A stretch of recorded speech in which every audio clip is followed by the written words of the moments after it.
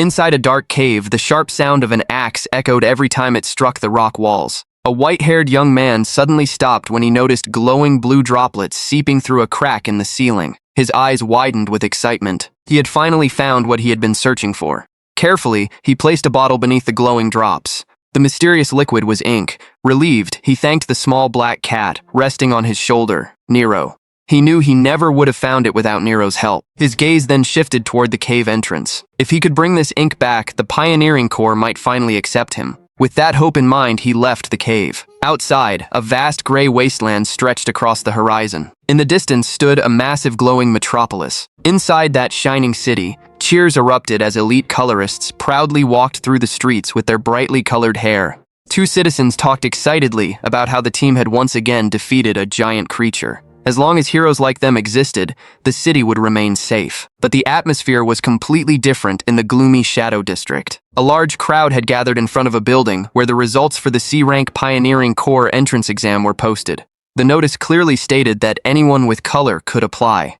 Then suddenly, the white-haired young man was thrown out of the building and crashed onto the ground. Two examiners looked down at him. One of them harshly declared that this place was not meant for someone like him. Suppressing his frustration, Kay stood up and raised the bottle of blue ink. He demanded an explanation and insisted that the ink proved his qualifications. The examiner immediately pointed at him and revealed the real reason. Kay had been rejected because he was colorless. In this world, a person's role was determined from birth. The examiner mocked Kay for not knowing his place. A red-haired examiner then released a wave of red energy and insulted him as a cursed colorless. Kay staggered backward and groaned as the energy struck his body. Standing above him on the stairs, the examiner proudly explained what it meant to be a pioneer. Only chosen individuals like himself deserved that title. Beyond the city lay the Black Lands, a deadly region filled with dangerous creatures. Pioneers risked their lives exploring those lands, gathering resources, and protecting humanity. That was why they were treated as heroes. His cold gaze returned to Kay. For a colorless person, becoming one of them was impossible. Kay was ordered to accept reality and return to a lowly job. After one final threat, the doors slammed shut. Left alone, Kay lowered his head. A soft sound came from inside his jacket. Nero poked his head out, and Kay gently patted him. He told Nero that they could always try somewhere else. Rejections like this were nothing new. Even though the disappointment clearly hurt, he forced a smile and promised that one day he would become the greatest colorist in the world. A moment later, Nero was quickly hidden again to avoid attracting attention. Kay continued walking through the industrial district while wondering where he should go next. Despite everything, he still hoped there was a place willing to accept them. What he didn't realize was that a green-haired man was silently watching him from above. Sometime later, Kay stopped at a crowded plaza and opened his notebook. Another location was crossed off a page, already filled with rejection marks. When he realized there were no places left to try, he let out a long sigh. He was exhausted and running out of options. Eventually, he stopped in front of a building called Mary Workshop. Muttering that he had no other choice, he pushed open the door and called for the owner. Inside, a white-haired girl wearing protective goggles lifted them from her eyes and greeted him with a bright smile. Mary immediately noticed the gloomy expression on Kay's face and guessed that he had failed again. When Nero jumped onto the table, she greeted the cat warmly as well. Trying to encourage him, Mary said the examiners were blind to his talent, but Kay remained discouraged. He questioned what the value of his abilities was if nobody was willing to accept a colorless person. Mary firmly disagreed. According to her, the fact that Kay repeatedly returned alive from the Black Lands was already proof of his ability. Kay downplayed the achievement and insisted that most of it was thanks to Nero.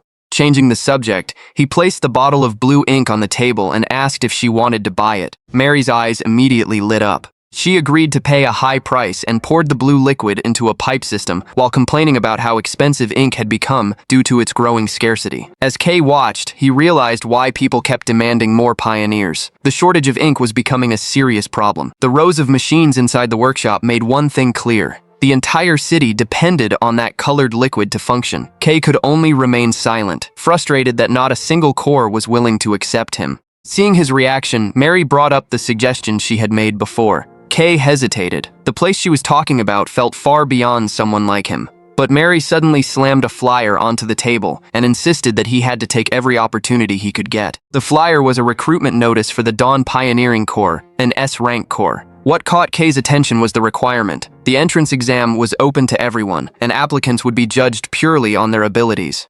Kay stared at the flyer in shock. He had always avoided S-rank core, convinced he would fail before he even had a chance. He couldn't believe a place at that level would ever acknowledge what he could do. Mary encouraged him, saying that if the evaluation was truly based on skill, then this was exactly the opportunity he had been waiting for. With a gentle smile, she reminded him that becoming a colorist had been his dream for as long as she could remember. A memory flashed through Kay's mind. As a child, he had stood alone in the rain while holding Nero tightly in his arms. Ever since that day, that dream had never faded. Mary assured him that she would always support him. Hearing that, Kay finally smiled. He gripped the flyer firmly and decided to stop doubting himself. With renewed determination, Kay said goodbye and left the workshop. As he walked through the quiet alleys of the Shadow District, his thoughts stayed focused on the upcoming exam and how he should prepare for it. Then Nero suddenly reacted to something behind them. A relaxed voice came from the darkness. A man with green hair stepped forward, holding a wooden staff with a glowing green orb attached to it. It was the same man who had been watching Kay earlier. He quietly aimed the staff at Kay's back. A green blade of energy shot forward. Kay turned in surprise, but he was already too late. The attack struck him directly. He cried out in pain before collapsing to the ground. The green-haired man and his assistant stood over him. The attacker mocked him, saying his death was only a matter of time. Covered in blood, Kay heard the cold reminder that nobody cared when a colorless person died.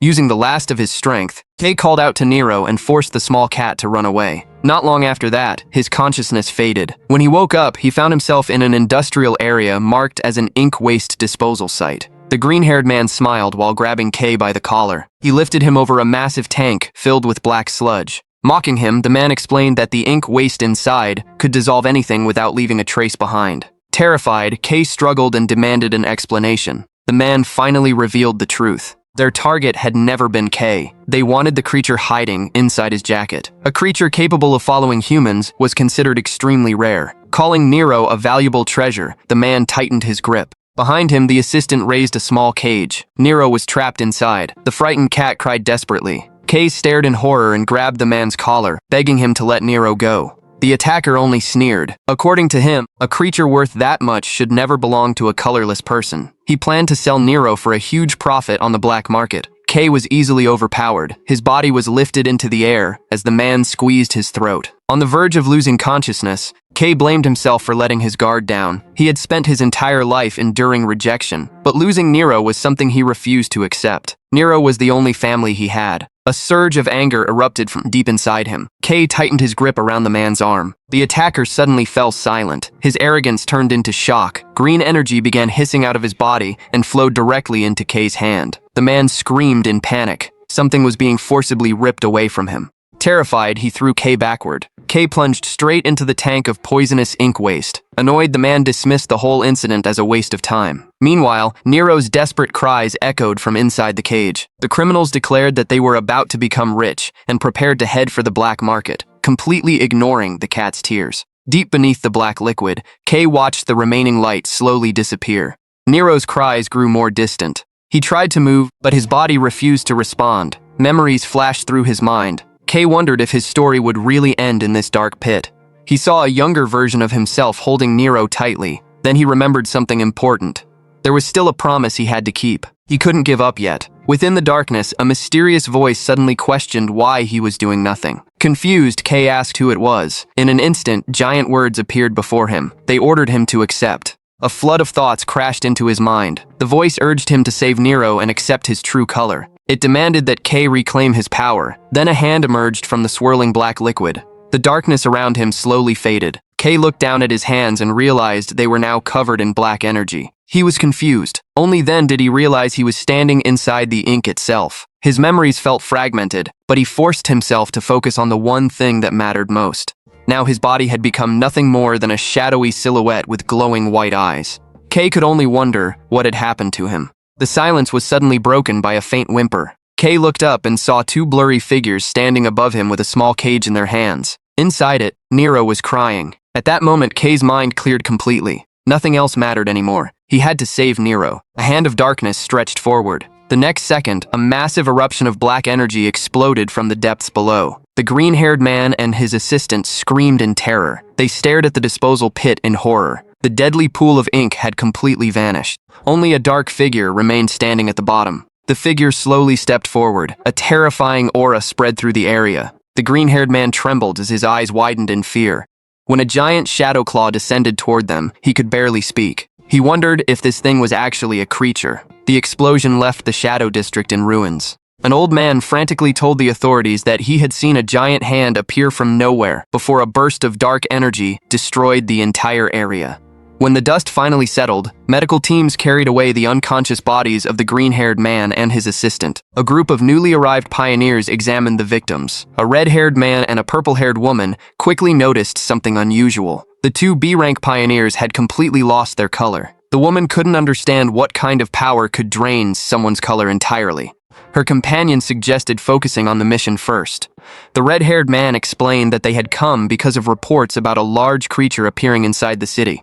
The local officers were shocked when they realized they were speaking to high-ranking colorists. The purple-haired woman politely explained that they were conducting an investigation. At the center of the destruction, the red-haired man studied a massive crater and the dark stains surrounding it. His partner confirmed that traces of a creature were present. She also pointed out that an appearance like this inside the city was highly unusual. Looking into the crater, the red-haired man suspected they were dealing with a new type of monster. Tracking it down was not going to be easy. Meanwhile, far away in a barren wasteland covered with ruins, a familiar sound echoed through the darkness. A cat was crying. Kay lay inside the shadows, groaning in pain. A rough tongue brushed against him and slowly pulled him back to consciousness. When he opened his eyes, he saw Nero licking his hair. Relief immediately washed over him. Kay pulled Nero into a tight embrace. Then the pain returned. He slowly sat up and tried to piece together what had happened. The attackers, the disposal tank, the poisonous black liquid. His eyes widened. He was still alive. Kay stared at his own hands in disbelief. Then he touched his head and froze. His hair was no longer white. It had turned completely black. He grabbed a strand and stared forward in confusion. He had no idea how he survived. He understood even less why his appearance had changed so drastically. Surrounded by complete darkness, Kay looked around and realized he couldn't see anything. Desperately, he called for help from Nero. The black cat immediately reacted. Nero leaped into the air, spun rapidly, and released a brilliant white light that illuminated the surrounding area. The light revealed a horrifying sight.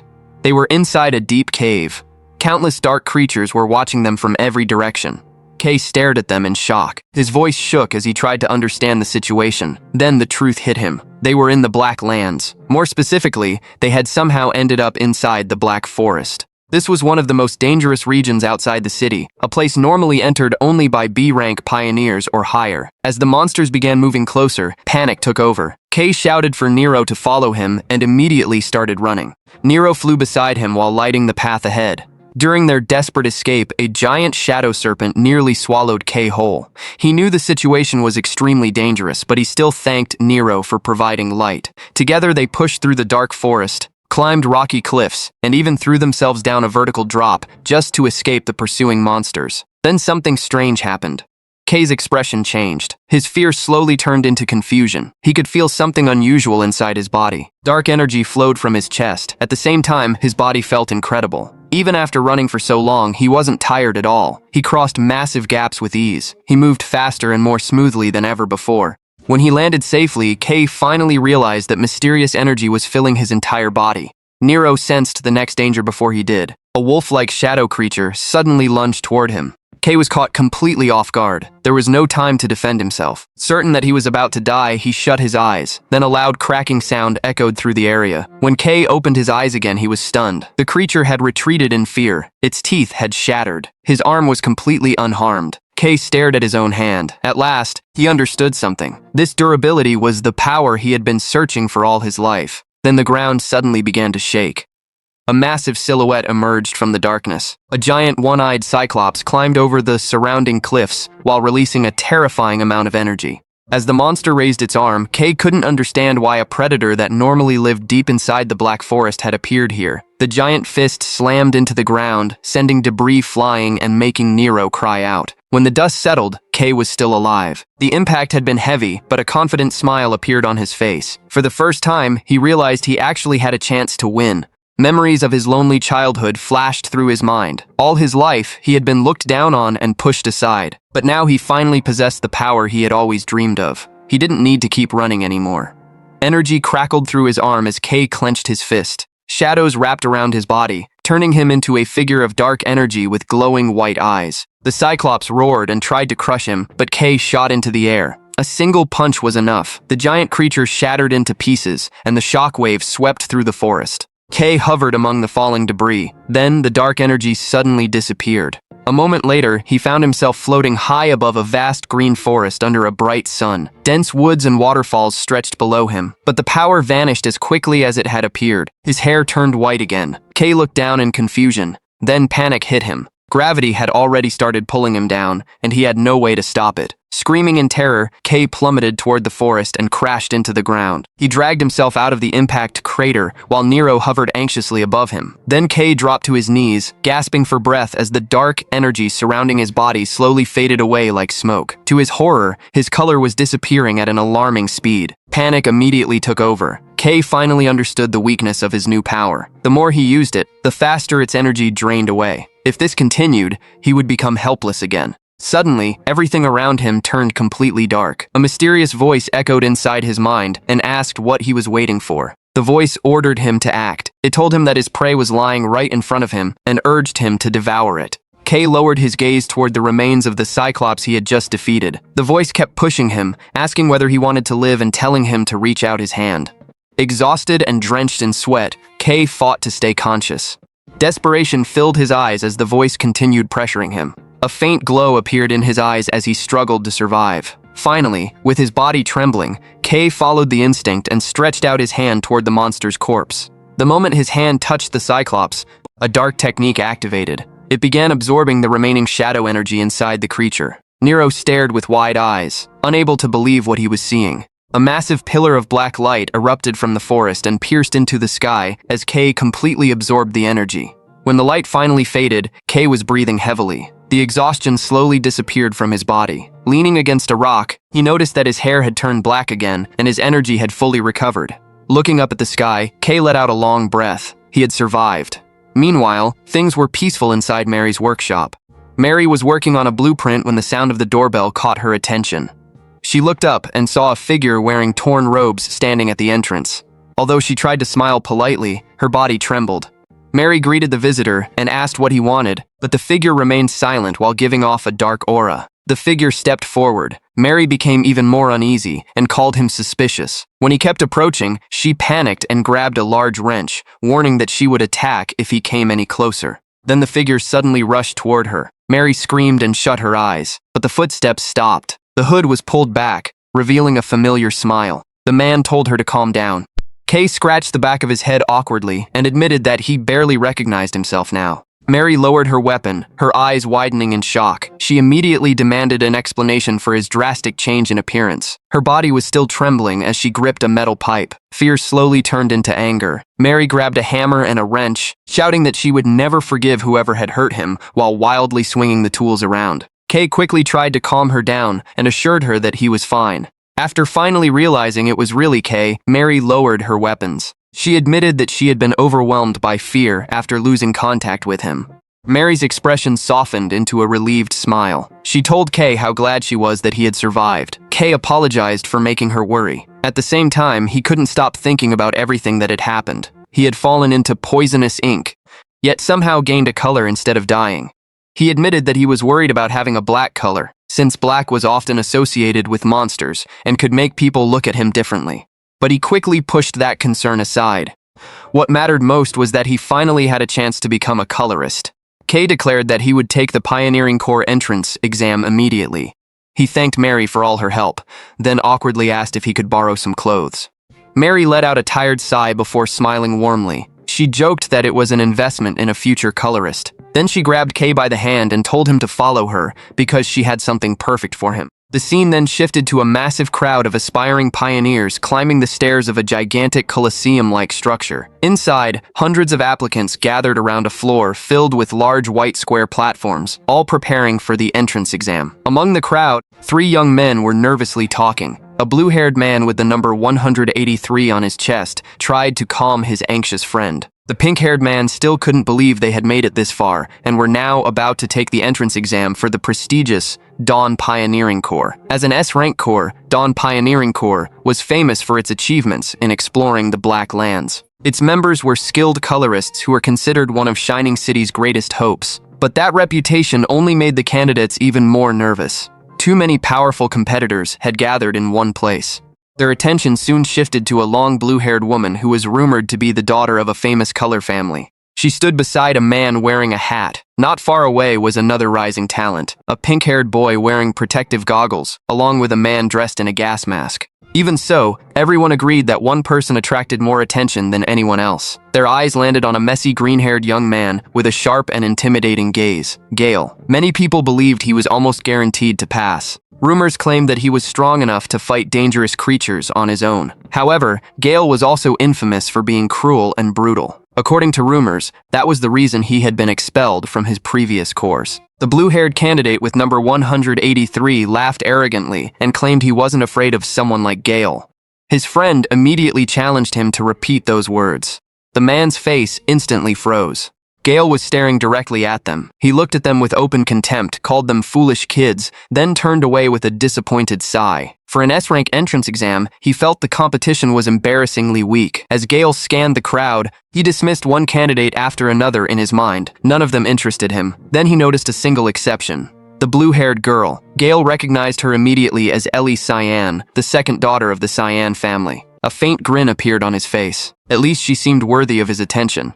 He quietly wondered how everyone would react once the exam actually began. Suddenly, a mechanical voice echoed throughout the arena. All of the candidates looked toward the stage. The announcement declared that the Dawn Pioneering Corps entrance exam was officially beginning. A bright blonde man with yellow eyes stood at the podium and announced that the test was starting now. The crowd immediately reacted with shock. They recognized him as a famous colorist from the Dawn Pioneering Corps, a hero known for his major contributions during the recent creature hunts. Excited whispers spread across the arena. If an elite colorist like him was personally overseeing the exam, then the Corps was clearly taking this recruitment seriously. The overwhelming aura surrounding him made the candidates realize just how different an S-rank member truly was. The examiner welcomed everyone and thanked them for applying. He acknowledged that each candidate had their own reason for being there, whether it was money, power, honor, or duty. But he coldly stated that none of those reasons mattered. In the end, only ability mattered. The Corps was looking for exceptionally strong individuals, people capable of pushing into the Black Lands and reclaiming territory for humanity. He told the candidates to look around them and understand one thing. There was no need for half-hearted people here. Then he officially announced the first test. Pointing toward the large white platforms on the floor, he explained that the opening exam would be a tournament. Combat ability was the most important quality for a pioneer. Outside the cities was a brutal world where only the strongest could survive. The examiner clenched his fist and ordered the candidates to prove their abilities. Only those who performed well in the tournament would advance. One by one, the participants would be called by their numbers. Soon, numbers 126 and 286 were announced. Gale, number 126, stepped forward with a serious expression. The crowd immediately reacted. Everyone knew he was one of the strongest candidates, and many felt sorry for whoever had to face him in the very first round. Meanwhile, Gale grinned cruelly. After being bored for so long, he was actually happy to have some entertainment. His eyes narrowed with excitement as he imagined how he would toy with his opponent. But when the other contestant finally walked onto the stage, Gale frowned. A man wearing a ragged cloak stood before him. The number 286 was attached to his chest, while his face remained hidden beneath a hood. Gale studied his stance and immediately judged it as awkward and weak. His hand moved to the hilt of his sword. As far as he was concerned, there was nothing left to discuss. With a cold voice, he drew his blade and declared that he was tired of holding back. A moment later, he swung. A massive burst of green wind energy exploded across the arena. The spectators immediately realized that Gale had no intention of taking it easy. As glowing green swords appeared around him, many recognized the famous Gale sword technique. Cheers erupted from the crowd. People praised him as a genius for mastering such advanced swordsmanship at his age. Gale stared directly at the cloaked figure and challenged him to survive the attack. Then he kicked off the ground and rushed forward. Wind energy swirled around his body, ready to tear apart anything in his path. Yet the cloaked figure remained completely still. Even as the attack closed in, he didn't move. Then, just as Gale descended with a powerful strike, the cloaked man stepped forward and drove a terrifying left punch straight into Gale's face. The result stunned everyone. Gale's body flew across the arena. The same candidates who had been acting confident moments earlier screamed in shock. Gale crashed into the arena wall, creating a massive web of cracks before collapsing unconscious. The battle ended in a single hit. For a moment, the entire arena fell silent. Then the cloaked figure pulled back his hood. It was Kay. Rubbing his wrist, Kay admitted that the sudden movement had surprised even him. His messy black hair was now clearly visible as he tried to process what had just happened. Suddenly, a spectator pointed at him with a trembling finger and shouted. The crowd wasn't shocked by his victory. They were shocked by the color of his energy. It was completely black. The blonde examiner watched with a serious expression. He immediately recognized that black was a color usually associated with creatures. Even Ellie seemed stunned as she wondered whether a human could possess such a color. Meanwhile, Kay stood alone in the arena, completely unaware of the impact he had just made. More and more people began asking the same question. Was the black energy the reason he had defeated Gale's sword with a single punch? Kay looked around nervously. Confused by everyone's reaction, he wondered if he had done something wrong. The tournament continued. During one match, a frightened opponent threw a sharp stone at him. Kay immediately rushed through the attack, dodged it with ease, and sent the candidate flying with a single blow. The victory was announced without delay, and it didn't stop there. Kay kept winning. He slammed one opponent into the ground and defeated another just as easily. From above, the examiner declared that Kay had become the most outstanding candidate in the tournament. He called Kay the first known owner of a black color and stated that Dawn Pioneering Corps needed to recruit him before rumors spread any further. At that moment, heavy footsteps approached. A casual voice remarked that today was turning into quite a troublesome day. The examiner turned and recognized the red-haired man and the blue-haired woman from the earlier explosion and investigation. They briefly discussed the creature incident in the Shadow District, which still had no clear answers. But the moment the examiner mentioned an unusual candidate, the red-haired man sensed something and immediately looked toward the arena. His attention locked onto Kay and the black energy surrounding him. The blue-haired woman quietly asked whether that boy might be connected to the investigation. The man nodded. To him, the appearance of a completely new color right after the Shadow District incident was far too suspicious to ignore. He decided to keep a close eye on Kay. Completely unaware of their attention, Kay stared at the dark smoke still rising from his fist. For the first time, his dream of becoming a pioneer felt real, but he also remembered the weakness of his new power. Using it drained his energy quickly. He warned himself to be careful. If that color ran out during a fight, he would become helpless again. Then, without warning, a wave of freezing energy swept across the arena. A gigantic wall of ice suddenly formed before everyone's eyes. Ellie stood calmly behind the freezing mist. A moment later, the announcement declared number 17 the winner. The audience was impressed and praised the power of the Cyan family's color. As Ellie walked down the stairs, Kay watched her in amazement, wondering how anyone could defeat magic that terrifying. When Ellie reached him, she stopped and stared at him with sharp, curious eyes. She didn't say a single word. After a brief pause, she turned around and left, leaving Kay completely confused. The announcement soon declared the end of the first test. The blonde examiner stepped onto the podium and thanked everyone for their efforts. Since they were behind schedule, he decided to move directly to the next stage. The eliminated candidates were told to leave the arena, and they walked away with disappointed expressions. Just as the examiner was about to explain the second test, a hand landed on his shoulder. The red-haired man stepped forward with a confident smile and took over. Looking at the remaining candidates, he announced that he would personally oversee the second exam. The crowd immediately recognized him. It was Red, one of Shining City's strongest colorists and a legendary figure known for reclaiming territory from the Black Lands. The excitement quickly turned into fear. Stories about Red's destructive power flooded their minds. Even his allies were said to avoid getting too close when he fought. Worse, rumors claimed that nobody had ever passed an exam under his supervision. The blonde examiner looked worried and reminded him that the captain would be furious if the test format was changed. Red simply laughed and replied that he was already used to being scolded every day. Then he explained the test. All they had to do was survive. The next moment, his body erupted with enormous flames. A wave of fire swept across the arena and formed spherical barriers around every candidate, trapping them inside unbearable heat. Panic spread instantly. Red explained that he was recreating the extreme environment of certain regions in the Black Lands.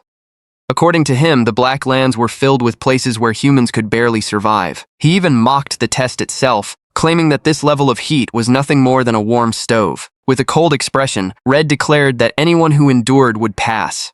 Anyone who collapsed had never been qualified to become a pioneer in the first place. Inside the fiery spheres, the candidates suffered. Some quickly realized the barriers couldn't be broken. Others screamed in pain while imagining how terrifying the black lands must be if this was considered mild. From the side of the arena, the blonde examiner watched with admiration. Red's power hadn't weakened at all. Controlling so many barriers at the same time demonstrated exactly why he stood at the top among colorists. Then a loud cracking sound echoed through the arena. One of the fire spheres suddenly turned blue before shattering completely. A burst of icy energy exploded outward, revealing Ellie standing calmly among countless ice fragments.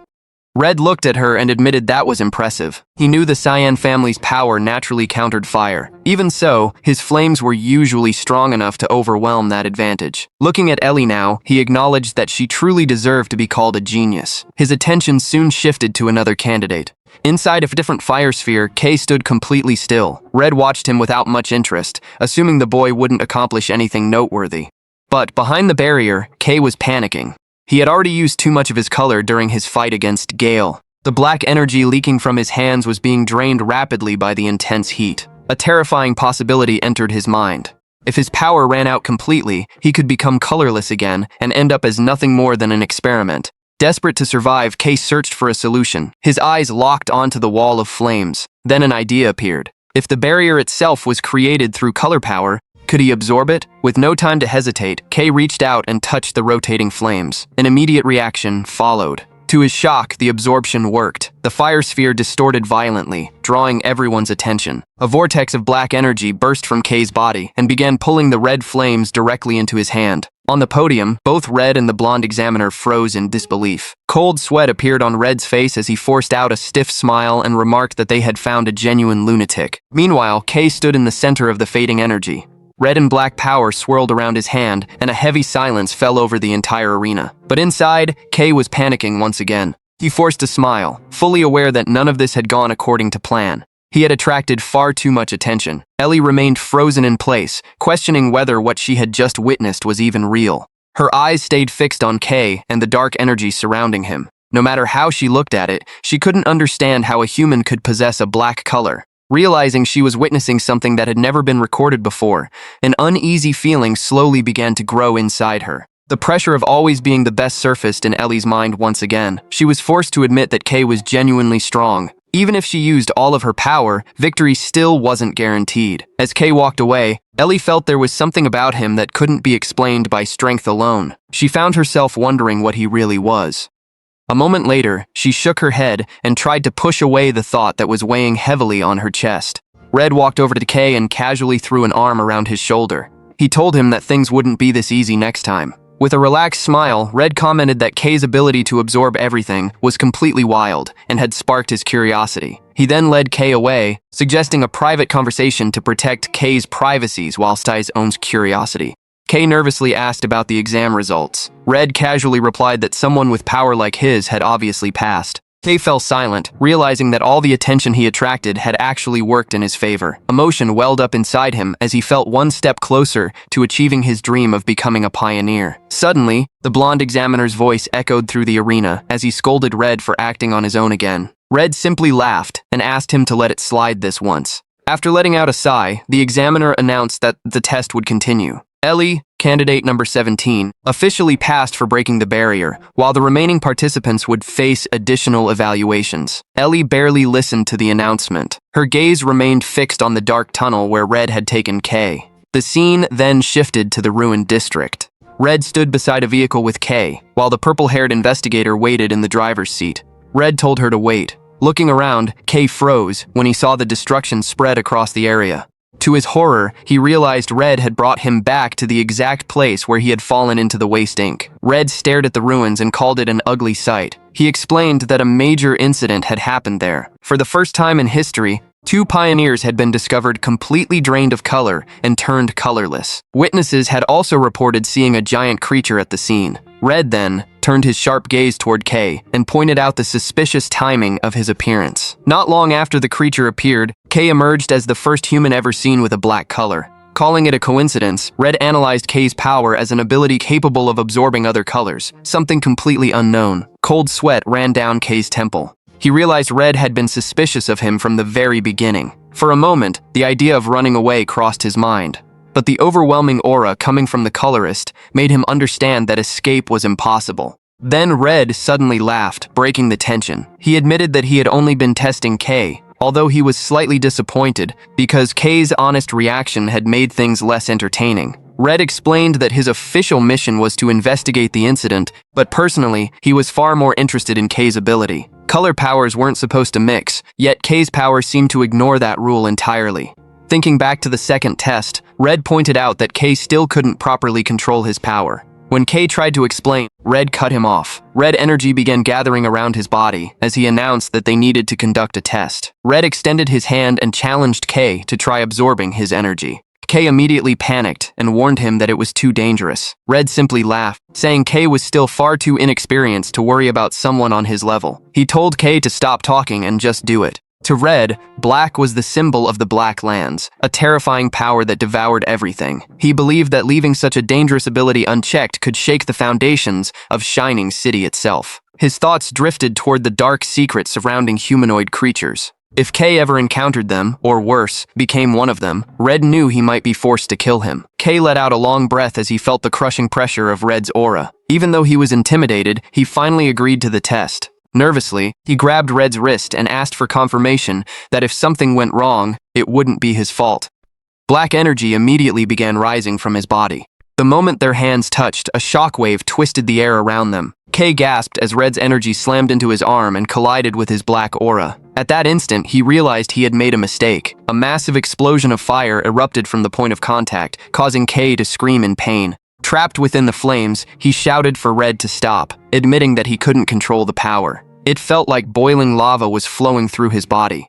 K's vision blurred, and in his eyes, Red looked like a giant god of fire. At that moment, it was easy to understand why Red was called a hero. Meanwhile, Red calmly stood in the middle of the flames and studied K's reaction. He realized that the black energy was constantly absorbing his power as if it were starving. Because K's ability was still immature, someone as strong as Red could resist the drain. But against an ordinary person, this power would be instantly lethal. The flames began spiraling even more violently. Red narrowed his eyes and realized that what they had seen during the exam clearly wasn't the limit of K's abilities. He wanted to know not only how K absorbed colors, but also how he used the colors he absorbed. The energy reaction became increasingly unstable. The black aura around K's arm started changing shape and merged with the red light. Then a massive explosion erupted, forcing Red to retreat. When the smoke cleared, K emerged in a transformed state. The entire right side of his body was covered in a jagged demonic armor formed from condensed red and black energy. Red clenched his teeth. That form felt far too familiar. Looking at the monstrous claws and glowing eye, he admitted that anyone would mistake K for a creature. At that moment, his last doubts disappeared. He became convinced that K was connected to the incident that had left several pioneers completely colorless. K struggled to stay conscious. For safety's sake, Red decided to stop the flames before K completely lost control. He summoned a sphere of fire and prepared to subdue him. But then K let out a low growl. Red froze. The boy wasn't attacking. He was fighting something inside himself. Inside K's consciousness, there was nothing but endless darkness and red text demanding more color. The voices urged him to take everything. K jolted in the real world as the whispers choked his mind. He ordered the voices to shut up. With sheer determination, the single visible eye on his transformed body glowed red. He rejected the temptation and forced the raging energy back under control. A shockwave burst outward as K suppressed the power. The jagged armor vanished. Red stared at him with genuine surprise. K staggered and gasped for breath, completely exhausted. Red asked in amazement if he had really managed to suppress that much power by himself. K's heart pounded wildly. He couldn't believe he was still alive, and he feared he had completely lost control in front of a colorist. As he hesitated to approach, Red looked satisfied instead. He admitted that he had underestimated the amount of power K could absorb, but he considered the experiment a success because it had been entertaining. In his view, anyone who wanted to gain something had to accept risks. Then Red said the test was over. After a brief pause, he reminded K that he was the investigator assigned to the destruction incident in this district. With a calm but threatening smile, Red stated that K was the perfect suspect. K immediately went pale. Red explained just how serious the situation was. Many groups were interested in the case, and once rumors about the black color spread, K could easily become a scapegoat. The damage in this district was worth hundreds of millions. If people decided he was too dangerous, he could be exiled or turned into an experiment. K gritted his teeth. He knew he had no way to prove his innocence. Then Red suddenly offered him a way out. If K agreed to work under his command, there might be a solution. Without hesitation, K immediately bowed 90 degrees and declared himself under Red's protection. Red told him to wait and hear the conditions first. He made it clear that he wasn't going to solve everything for free. In exchange, K would have to fulfill several requests. Red asked if he could handle that. K forced out a trembling smile. Inside his head, he was screaming that anything was better than owing millions or becoming a test subject. So he immediately agreed and promised to do whatever Red asked. Sometime later, on a barren stretch of land, a small creature trembled in fear as a massive wheel slammed into the ground beside it, barely missing it. An armored vehicle sped through the fog of the Blacklands. Inside, K stared out the window and realized it was the first time he had ever traveled this far. He couldn't help wondering if this was truly his first real step as a pioneer. His thoughts were interrupted when Gale, the green-haired man, shot him an angry glare and called him black-haired. Even though K hadn't said a word, Gale rudely told him to shut up. K looked at him in confusion and sat awkwardly in the cargo compartment. This was the beginning he had always wanted, but the atmosphere was far from comfortable. He glanced at the irritated Gale and the silent Ellie, then wondered whether joining a team with them had really been the right choice. A memory from the previous day surfaced. Red had asked whether K was ready to join an exploration mission. He explained that they needed to travel to a specific point inside an unmapped area. Seeing how nervous K was, Red laughed and showed him a map, reassuring him that he wouldn't be facing it alone. Before the mission began, the other successful candidates from the exam were also assigned to exploration teams, and the official routes were announced. K's only job was to arrive on time. Back in the present, K realized everyone was already inside the vehicle. Because Red had disrupted the previous exam, many candidates had been given another chance. Several talented participants, including Gale, passed the additional tests. Meanwhile, Ellie, the top rookie candidate, had joined Red's team by her own request. Gale glared at K with open hatred. He still couldn't accept being humiliated by someone like K. In his mind, the loss had happened only because he let his guard down for a moment, and he swore it would never happen again. He threatened K and told him to prepare himself after the expedition ended. Gale even snorted that if Lavian hadn't been watching, K would already be dead. Ellie immediately cut him off. She coldly told Gale to stop talking and mocked him by saying he would probably get knocked out in a single hit again. Gale turned around angrily, but Ellie ignored him and declared that he wasn't a match for K. K looked at Ellie with surprise and a bit of hope. For a moment, he thought they might actually get along. Instead, Ellie stared at him coldly and reminded him about their earlier agreement. She stated that the loser should stay quiet and follow orders. That only left K even more confused. Caught between two pioneers who clearly disliked each other, K could only sigh. Teamwork was already looking difficult. The vehicle eventually crossed dark waters and headed toward a facility. They arrived at a busy dock where workers were unloading supplies. K, Ellie, Gale, and the other recruits stepped onto the forward operating base of Dawn Pioneering Corps. K was amazed by the constant activity and the amount of S-rank equipment.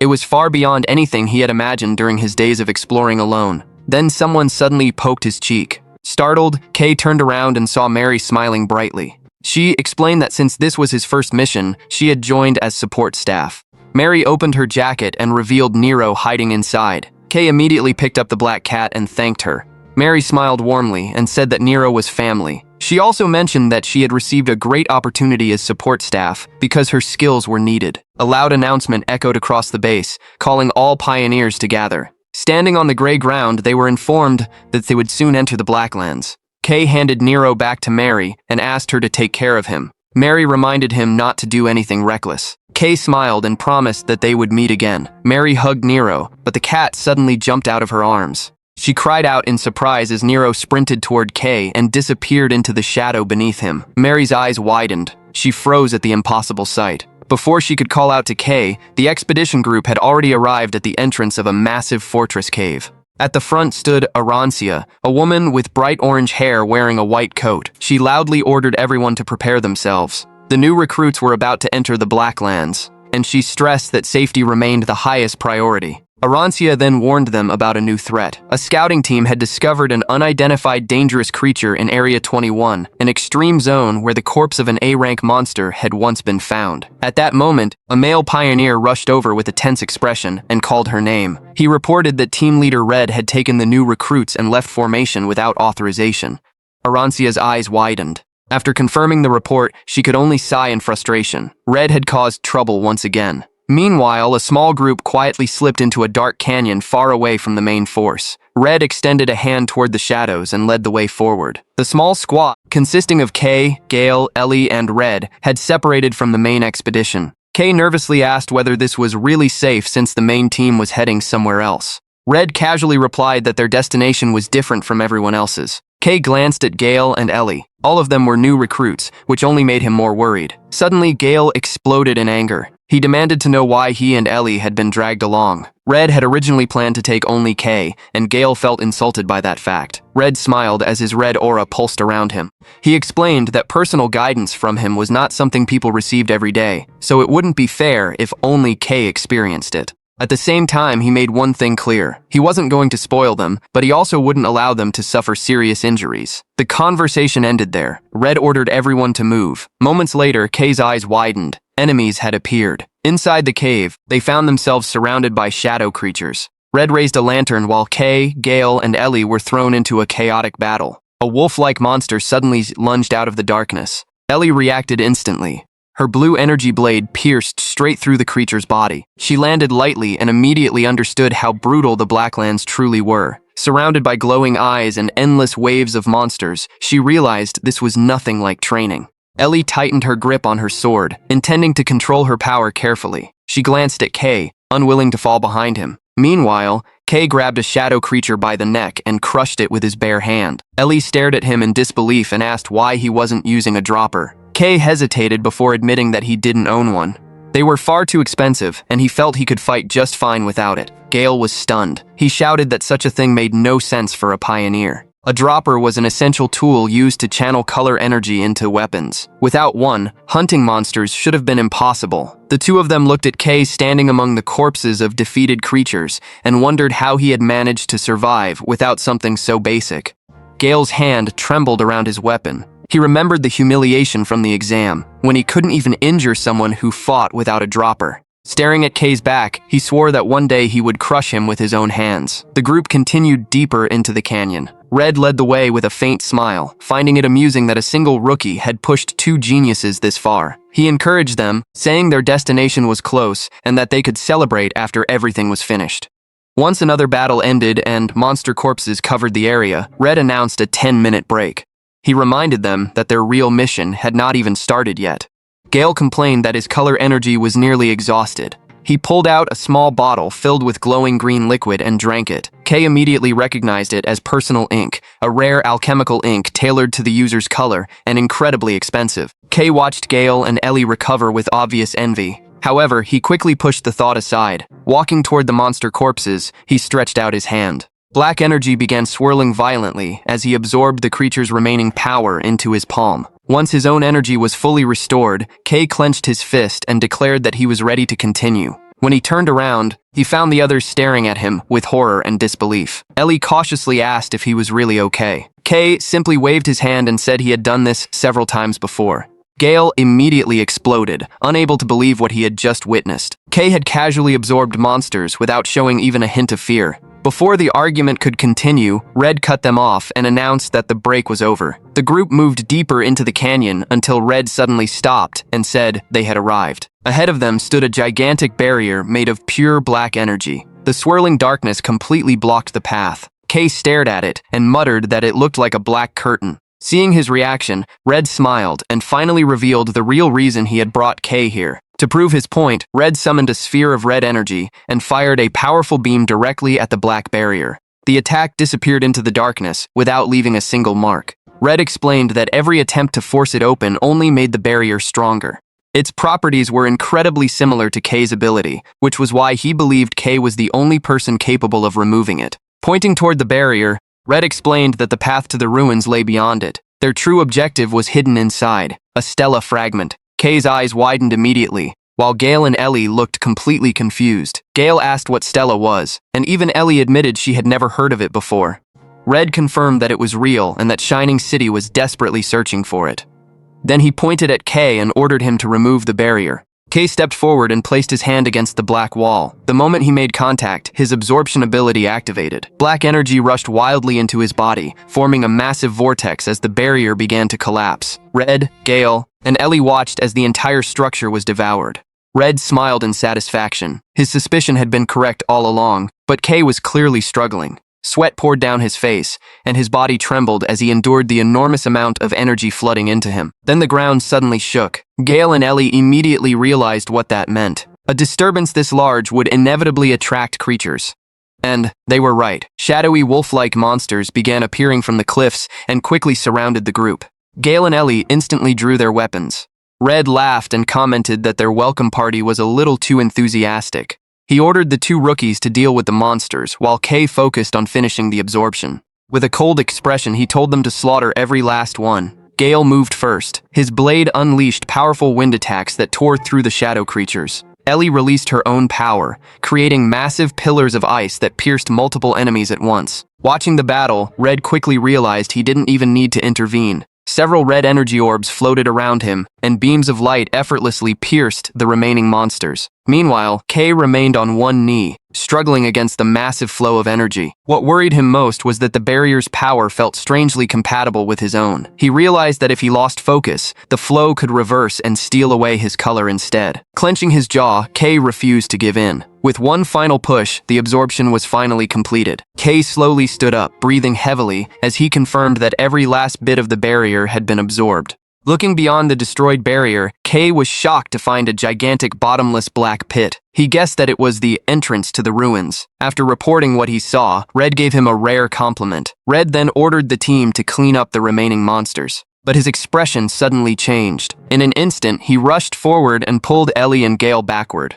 A fraction of a second later, an invisible energy slash tore through the ground where they had been standing, wiping out the remaining creatures in a single strike. Gale stared in horror, realizing he would have died if Red had reacted even slightly later. Red's face turned serious. He quickly understood why they had faced so little resistance earlier. Something far more dangerous was nearby, and it had already driven the monsters away. He remembered the reports about a dangerous entity roaming this area. Then a shadow emerged from the dust, dragging a massive sword behind it. Red immediately concluded that they had no time to waste. The figure stepped into the light. It was a man with hair split into two colors, white on one side and black on the other. Half of his face was covered by a dark mask-like growth, and multiple weapons hung from his back. The pressure coming from him was terrifying. Red stepped in front of the team and told Kay and the others to listen carefully. Without wasting time, he shoved the lantern into Kay's hands. Then he ordered them to enter the ruins immediately and find the Stella fragment. Kay looked at him anxiously and asked if they really had to go down there alone.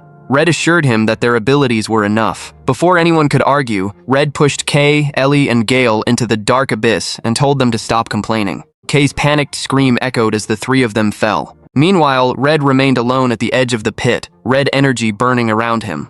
From below, Kay shouted and asked what they were supposed to do. Behind Red, the armed figure silently waited. Their eyes met, making it clear that a fierce battle was about to begin. The scene shifted to the bottom of the abyss. Kay lay motionless for a moment before groaning, clutching his head and forcing himself to stand. He lit the lantern Red had given him and assumed they had finally entered the ruins. The moment the light spread out, he froze. What stood before him was not an ancient ruin. Instead, he saw the remains of modern skyscrapers and shattered concrete structures, as if an entire modern city had been destroyed and buried underground. Kay slowly swept the lantern around him, unable to believe such a place existed. He complained that the light did not reach very far, only for a voice to tell him to stop whining and move toward the light ahead. Kay was relieved when he found Gale and Ellie. He admitted that he had been afraid of getting separated. Gale immediately blamed him, but Ellie fired back at once, pointing out that Gale had gotten lost too. Looking across the ruined city, Gale became uneasy. He questioned how they were supposed to find a Stella fragment in ruins this massive when they did not even know what it looked like. Kay agreed. Searching blindly through a place this large could take forever. Deep down, he wished Nero were here. The moment that thought crossed his mind, a small light appeared near his feet. Kay looked down in shock. It was Nero. He immediately panicked and asked how the cat had managed to follow them. Ellie narrowed her eyes suspiciously and asked whether Nero was a creature. Cold sweat ran down Kay's face. Then he suddenly realized this was actually an opportunity. Calling Gale and Ellie over, Kay lifted Nero with a confident smile. He declared that he had an easy way to find the Stella fragment. Gale instantly dismissed the idea. Ellie, however, completely ignored him and became far more interested in Nero. Kay then revealed Nero's special ability. Leaping from Ellie's arms, Nero transformed into a swirling mass of energy in midair. A brilliant light illuminated the ruins, leaving all three of them stunned. The glowing sphere shot forward and created a bright trail through the darkness. Without hesitation, they followed it. Gale could not believe that such a small creature possessed both intelligence and a special ability. He demanded to know where Kay had found it. Kay ignored the question, observed Nero's movements, and concluded that the Stella fragment was somewhere ahead. Suddenly, Nero accelerated after a specific trail and led them toward a gigantic concrete structure with a dark tunnel at its entrance. Kay wondered how deep they would need to go. Gale mocked him for sounding scared. Kay shot back a short reply and stated that they were going in. The group advanced through a massive corridor with an extremely high ceiling while Nero's light guided the way. Kay commented that the facility was much larger than he had expected. Then, he noticed Nero stopping in front of a huge metal door, signaling that something important was nearby. The silence was shattered by a heavy impact. A gigantic mechanical leg landed directly in front of them. Kay froze as a rusted robot towered over the group. Gale was completely confused because it looked nothing like the biological creatures they normally fought. The machine suddenly activated and projected a scanning light toward Ellie. Its reading identified her color as bright blue. The scanner then moved to Gale and recorded green. When the beam reached Kay, he realized the machine was identifying their colors. The result appeared almost instantly: absolute black. The robot's eyes immediately flared to life. The machine announced that it had detected the color of the Black Witch and immediately classified Kay as a threat. Before Kay could react, a heavy punch slammed into him. His body was sent flying, and he groaned in pain, though he managed to avoid the worst of the impact. Furious, he got back up and shouted at the machine. The robot raised its massive fist again. Kay rushed forward and struck its metal arm, but the impact nearly threw him off balance. The armor was far tougher than he expected. Gale stared in shock as the machine prepared another attack. Ellie lunged with her rapier, but her strike only produced sparks without leaving a single scratch. Her face turned pale when she realized her attack had done nothing. While watching the machine, Kay noticed a glowing core inside its chest, with a strange liquid swirling within it. He immediately realized that was its weak point. Just as he prepared to attack, the robot moved surprisingly fast and swung its arm like a giant club. Kay barely avoided the blow and jumped back in frustration. He then remembered the black power that had once covered his body. A full transformation would consume too much color energy, so he concentrated everything into his right hand instead. A dense black aura wrapped around his fist. Kay leaped forward and struck with all his strength. The punch pierced straight through the robot's chest, shattered the core, and tore apart its upper body. Its head flew away, and the light in its eyes vanished instantly. Kay let out a relieved sigh while standing among the wreckage. Meanwhile, Gale and Ellie could only stare in silence. Among the ruins, Kay picked up the machine's spherical core and thought that Mary would probably be happy to receive it. Suddenly, Gale demanded an explanation for the power Kay had just used. Both he and Ellie pressed him with questions. Kay grew nervous and claimed that the technique consumed an enormous amount of color energy. While he was talking, the giant metal door behind them slowly opened, revealing a black void beyond it. At that moment, Nero suddenly shot out while letting out a panicked cry. The small cat trembled beside Kay as if it had sensed something wrong. Kay approached cautiously. The moment his fingertip touched the darkness, the surface rippled like water. Then everything changed. A massive shadow burst out from the void. Gigantic black tendrils wrapped around them and dragged them away. Gale and Ellie shouted as they were pulled helplessly toward the darkness. All three of them were swallowed by the void. They fell through an endless black space before finally landing in a completely different environment. Gale complained while checking himself for injuries, but his words suddenly stopped. He looked down at his chest and froze. The green color that fueled his power was gone. Only a black and white world remained. Kay and Ellie stood beside him, equally stunned. Everything had lost its color. Inside this monochrome reality, confusion and fear quickly took over. Far away from the underground ruins, a small scorpion crawled across the wasteland while Shining City glittered in the distance. Somewhere inside that city stood the Eastern Administration Office. Inside the building, a high-ranking official known as the chief angrily demanded an update on the target's whereabouts. A nervous subordinate reported that the boy was currently on an exploration mission with Colorist, Red. He also explained that the boy had specifically asked them not to interfere. The chief's face immediately turned red with anger. He cursed the existence of black color energy and couldn't believe that Red had taken someone with such a dangerous color into the field. In his opinion, Red might be a hero, but this decision had already crossed the line. He explained that the recent appearance of a dangerous new creature had caused panic among the ruling council. They feared that the catastrophic black wave might have already begun. The more he thought about it, the more irritated he became, realizing that he would be blamed if everything went wrong.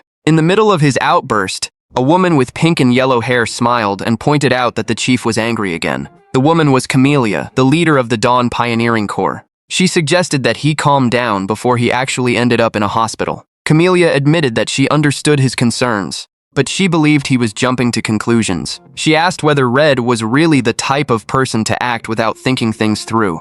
According to her, Red was the most suitable safeguard to keep an eye on the boy. She even argued that bringing a high-risk individual into the field could potentially produce unexpected positive results. While sipping her tea, Camellia said that what they needed right now was trust, not anxiety. A second later, her expression twisted from the tea's bitter taste. The chief ignored her reaction and poured an absurd amount of sugar into his own cup, leaving Camellia wondering how anyone could drink something that sweet. He immediately reminded her to stay focused. Camelia's expression then turned serious. She admitted that the chief's caution came from Black Color's connection to the legendary Black Witch. She explained that black represented death and fear because of its link to the first Black Wave. During that disaster, humanity had nearly been wiped out when dark fog covered the world, and strange creatures began appearing everywhere, eventually creating the Blacklands. Camellia believed that another wave was inevitable. In the end, this exploration was about survival, and now, two things had appeared at the same time: a new anomaly, and a person who possessed black color.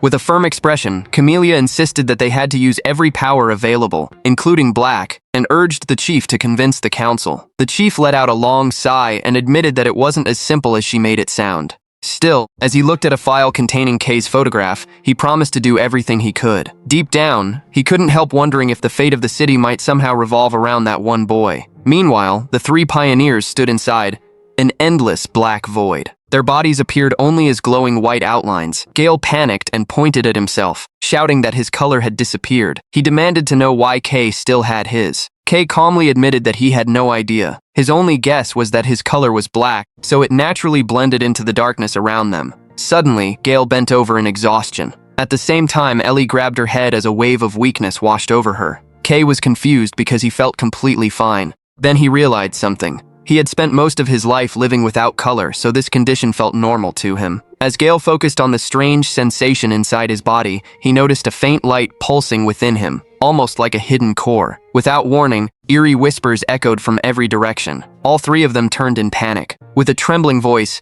Gale shouted into the darkness and demanded that whoever was whispering reveal themselves. Kay listened carefully. At first, he thought it might be the same voice that usually spoke to him. Then he realized this one was different. A vague female figure with long hair slowly emerged from the shadows.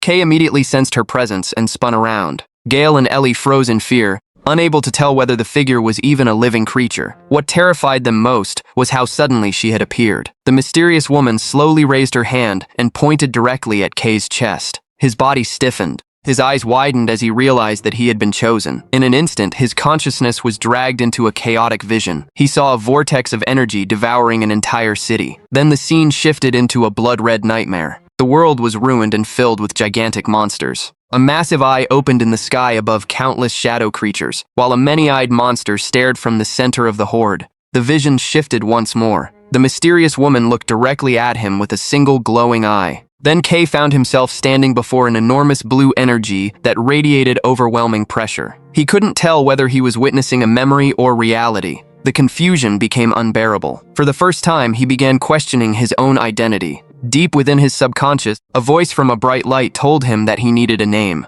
A vague figure from the past smiled at him. That figure gave him the name Kay and told him to find his own light and his own color. Then the vision ended abruptly. Kay snapped back to reality and gasped for air. His entire body was soaked in sweat. His face had gone pale, and the memories that had just struck him left him badly shaken. He staggered through the void while clutching his head. Cursing under his breath, he couldn't understand why those horrifying images kept forcing their way into his mind. Kay desperately tried to piece together the fragmented visions. He fought to preserve the fading memories because he was certain they contained answers. Then a single name suddenly surfaced: Lumiel.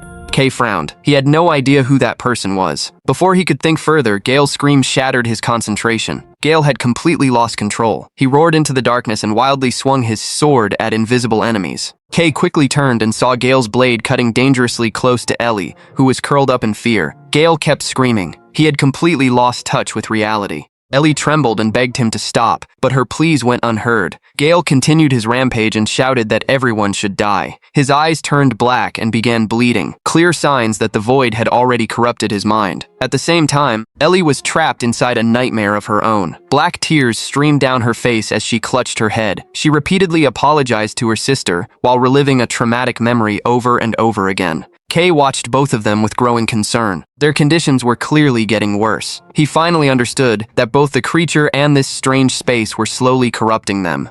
If they stayed here any longer, they might never recover. Then a familiar sound echoed through the darkness. Kay looked up and saw a small white light floating toward him. Relief immediately appeared on his face. Nero was safe. Kay greeted him and quickly asked whether he was all right. Nero flew around nervously before signaling toward the distance. Kay immediately understood. There was something waiting ahead. Nero shot forward, leaving a trail of light behind him. Kay was about to follow, then he stopped and looked back. Gale was still swinging his sword above the terrified Ellie. Kay knew he couldn't leave them behind. He looked at Nero and asked for help. At once, a massive wave of purifying light erupted from Nero's body and engulfed both Gale and Ellie. Inside that light, the dark corruption began to evaporate. Their screams gradually faded as the influence of the darkness disappeared. Kay watched with satisfaction and made sure Nero's light was working. Once he was certain Gale and Ellie were safe, he told them to stay where they were. Kay then ventured deeper into the void alone, following the trail of light left behind by Nero. Before long, frustration started to build because he still couldn't see anything. Then the disturbing whispers returned. A mysterious voice echoed through the darkness, claiming that no color could ever reach it. Kay clicked his tongue in annoyance, irritated by yet another meaningless riddle. Suddenly, a bright star-like light appeared in the distance. Kay's expression immediately brightened, and he ran toward it. The closer he got, the more amazed he became. Standing before him was a massive glowing structure shaped like a four-pointed star resting atop a stone monolith. Kay instantly realized he had found his target. This was the Stella fragment, radiating an intense holy light. He noticed that its shape and glow were different from the fragment he had seen before, making him wonder whether every fragment was unique. Not wanting to waste any time, Kay climbed onto the stone formation to claim it and finally leave this unpleasant dimension. The moment his hand touched the glowing core, the light began to swirl violently. Then a huge amount of energy surged into his body. His absorption ability activated on its own. Kay was stunned as his body started glowing from the energy being absorbed. Panic quickly set in as he wondered why his power had activated without his control, hoping it wouldn't cause another problem. At the same time, the dark influence trapping them began to fade. Kay looked up in relief as the pressure in the air disappeared. The endless black void vanished completely, revealing a massive gray stone hall. Standing in the center of the room, Kay looked at the glowing energy gathered in his hand and confirmed that the black world was finally gone. He couldn't help thinking that dangerous places like this always hid unexpected surprises. Gale and Ellie eventually regained consciousness and stared at him in disbelief. Kay immediately asked if they were all right. Instead of answering, Gale pointed at him accusingly, while Ellie asked in shock how Kay was completely unaffected. Kay could only admit that he didn't know. Rather than dwell on it, he showed them the glowing object in his hand and announced that they had found their target. The small object shimmered with rainbow-colored light. It was the Stella fragment. The team gathered around to examine it more closely. Gale found it hard to believe that something so small was the item Red had sent them to retrieve. Ellie, however, was fascinated by how many colors were contained inside such a tiny object. Nearby, Nero floated silently while staring at the glowing sphere without blinking. After confirming that his body had suffered no side effects, Kay relaxed. But Nero slowly drifted closer. Its eyes remained fixed on the shining fragment. Then, without warning, the cat opened its mouth wide. Before anyone could react, Nero swallowed the Stella fragment whole. Kay's face instantly filled with horror. Both Gale and Ellie panicked and shouted at Nero, demanding to know what it was doing. Gale yelled at the floating cat, insisting that a Stella fragment was not food. His frustration exploded. He grabbed Nero and started shaking it, ordering the cat to spit the fragment back out. Kay immediately rushed forward and stopped Gale, shouting for him to let Nero go. At that exact moment, loud cracking sounds spread through the walls and ceiling. The entire chamber began shaking violently. Gale cursed in frustration, complaining that after everything they had gone through, this was how it ended. The tremors only grew stronger. Rocks and debris started raining down around them. Realizing the danger, Gale shouted for everyone to run. Kay hugged Nero tightly and sprinted alongside Ellie and Gale. They raced against time as the room collapsed behind them. Breathing heavily, they barely managed to escape through the corridor before the entrance was completely sealed off. Elsewhere, a group of pioneers stood before the corpse of a gigantic monster. Arancia, the orange-haired woman, knelt down and examined the deep slash marks carved into the ground. Her expression immediately hardened. A purple-haired man approached and asked whether she had discovered something. Arancia slowly nodded. In a heavy voice, she confirmed that the battle-crazed monster had returned. Those traces belonged to Sword Demon, one of the witch's black hands. Every appearance of Sword Demon brought chaos. She suspected that the recent surge in monster activity was connected to his presence. When asked whether the expedition should continue, Arancia immediately refused. They had already secured enough resources, and she had no intention of gambling with the lives of her pioneers. But at that moment, a massive wave of energy swept through the air. In the distance, a gigantic explosion of red flames erupted from a mountain. Arancia froze. She recognized that color instantly. It belonged to Red. Her eyes widened as she realized that if Red was fighting with that much power, then Sword Demon had to be there. An invisible energy slash suddenly shot toward them. Arancia shouted a warning to her team. She pulled out her giant mechanical hammer, glowing with orange heat, then leaped forward and swung it. An explosion of orange energy collided with the black slash and completely neutralized the attack. After landing firmly on the ground, Arancia declared that the expedition was officially over. She ordered her team to return to the outpost and instructed her deputy to lead the retreat. Without hesitation, Arancia shot toward the mountain peak where Red was fighting. A fierce battle was already underway. Red and black energy clashed repeatedly across the battlefield. Colorist Red and Sword Demon moved at blinding speed, their weapons colliding over and over without pause. Sword Demon hurled a vortex of dark energy toward Red. Red blocked it and redirected the attack with flawless control. The exchange continued non-stop. Then a massive pillar of red flames erupted from the ground. Sword Demon immediately jumped back and narrowly escaped the blaze. A voice praised Red's feint attack. Arancia descended from above and challenged Sword Demon directly. Wearing a fierce grin, she swung her hammer down. The orange shockwave smashed Sword Demon into the ground. As the dust settled, Red commented that Arancia was late. She casually answered back, while Red admitted that her attack was clean, though not enough to finish the job. Moments later, Sword Demon emerged from the dust. His gaze was filled with pure hatred. Red remained calm and remarked that the fight would be easier now that Arancia had joined him with her color. Arancia warned him not to hold back. She was relieved she had arrived before things became worse, because no colorist wanted to see Red fight with his full power. Red simply clicked his tongue in annoyance. Ignoring the shouting around her, Arancia activated her ability. An orange energy circle lit up beneath her feet. She tightened her grip on her hammer as a glowing aura wrapped around her body, then declared that they would bring down another one of the witch's black hands. Across from them, Sword Demon stood silently. His face was tense with overflowing rage. Just as Red and Arancia prepared to attack, heavy breathing suddenly echoed from the edge of the cliff. Red's eyes widened. Even Sword Demon turned his head in confusion. Several figures appeared above the rocky ledge. Kay, Gale, Ellie, and Nero had finally climbed out. Gale immediately collapsed while gasping for breath, swearing that he never wanted to return to those underground ruins again. But Kay suddenly froze. A terrifying pressure washed over him. He looked up and found Sword Demon staring directly at him. Behind the monster, Red and Arancia were shining with their color energy.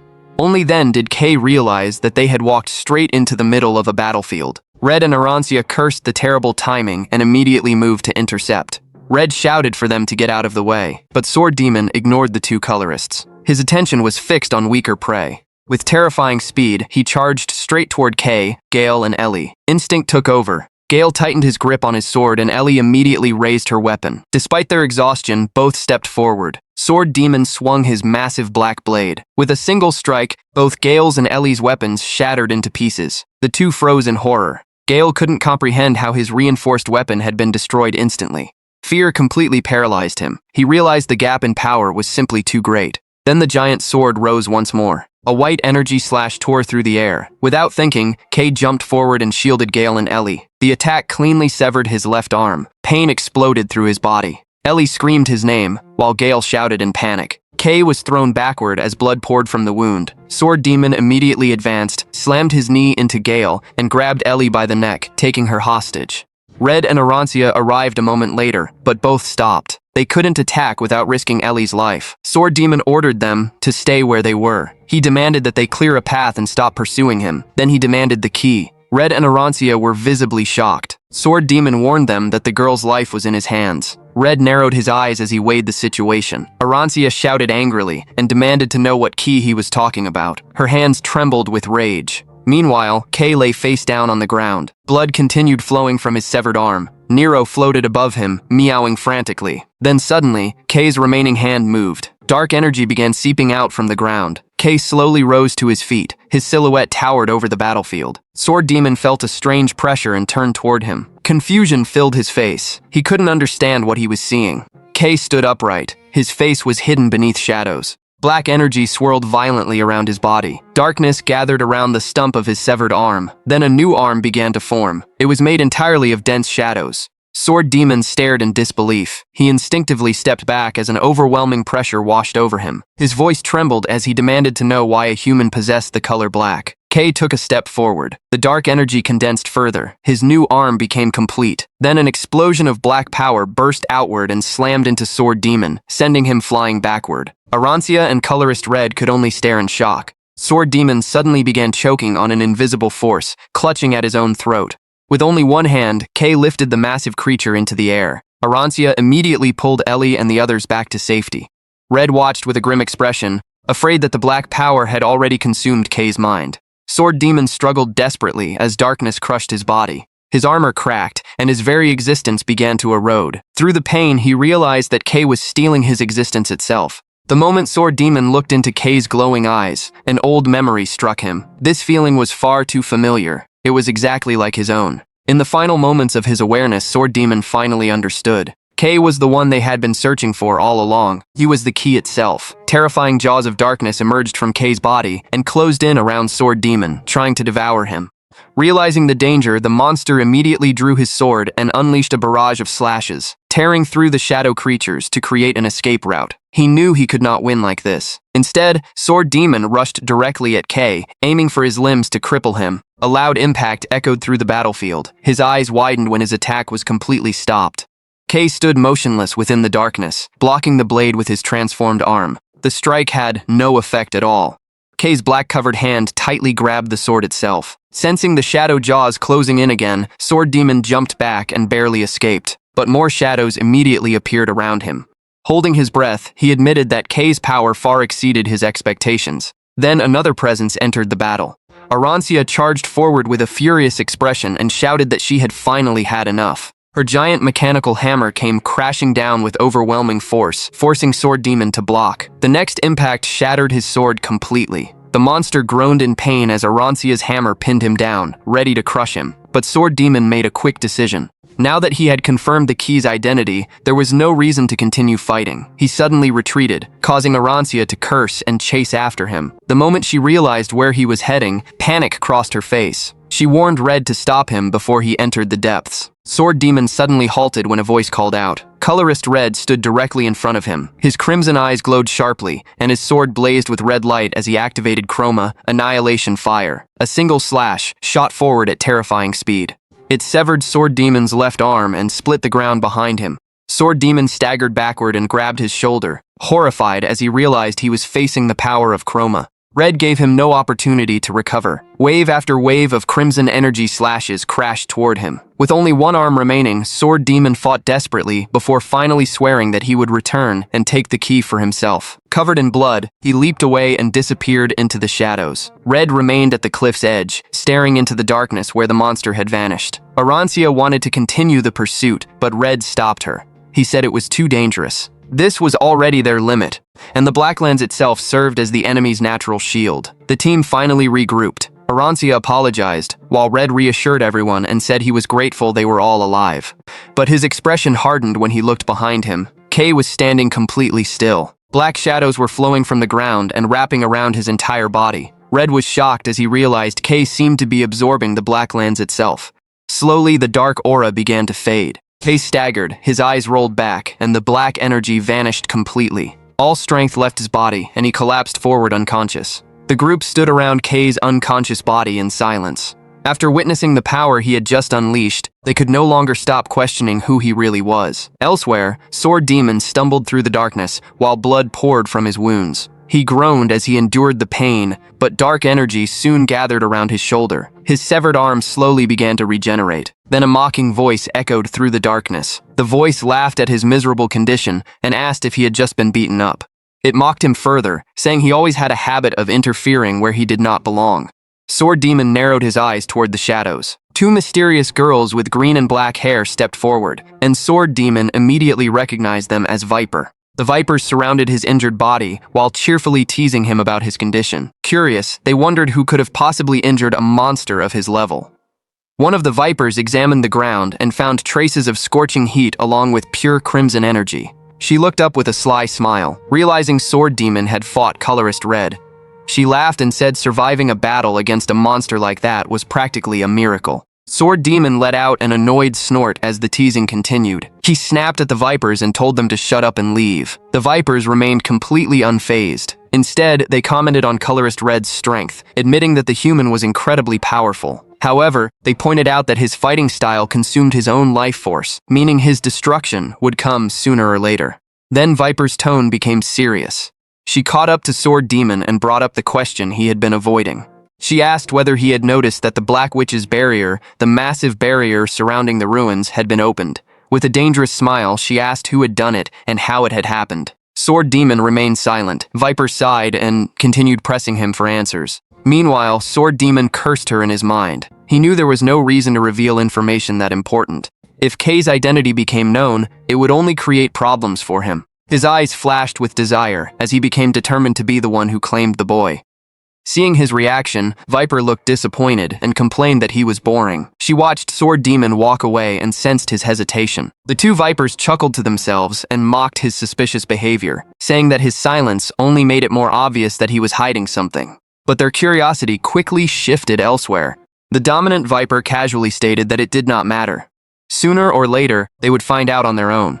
Her green eyes began to glow as she reached a conclusion. The opening of the barrier had to be connected to the humans from the city. Standing before the silhouette of a massive tentacled figure, Viper grinned. Now that they had found a clue, it was finally time to create some real chaos. The shining city stood as a beacon of safety in a world full of darkness. Inside a medical room, Kay lay unconscious. His hair had turned white again. Mary sat beside the bed. Colorist Red, Gale, and Ellie Cyan stood watch nearby. All three elite pioneers stared down at the sleeping boy, their expressions heavy. Red's mind went back to the chaos in the Black Lands. Shame settled over him. He'd promised no one would get seriously hurt. The Sword Demon, Kay's slashed hand, that promise was already broken. He carried the full weight of the mission's outcome in silence. He looked down at his broken pocket watch. Nothing about him had changed, he thought. Maybe he didn't deserve to be called a hero. Nearby, Ellie and Gale talked over the mission. Ellie called their survival a miracle, all thanks to Red and Arancia's leadership. Red just listened. He didn't respond. His face looked exhausted. Ellie's voice turned firm. She said she'd get stronger, strong enough that she'd never be a burden to Kay again. Red told her not to rush it. Mary froze when she overheard them. Her mind drifted back to the first time those famous colorists showed up at her workshop, claiming to be Kay's friends. She'd been scared back then. Now she knew better. Kay's new friends were good people. She looked at his calm, sleeping face, hoping he'd wake up soon. A nurse had already told her Kay had no physical injuries. He'd probably wake up soon. Red finally broke the silence. He confirmed Mary's name and asked if she was really Kay's friend. She nodded. Red reassured her about Kay's condition. Then his expression shifted. Something serious. He asked if Mary knew anything about a small creature named Nero. That was the moment a black shadow slipped out from behind Kay. Gale jolted and pointed at the bed, shouting that the creature had finally shown itself. A small black cat sat on Kay's pillow. Gale scolded it for hiding all this time, then reported to Red. This was the creature that had swallowed the Stella fragment during the mission. Gale grumbled. The cat's disappearance had made explaining things to Red a whole mess. Red still looked confused, his patience running thin. Gale suddenly lunged at the bed, ordering the cat to come closer. Nero slapped him across the face and flew off instead, only making Gale angrier. The little cat shot straight into Mary's arms. She hugged him tight. Relief and joy spread across her face. She'd suspected all along that Nero had been hiding in Kay's shadow. She stroked his fur, just glad he was okay. On the other side of the room, Red kept his eyes locked on Nero. Something about the cat felt familiar. He couldn't explain why. He brushed it off as nothing. But his gaze never left the small creature. Then Nero's mouth lit up with color. Mary jumped back as the cat coughed up a glowing orb. Red let out a breath of relief.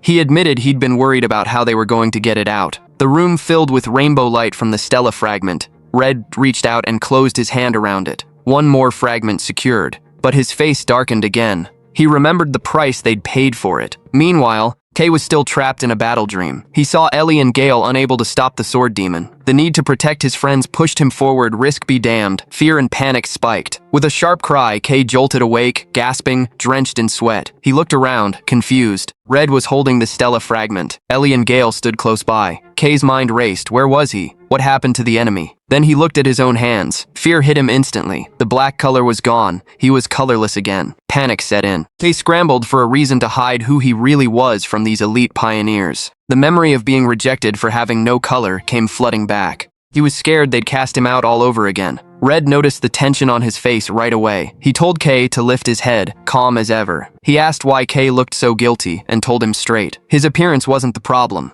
What mattered, Red said, was that their first mission was a success. He admitted he never expected the new recruits to actually find the fragment. Then, with a warm smile, the captain gave him a warning. Starting now, he'd be training Kay hard, and with that, he officially welcomed him to the Red team. Kay sat frozen, unable to believe what he just heard. A relieved smile crept across his face, washing away the fear of being rejected. Filled with fresh resolve, Kay smiled back, ready for whatever came next. Red got ready to leave. He told the recruits to wrap up their conversation before splitting up. He had to bring the Stella fragments straight to Lord Luminous, he said, and he ordered them to rest at the facility until further instructions came. Red left. Kay, Mary, Ellie, and Gale stayed behind in the medical room. Ellie broke the silence first. She asked Kay if he remembered anything from after he passed out on the battlefield. Kay looked nervous. Captain Red had told them to keep it secret, he admitted, but he genuinely didn't remember much of that part himself. Ellie sighed. She decided not to push it. Everyone had their own secrets, she figured. Kay insisted he was telling the truth, then quickly changed the subject. He asked how he was supposed to get his black color back. Mary laughed and told him not to worry. She'd already prepared something for exactly this, she said proudly. She started digging through her bag, and the others watched, curious. Then her face lit up. She pulled out a small bottle of dark liquid and announced it was black ink. She mentioned casually that she'd grabbed it from a dump site. Ellie's face went pale. She stared at Mary in disbelief. That wasn't ink, she shouted. That was toxic waste. Why would Mary keep something that dangerous? Kay, on the other hand, looked thrilled. He called it his personal ink. Ellie's warning that the liquid was basically poison didn't faze him at all. Without hesitating, Kay opened the bottle and drank it. Mary smiled, a knowing look on her face. Ellie froze in shock. Kay let out a satisfied breath the moment he swallowed it. He said he felt alive again. Dark mist swirled around him, his energy surged. His hair turned pitch black. He clenched his fist and declared he was fully recovered. Mary clapped, delighted. Then she added, that ink alone wasn't enough to restore all his energy. She suggested heading to her studio for more. Kay agreed instantly, fired up. Gale had been watching the whole thing in silence, his expression dark. He finally cut in and said he was leaving. Before he actually left, he stopped. He shot Kay a suspicious, hostile look. His eyes locked onto Kay's arm, fully healed now, even though it had been sliced clean off during the fight. Gale knew regeneration like that was a high-level ability, one only certain colorists ever had. That was exactly why he couldn't wrap his head around what Kay had just pulled off. His voice turned sharp. He demanded to know why Kay had thrown himself into that kind of danger during the battle. His mind flashed back to the moment Kay leapt in front of the sword demon to protect them. He still remembered the shock of watching Kay take a hit that was meant for him and Ellie.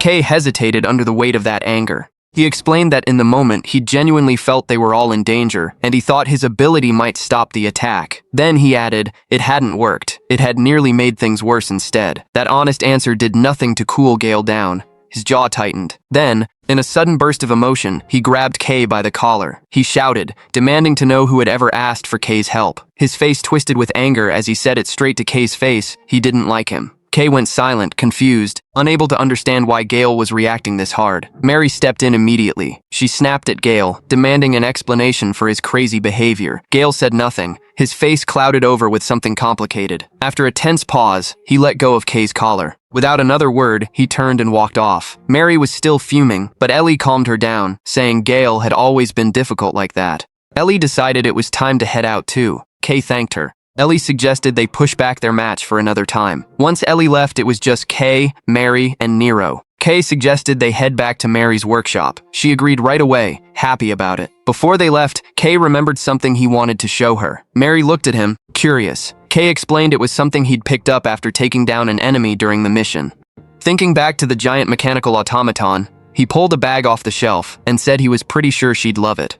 He pulled out a glowing mechanical object. Mary froze. Her eyes lit up the second she realized what it was worth. It was the glowing core from the robot Kay had destroyed in the ruins, inside a grand hall that had once been filled with shimmering light. Elsewhere, Red walked alone down a quiet corridor, his expression serious. He stepped into a massive room flooded with blinding, golden light. At the end of a long staircase, a figure bathed in rainbow light waited for him.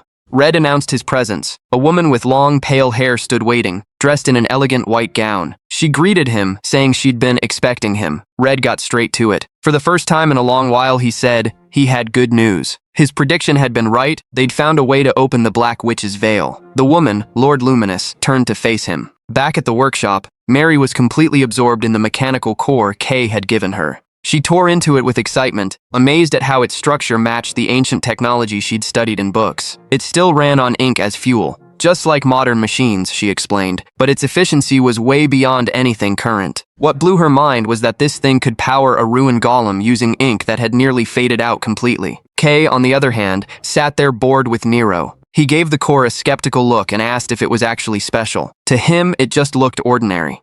Mary snapped back instantly. That thing was extremely special, she insisted. Finding a relic like this was rare, she said. Even a famous pioneer core might come across one only once a year. She drifted off, daydreaming about that lost era of technology, wishing she could have experienced it herself. Kay cut in, asking casually if they should just sell the valuable relic instead.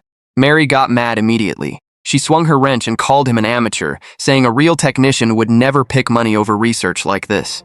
Confidence radiating off her, she said ideas were already flooding her head. She promised she'd use this knowledge to build Kay the best gear possible. Kay smiled. The effort, he figured, was worth the happiness on her face. As Kay and Nero got ready to leave, saying they'd be back later, Mary suddenly stopped him. She remembered something. Someone had come looking for her earlier. Kay looked confused.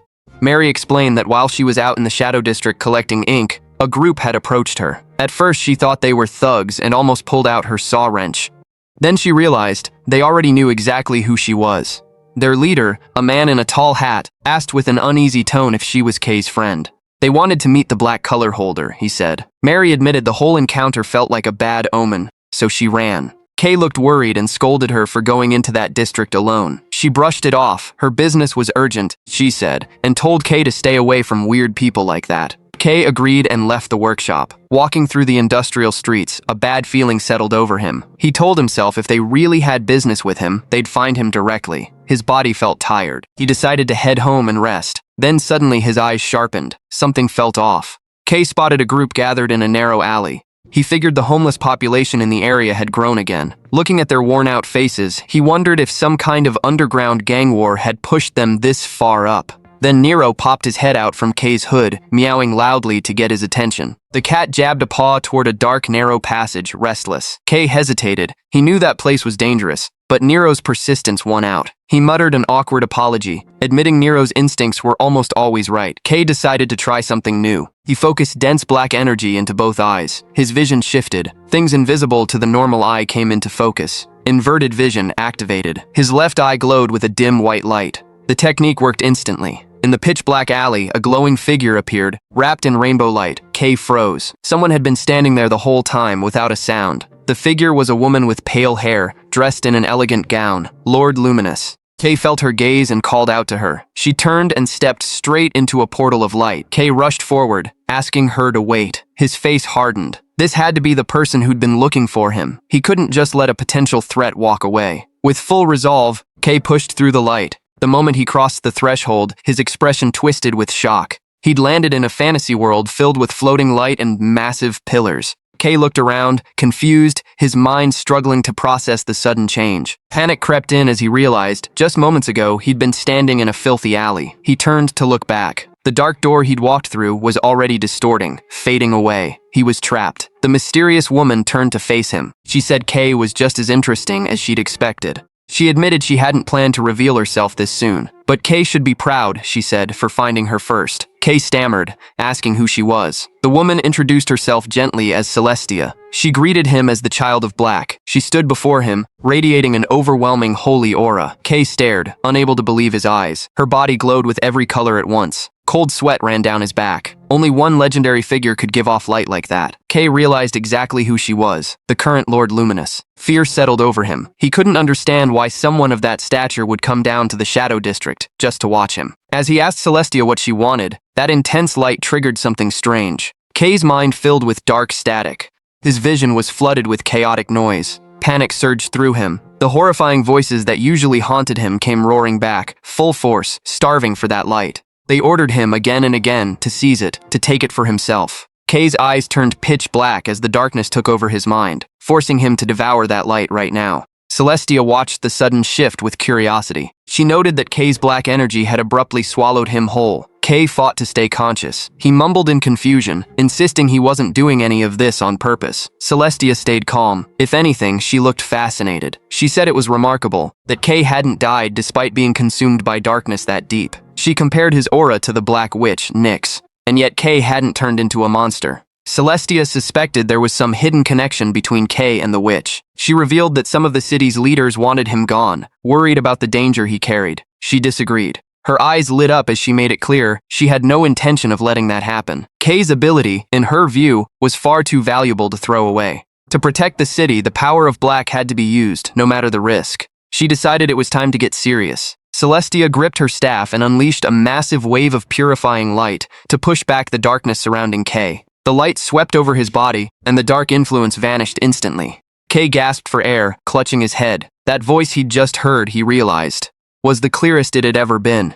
Celestia asked if he might have heard the Black Witch herself. Kay hesitated and admitted he didn't know. Celestia laughed softly, telling him to relax. She'd just wanted to meet him, she explained, after hearing his story from Red. But before they talked any further, she said there was something she wanted to thank him for. Kay looked confused, asking what exactly he'd done. Celestia summoned a ripple of light and pulled out a glowing stella fragment. Not many people truly understood what it meant, she explained, and Kay deserved thanks for retrieving something that precious. Kay answered humbly. The whole team played a part in getting it, he said. Celestia smiled at that. But what mattered most, she insisted, was that Kay himself had opened the Black Witch's veil. Her eyes locked onto his. Did he understand how incredible that was? Kay just stood there, frozen, speechless. Then Celestia revealed something shocking. Even a luminous like her had never been able to open the Black Witch's veil. Only the witch herself could do that. She explained that stella fragments were scattered across the Black Lands, most of them sealed behind that very veil. The city kept fighting to claim them, but so far, they'd only ever recovered the fragments that happened to surface on their own. Kay stared at her in confusion, admitting he didn't understand why she was telling him all this. He didn't even know how the fragments were used, or why they were worth so much. Celestia realized she should have explained their function first. With a meaningful smile, she figured seeing it for himself would make things much clearer. She also warned him not to mention any of this to anyone. Only a handful of people knew the truth. Suddenly, everything around them changed. Kay jolted as he found himself standing on a high, glowing platform suspended in the air. He stared in shock at the shining city stretched out below, surrounded by a massive wall of thick darkness. Panic rising, Kay asked where they were. Not far off stood a massive castle, glowing with light. Celestia told him to stay calm. They were at her residence, she explained. She raised the stella fragment and said Kay was the first person she'd ever shown it to. Reaching her hand out toward the horizon, Celestia told him to look closely. A pillar of white and rainbow light shot up into the sky, followed by a massive boom. The energy spread outward, creating a giant wave of light. Kay stood frozen, staring at it, eyes wide in disbelief. The walls of the Black Lands physically pushed back under the force of that light. From the high platform, Kay watched the border of darkness retreat, widening the city's safe zone. In the shining city, a newspaper seller shouted from a street corner as flyers rained down, marking a new morning for the city. Crowds gathered to read the news, talking about yesterday's miracle. They discussed how Lord Luminous's pillar of light had pushed back the Black Lands, the first time in decades that humanity had reclaimed territory from the darkness. Optimism spread through the streets, people hoping the city would keep expanding and grow safer from monsters. Eyes turned toward the glowing castle, people wondering about the mysterious Lord Luminous, rarely seen in public, too busy guarding the city's light. The effects of the expansion showed up fast. Workers and miners rushed toward the new territory, eager to grab rare resources and ink that had been out of reach before. In a crowded square, a man shouted about forming a new pioneer squad, pulling people in to invest. In a corner of the room, Kay sat quietly, his hood pulled low, a newspaper in his hands. Nero, his black cat, munched on a snack while peeking out from inside Kay's coat. Kay figured the city's chaos made sense after everything that happened yesterday.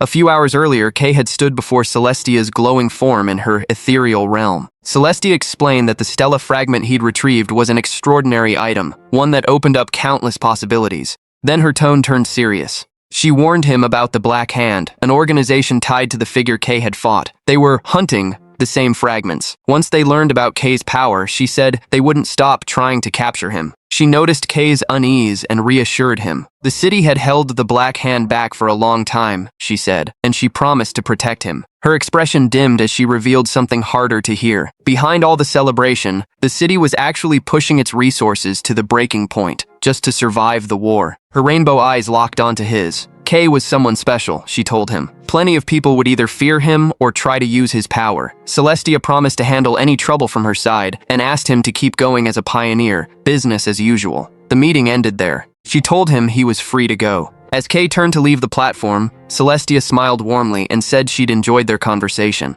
Kay glanced back nervously, still shaken by being in the presence of the city's leader. Celestia added that she'd personally make sure Red's team got the recognition they deserved. Back at the table, Kay set down his newspaper. After a full day of rest, he wondered what to do next. His mind drifted to Mary, remembering her ink supply was running low. Deciding to be productive, Kay left a coin on the table for payment and considered going back to mining like before. He walked through the busy city streets, blending into the crowd on his way to his destination. Kay arrived at a massive building with a crowd gathered at the entrance. He paused for a second, realizing he never thought he'd actually set foot in this place. The Pioneer Gathering Hall. Kay remembered a time when he couldn't even get close to this building, back when he was still colorless. Realizing how different things were now, he pulled his hood back and told himself he could walk in here with his head held high. The moment he stepped inside, the atmosphere shifted instantly. Pioneers stopped what they were doing and stared at the dark-haired young man. Whispers spread fast, people questioning what exactly he was. They recognized him as the man rumored to have obtained the black color, the very first person to hold it. Some muttered that the rumors were true, and that he looked even more unsettling up close. Uncomfortable stares followed him, along with questions about why the Dawn Pioneer Squad had recruited someone like him. On the other side of the room, gossip about his achievements spread just as fast. Some said his contribution to the first expedition was huge, with a few claiming he was about to receive a reward from his team. Others wondered how he'd managed to catch the attention of elite colorist Red. From the upper balcony, a colorist watched with sharp interest, commenting that the young man really was pitch black. Raven told him to sit down. The colorist just smiled and said he was simply curious about the kid Red had recruited. He turned to Arancia, recalling that she'd been part of a recent battle, and asked if Kay was really as strong as the rumors claimed. Arancia thought for a moment before admitting Kay really was impressive. But she also remembered that dark shadow surrounding him during the fight, something that felt off. She suggested they keep an eye on him. Instead of looking worried, the colorist just smiled wider, saying that description made him even more interested. On the main floor, Kay stood alone. He caught a whisper about his new nickname, Kay of the Black. He walked up to the front desk, and a staff member greeted him. Kay confirmed this was his first visit and said he wanted to take on any available work. The receptionist noticed he didn't have an official emblem yet and handed him a few forms. New pioneers, she explained, were only allowed low-risk jobs, like ink mining or hunting small creatures. In the corner of the room, a group of men watched Kay with pure hatred.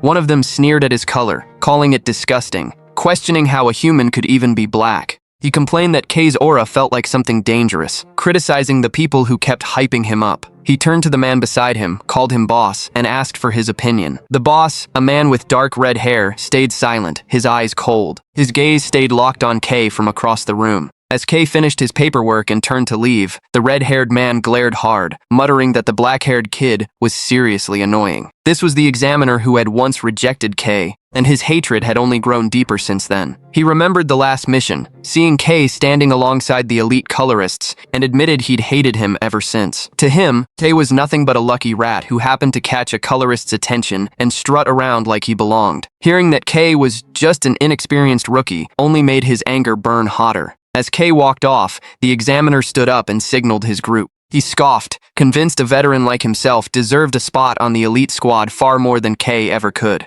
With clear malicious intent, he ordered his men to follow Kay, swearing he wouldn't let a black ruin the city. The 4 men grinned, agreeing to give Kay what they called a purification. Meanwhile, Kay was already out in the wasteland. He stood before a massive black cliff that loomed over the barren landscape like a curtain. With a satisfied smile, he held up a glowing black gem, happy to have found another one. Kay recognized it as chromatic ore. Around him lay piles of colored gems he'd already collected. This was the first time he'd gathered this much in one go. Kay smiled, figuring his recent mining luck had been bad, and this spot felt perfect. Chromatic ore was used as fuel and weapon material, just like ink, so its value had to be high. He pictured Mary's happy face when she saw this haul and hoisted the heavy sack of ore onto his shoulder. His left eye lit up with dark light as he activated inverted vision. Thanks to the technique, he realized gathering resources was about to get a lot easier. Across the gray landscape, he could see glints of color from hidden resources invisible to the normal eye. Kay realized it didn't matter how dark or hidden something was, his eyes could see through all of it. As his energy faded, Kay reminded himself this technique burned through a lot of color, so he couldn't keep it running for long. He joked with Nero on his shoulder, saying the cat probably wouldn't get many more turns now that he was this efficient. Nero just nodded, eyeing the 2 full sacks of ore. Kay realized he'd finished the job way faster than expected. He worried that hauling back this much loot right now would draw unwanted attention. He decided to stall. Kay chose to stay out in the wasteland a bit longer before heading back to the city. With the extra time, he decided to train his ability. With Nero on his shoulder, Kay gripped a dark gem in his hand. He thought about his main ability, Ink Drain. He remembered absorbing attacks during his exam and the mission, realizing that even though the power needed contact, it sometimes burst out of his control. Kay decided he needed to master this power before it spiraled out of hand and threatened his future. He grabbed a few glowing blue gems and got ready to experiment. Kay studied a gem in his hand, admiring its bright color and imagining the high price it could fetch. But the moment his focus went too deep, his ability activated faster than he wanted. Dark energy spiraled around his hand, and his power instantly drained the gem dry. Kay jolted in panic as the gem's color faded, turning pale white and worthless. Kay yelled in frustration, cursing himself over the heavy loss while scolding his own power for draining without permission.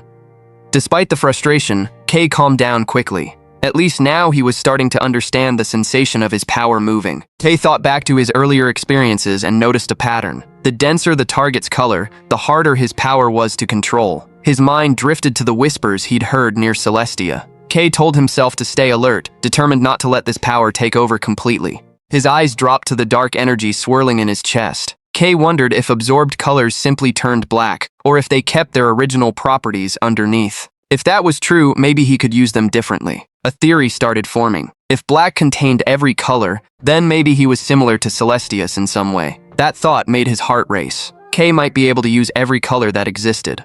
Kay tried to recall the exact sensation of his power from before.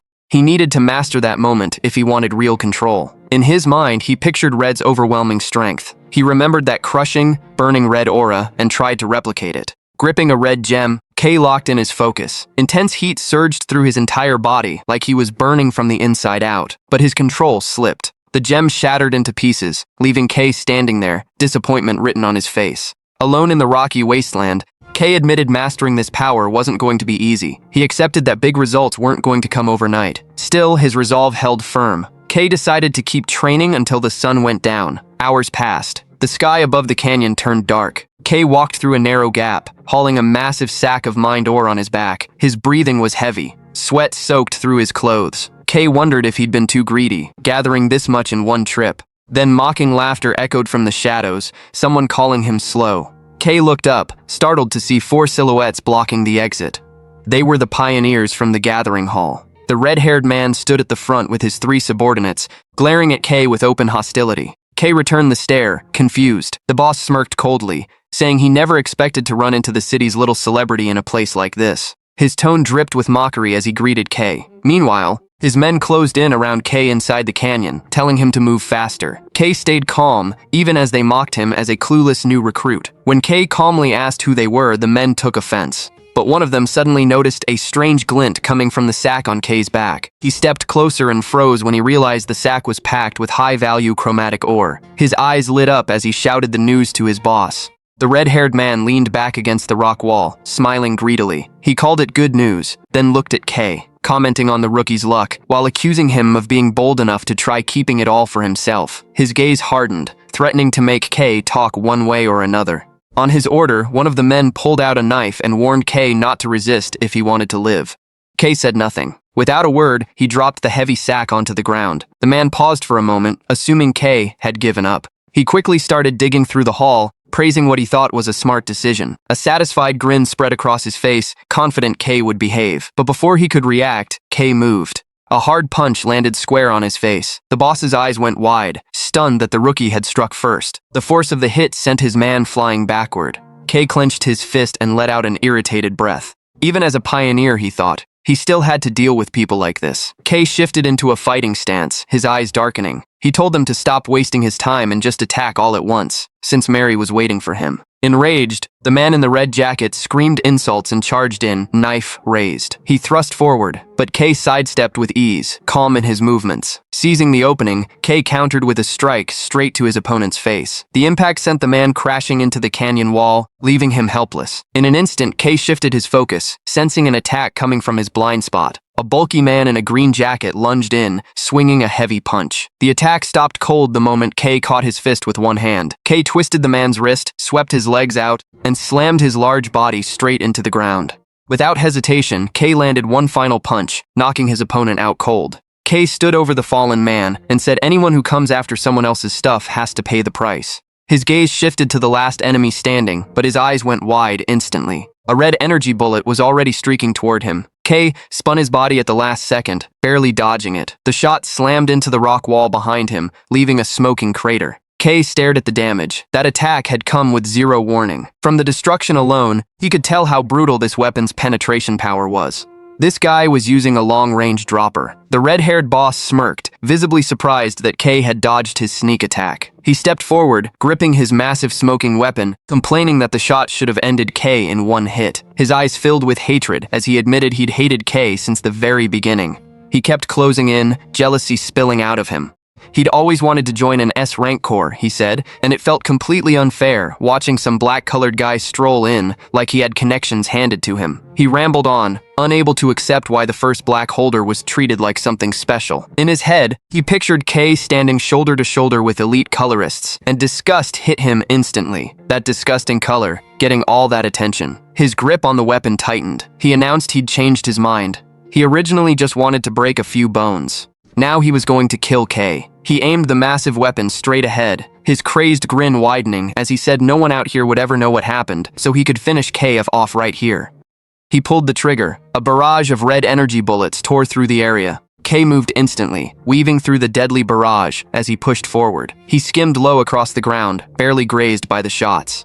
Once he closed the distance, K swung a hard punch, but the boss yanked himself back just in time. The fight turned into a chaotic close-range brawl, the boss firing wildly, while K kept dodging and striking back. Frustrated, the boss cursed and screamed at K to stop sticking so close, his weapon starting to glow. Instead of aiming at K, the boss fired a powerful blast straight into the ground. Jagged red crystal shards burst out, forcing K to leap back. K stared at it, stunned, wondering what kind of attack this even was. From the crystal structure alone, he knew this couldn't be a regular bullet. The red-haired boss revealed his power, crystallization, the ability to create ruby and hematite. He bragged that combining it with a dropper let him produce endless deadly ammunition. A rain of crystal shards rained down as he screamed that his power was on a completely different level, compared to an impurity like black. K jumped behind a large rock formation to avoid the attack. Behind cover, he held his ground and admitted dealing with dropper users was genuinely a pain. K sized up his opponent, estimating the guy was around rank B as a pioneer. He thought of him as trash, but he still admitted the man had real ability. His eyes dropped to his fist, wrapped in black energy. K considered absorbing the bullets, but hesitated. Coating himself in black energy didn't always go perfectly, he reminded himself. The memory of fighting the sword demon surfaced, and K realized trying to absorb an attack without a plan could end with a fatal wound. Suddenly, a massive shadow fell over him. The big man in the green jacket, the one he'd taken down earlier, had gotten back up and grabbed K from behind. K spun around, startled, but it was too late. His legs were locked in place. K kicked at the man's face over and over, screaming for him to let go, but the grip held firm. Blood covering his face, the man shouted to his boss that K was pinned and told him to shoot. The red-haired boss smiled cruelly, praising his subordinate. Seeing the perfect opening, he aimed his weapon straight at the trapped K. With a furious scream, he pulled the trigger and fired at point-blank range. K's eyes went wide. He knew there was no way to dodge in time. The red energy bullet struck him directly in the head. The boss cheered, certain his enemy was dead. He waited for the smoke to clear, expecting to see a body on the ground. Instead, heavy footsteps echoed, and K was still standing, his head hanging low. The boss's face changed, confusion spreading across it. He stammered in disbelief as K slowly walked toward him. The moment K lifted his head, terror hit the boss instantly. A small swirl of red energy spun on K's forehead, the darkness swallowing the bullet completely. K felt a wave of relief. His absorption ability had kicked in right on time. The red-haired boss froze, insisting his shot had clearly hit K's head. He stared in horror as K kept walking forward without a single real wound. Panic took over. He screamed hysterically, calling K insane, demanding he just die already, and pulled the trigger over and over. A barrage of shots slammed into K's body, one after another.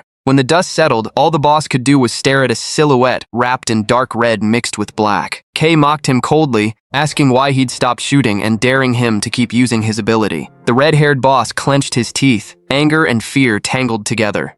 Realizing his attacks weren't working anymore, he stared at the terrifying figure in front of him, cold sweat running down his face. K decided to show exactly how far his power went. A black curtain formed, and the red energy bullets that hit it got trapped in dark swirls across his chest and shoulders, slowly absorbed. With a threatening smile, K said since the enemy's attacks were spent, it was his turn now. The boss shouted that K was just bluffing, insisting no one could take bullets with that kind of penetration and walk away fine. He raised his weapon again, telling himself that even if the attack got absorbed, K's insides had to be wrecked. To him, K was still just a target, but K stayed calm. He knew those bullets weren't a real threat anymore, though there was still a cost. The amount of color burned to maintain that defense was way higher than what he actually absorbed.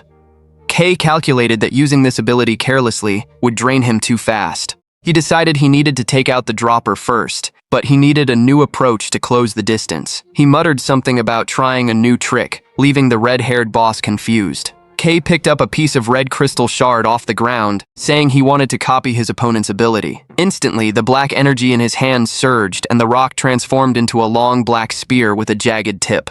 The red-haired boss froze, completely stunned. K looked at his new weapon with a satisfied smile.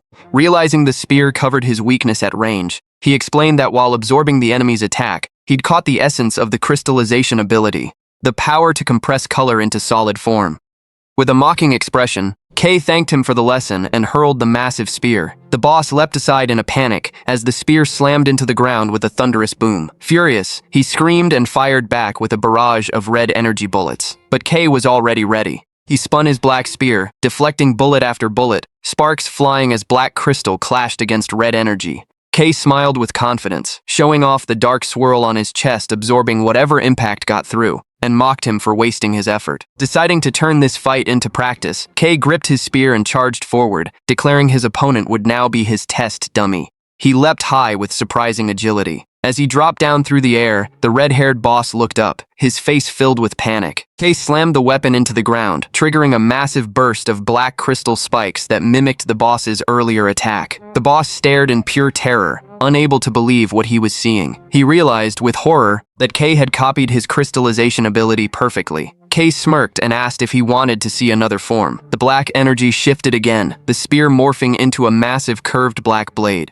K swung it horizontally at the dropper. The boss froze, eyes wide. He looked down and saw the front barrel of his weapon sliced clean off. His body went rigid, unable to process that his weapon had been destroyed in a single swing by someone who wasn't even using a dropper. Cold sweat poured down his face, unable to understand how his weapon could be destroyed that easily. As K stepped closer, fear completely overtook the boss. Black, he realized, held power he couldn't begin to understand, making K look like a monster. Meanwhile, K felt the physical toll of his last attack. He clenched his fist, puzzled at how poor his energy efficiency had been. Tired as he was, K steadied himself, deciding the cost was worth the destructive power it produced. He looked at the now unarmed boss and mocked him, asking what he planned to do now. The red-haired boss growled in fury. Refusing to back down, the boss screamed at K to drop the attitude and unleashed a blast of red energy. He shouted about how he'd clawed his way up to rank B, while sharp red crystals burst out of the ground around him. K's eyes widened. He realized he'd underestimated his opponent. The boss yelled that shooting wasn't all he could do, then charged forward, surrounded by floating jagged stones, reminding K that his color let him create Ruby. With a reckless grin, he declared even without a dropper, he'd kill K right here. A storm of red crystal shards rained down at terrifying speed. K raised his hand and met the attack head-on. Instead of dodging, he smashed straight through the projectiles, shattering them with bare fist. Black energy swirled around his arm, forming a massive, heavy shield.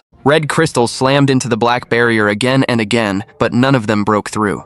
Seizing the opening, K pushed forward, driving his black shield straight through the storm of red energy. He tore through the crystal debris, closing the distance fast. The red-haired boss froze as he watched his defense get crushed, watching K charge straight at him. His face twisted with shock the moment he realized his guard had been broken. K spun his body and swung a hard punch into the boss's ribs. The hit landed clean. The boss screamed in pain, blood spraying from his mouth. Before his body could collapse, K grabbed him by the collar, lifted him up, and slammed him into the ground with brutal force. The red-haired boss lay there helpless, coughing and gasping for air. K looked down at him and asked if he was finally done acting up. K complained that he'd already had a busy day, blaming the boss for wasting his energy for nothing. The boss's eyes went wide, fear and disbelief flooding his expression. He stammered, unable to comprehend how some rookie could have power this terrifying. K stared down at him, uninterested, asking if that was all he had to say. Terrified, the boss screamed, calling K a monster. He spat that the black color K was born with was disgusting, calling his ability completely unnatural. K said nothing as the man kept insisting his existence wasn't normal. With a crazed look, the boss asked if K never felt strange about himself. He laughed hysterically, calling K a monster wearing a human mask, then screamed that K wasn't even human. K went quiet, his expression sinking into shadow. The red-haired boss froze, confused why K had suddenly stopped talking. That confusion turned into terror as he looked up at the dark figure looming over him. K tilted his head down, his black eyes glowing wide, piercing through the darkness without a trace of empathy.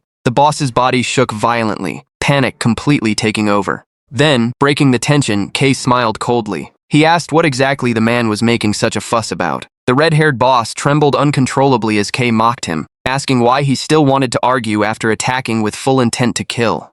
Having heard enough, K grabbed the man's collar roughly and choked him, pinning his body to the ground. K said, since the man seemed so interested in his ability, he'd show him exactly what it felt like. He laid out his logic calmly. Since they wanted his power so badly, it was only fair he took theirs in return. The boss stammered in fear, unable to understand what was about to happen. Ignoring whatever pleading came next, K activated his ability. A violent swirl of black energy spun out of control, ripping the red color straight out of the boss's body. Screams of agony echoed as his power was torn away, every bit of his energy dragged out without mercy. Once the fight ended, K sat on top of the pile of unconscious bodies, lost in thought. At first, he planned to just leave the red-haired boss and his men there. Then he realized that could cause problems later. People were already wary of his black color. If these men died, rumors about him being a power-stealing monster could spread fast. Worried about that possibility, K searched through the boss's bag. His face lit up when he found a small bottle of shimmering red personal ink, an extremely valuable recovery item. Without hesitation,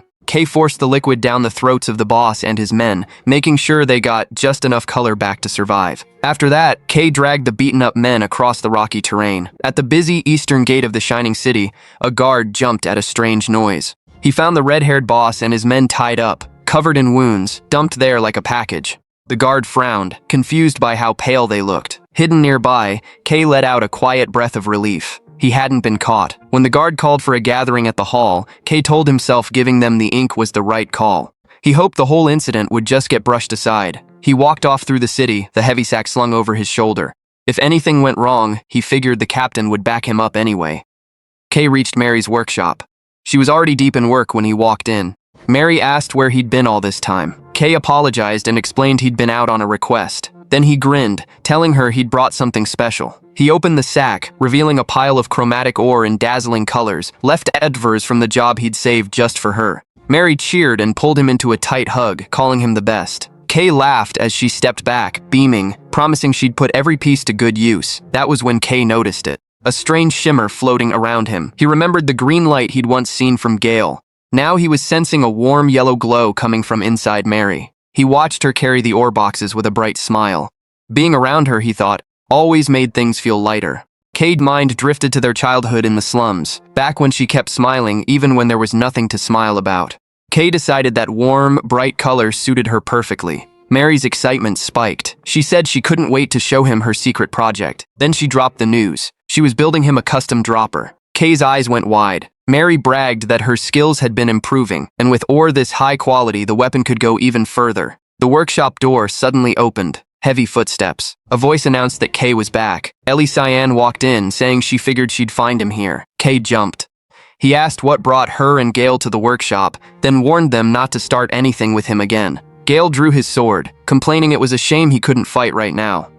Ellie cut him off and told him to get to the point. She explained the Dawn Pioneering Corps had summoned them. Lord Luminous himself had praised their mission and wanted to reward them personally. The name of the city's highest authority hit both Kay and Mary at once. Mary understood right away how serious this was. She told Kay to go now. When he hesitated, she smiled and told him to save the surprise for later, promising the dropper would be perfect by the time he got back. Kay smiled back and said he was looking forward to it. At the Dawn Pioneering Corps headquarters, a woman named Raven led Kay, Gale, and Ellie down a long corridor. It was Kay's first time inside, and he found himself staring at the glowing specimens and neatly framed certificates lining the walls. Raven stopped at a large double door and let them in. Kay stepped into a wide office. A woman sat behind the desk and introduced herself with a warm smile as Camellia, captain of the Dawn Pioneering Corps. Kay stood frozen. He couldn't believe he was standing in front of the legendary multicolor holder he'd only ever read about in the papers. Camellia told them to relax. She explained she'd called them in because she was surprised Colorist Red had spoken so highly of his new recruits. Her attention shifted to Kay. She noted that as the first black color holder, his existence alone had made the city's higher-ups uneasy. Her composure broke instantly when she choked on her tea, yelling that it was way too bitter. Raven scolded her for ruining the mood, and Camellia snapped back into seriousness, moving on to the rewards. She told them each would receive a personal safe. Raven held out a tray with 3 cards already loaded with payment. The moment they took the cards, all 3 froze at the number. Kay's hand started shaking. That much money, he realized, could buy a houses outright. Camellia handed them Pioneer IDs, rank C. Their skills had already proven themselves, she explained, so the probation period was being skipped entirely. Finally, Camellia announced the last reward. The renowned Chromatic Workshop would be building each of them a custom dropper. All 3 went silent, stunned. Ellie asked, almost in disbelief, if she meant that workshop, the one so exclusive even nobles struggled to get a slot. Camellia laughed lightly and explained the Corps was a VIP client and that workshop was simply the best in the city. Gale and Ellie could barely contain their excitement. Camellia officially welcomed all 3 of them into the Dawn Pioneering Corps and promised her full support. Then her tone shifted. She brought up the fragment they'd recovered. Camellia revealed it was an extremely important item, one tied directly to the city's survival. With a meaningful smile, she said she was looking forward to seeing what they'd do next. Sometime later, Kay stood in front of a massive building decorated with gear-shaped designs. Satisfaction settled over him after the day he'd had. He grinned at Nero, joking that lately, it felt like only good things were happening. Kay thought back to making rank C and felt genuinely grateful he'd become a pioneer. As he approached Mary's workshop, he couldn't wait to share the good news. Then he stopped. The front door was open, just slightly. A bad feeling crept in. Kay pushed it open slowly, calling out Mary's name. What he saw froze his entire body. The workshop was completely destroyed. Tools scattered everywhere, pipes snapped in half, the floor buried under debris. Kay stood frozen in the doorway, eyes wide, staring at the ruins of his best friend's workshop, shock and horror crashing over him at once. At the eastern forward base of Shining City, Colorists kept fighting wave after wave of monsters, breaking through from the Black Lands. Every squad immediately shifted their focus to the biggest monsters, trying to stop the assault before their defenses collapsed. This strange phenomenon had been going on for a while now. Plenty of people were starting to wonder when it would actually end. But under that pressure, all they could do was keep holding the line as long as the monsters kept coming. From above, Viper watched the battle with interest. Watching them struggle was honestly entertaining. In her view, if they couldn't even hold off an attack this small, they didn't deserve to be called a threat. Still, this wave of monsters was way too weak. If the Black Witch was really behind all this chaos, the damage should have been far worse. Sending out low-level monsters non-stop wasn't going to be enough to bring the city down. If they actually wanted to destroy Shining City, they needed something that could truly change the situation. Because of that, Viper decided to head back inside and take the next step. Not far from there, the sword demon, who'd been leaning casually the whole time, finally spoke up. In his view, Viper's plan to head into the city sounded like suicide. Viper just brushed it off with a dismissive tone. The sword demon didn't remember anything, and he had no idea what the situation actually was. Still, Viper decided to explain a little. Underneath Shining City, there was a narrow path connected directly to the Black Land. The path was hidden, but it was still usable. Down in that underground area, they'd found something extremely useful: Undercity. Meanwhile, Kay searched everywhere for Mary. He checked around the room, even went to Mary's workshop, but the girl was nowhere to be found. The situation made one conclusion painfully clear: Mary had been kidnapped. Kay's mind immediately filled with every possibility. If something like before happened again, he didn't know if he could hold back the despair that would follow. That was when Nero slipped out of his shadow and jumped onto the workbench. The cat pointed Kay's attention toward a spoit Mary had made. Sensing something important, Kay immediately used inverted sight. His suspicion was right. The color glowing from the object matched exactly with the trail he'd seen before. A faint path stretched out, leading away from the spot. For Kay, following that trail mattered more than anything else right now. He was deeply worried about Mary's safety. But emotions, at a time like this, would only get in the way of judgment. Kay forced himself to stay calm and started piecing everything together with a clear head. The group that kidnapped Mary was almost certainly the mysterious organization that had been hunting him all along. They deliberately used Mary as a hostage to lure him out. The trash of this city, after all, were the ones who'd picked the fight with him first. Kay silently swore for Mary to hold on just a little longer. But behind that resolve, his eyes carried a malice he could barely hide. He grabbed the gauntlet Mary had built and put it on. The device fit his hand perfectly, making his ink use far more efficient. Even if a long fight awaited him, he no longer had to worry about it. After letting Nero perch on his shoulder, Kay set off immediately. He passed through dark alleys, crowds of beggars, and street thugs. The trail eventually led him to an entrance into the underground area. Kay quickly noticed another path nearby. Now he understood why the number of vagrants in that area had spiked so suddenly. But before he could move any further, someone emerged from the shadows. The green-haired man he'd defeated before stood there with a smug smile. He felt lucky he'd chosen to wait. He even hoped Kay still remembered his face after being thrown into that pile of ink.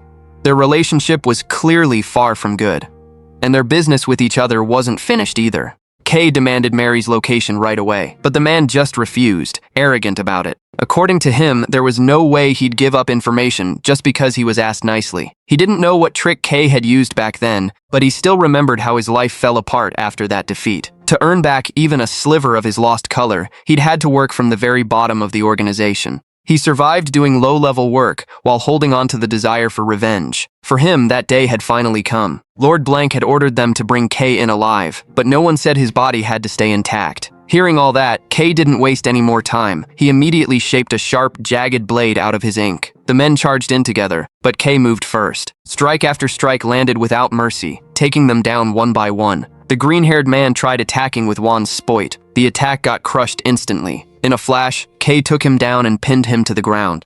Compared to their last encounter, their positions had completely flipped. Honestly, Kay didn't enjoy hurting people. But kidnappers who used innocent people as hostages didn't deserve any mercy.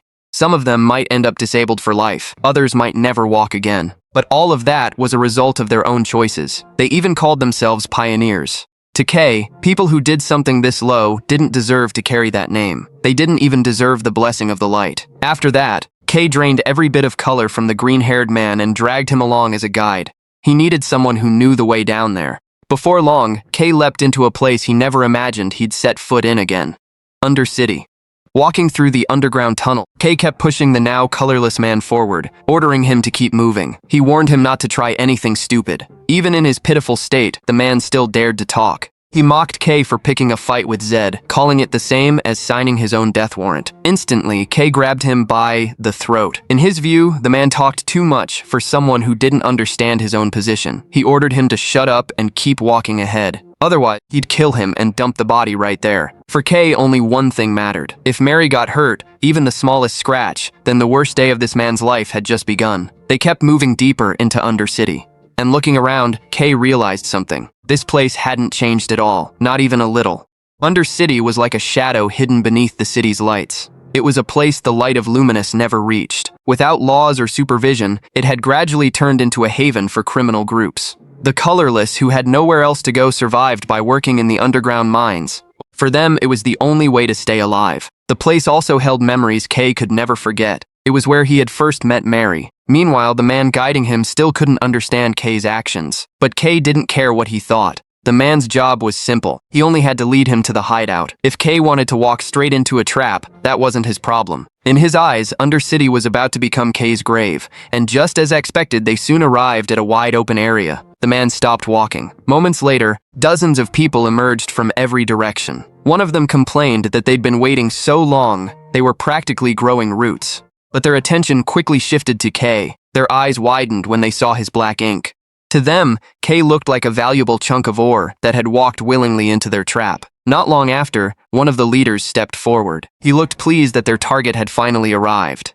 The man who had guided Kay immediately dropped to his knees and reported that he had completed his assignment, but the leader's attention went elsewhere. He noticed that the man's color was gone again. Hadn't he already said that colorless people were useless? The man hurriedly apologized and tried to explain what had happened. The leader wasn't interested. The chance he had been given was already gone. That meant his usefulness had ended as well. Without the slightest hesitation, the leader swung his weapon and cut off the man's head. He had no intention of wasting time on trash that no longer served a purpose. Meanwhile, Kay watched everything unfold without changing his expression. Scenes like this clearly weren't new to him. His gaze then shifted toward the leader. The man hadn't changed at all since their last meeting, but Kay only cared about one thing. Where was Mary? The question caught the leader off guard. Even in a situation like this, Kay still spoke as if he didn't understand who was in control. According to the leader, Kay should have thought carefully about his position. If he had cooperated from the start, this entire situation would have been over already. The longer Kay refused, the lower his chances of finding Mary became. His subordinates might not be very competent, but that didn't make them useless. And who knew what might be happening to Mary right now? Hearing that, Kay's expression darkened instantly. If they refused to talk, then he'd simply destroy this entire place. Black ink gathered around his hand and formed a massive fist. The pressure coming from it was terrifying. A moment later, Kay leaped high into the air. Then he slammed the giant fist into the ground with all his strength. A massive explosion shook the entire area. The ground trembled violently beneath everyone's feet. Elsewhere inside the hideout, someone rushed to another leader and reported the emergency. The black ink target they had been hunting was rampaging through the base. They needed his help immediately. The leader quickly ordered his men to hold Kay back for as long as possible until he arrived. But by then, the outcome was already obvious. They were being completely overwhelmed. One after another, the gang members fell beneath Kay's attacks. No one could stop him. Some of them started wondering what kind of monster he actually was. Before long, the leader they had called for finally arrived. He looked at the chaos in front of him and immediately demanded an explanation. The previous leader felt relieved at once. The man who had arrived was their branch leader, a fighter who had once reached Pioneer Rank A. But the branch leader wasn't impressed. He was disappointed. They couldn't even capture a single person. That day, the reputation of Zed, the ruler of Undercity, was being dragged through the mud. As far as he was concerned, every subordinate there was useless. The moment Kay saw the branch leader, he realized something. This man was far stronger than the others. The previous leader regained his confidence as well. In his view, no matter how talented Kay was, there was no way he could defeat a veteran who had survived countless battles. Unfortunately for him, reality didn't follow that expectation. The branch leader charged forward immediately and threw a heavy punch at Kay. Kay avoided it with ease. Then he launched a rapid series of counterattacks. The attack didn't do much damage, but it was enough to impress the branch leader. Kay's abilities were better than he expected. Because of that, he decided to show his true strength. A devastating punch shot forward. The impact slammed into Kay and sent him crashing through a building behind him. But when the dust settled, Kay was still standing. He barely looked injured. the branch leader attacked again. This time, K dodged and fired an inkwave blast. The attack immediately felt strange to the branch leader. It was as if the color inside his body was being pulled out by force. He quickly realized how dangerous that ability was. Without hesitation, he unleashed his full power. A massive aura erupted from his body and forced K to back away. The branch leader openly admitted that he hated abilities like this. K's disgusting black color was already troublesome enough. Now it was combined with strange techniques he couldn't even understand. He didn't know what other abilities K was still hiding. Because of that, he decided to stop holding back. Controlling that power was harder than he remembered. After all, it had been years since the last time he used it. Meanwhile, K looked at him with undisguised contempt. An opponent like this still wasn't enough. The way he had been fighting so far wouldn't be able to break through the man's defenses. He needed something sharper, something stronger, something durable enough to shatter his opponent's armor. Then a wave of black ink exploded from K's body. At the same time, an incredibly cold killing intent spread across the entire area. Even the branch leader felt the most terrifying bloodlust he had ever experienced. That was when K activated his technique, Arsenal of Malice. In an instant, the area around them filled with countless weapons created from black ink. The attacks came one after another without stopping. The branch leader could only grit his teeth in frustration. He had no idea what kind of power he was facing. Meanwhile, K used every weapon within his domain to keep the pressure on. Little by little, he forced the branch leader backward. But it didn't stop there. K continued attacking without giving him a single opening. He switched weapons at an unbelievable speed. A spear shot forward first, then a massive axe followed, crashing down again and again. After that, K discarded the axe and immediately replaced it with a pair of blades. The sharp weapons slashed the branch leader's body repeatedly. The branch leader was stunned. His reinforced body suddenly felt meaningless against K's weapons. The ink weapons weren't particularly durable, but every single one of them possessed terrifying sharpness. Even so, he was still one of Zed's executives. He refused to lose to a kid like K. At that point, Blank's orders no longer mattered to him. He gathered the full power of his colorist abilities and transformed his fist into a perfectly condensed mass of sharp stone. Then he rushed forward and unleashed a killing blow. The attack was so fast that K couldn't avoid it. The impact tore through several buildings before finally coming to a stop. But when the dust cleared, the branch leader froze. K was still standing. He hadn't just endured the attack, he was absorbing it. The realization finally hit him. Creating weapons wasn't K's only ability. The longer this fight continued, the more powers K revealed. Even then, the branch leader still believed he could win. All he needed was one more chance to use his color. That confidence disappeared a moment later. Part of the black ink suddenly attached itself to his face. Then it crawled into one of his eyes. His vision was immediately disrupted. K didn't waste the opportunity. A powerful uppercut smashed into the branch leader's chin. His body flew through the air before crashing heavily onto the ground. He tried to get back up. Then he realized something was terribly wrong. His strength was disappearing far too quickly.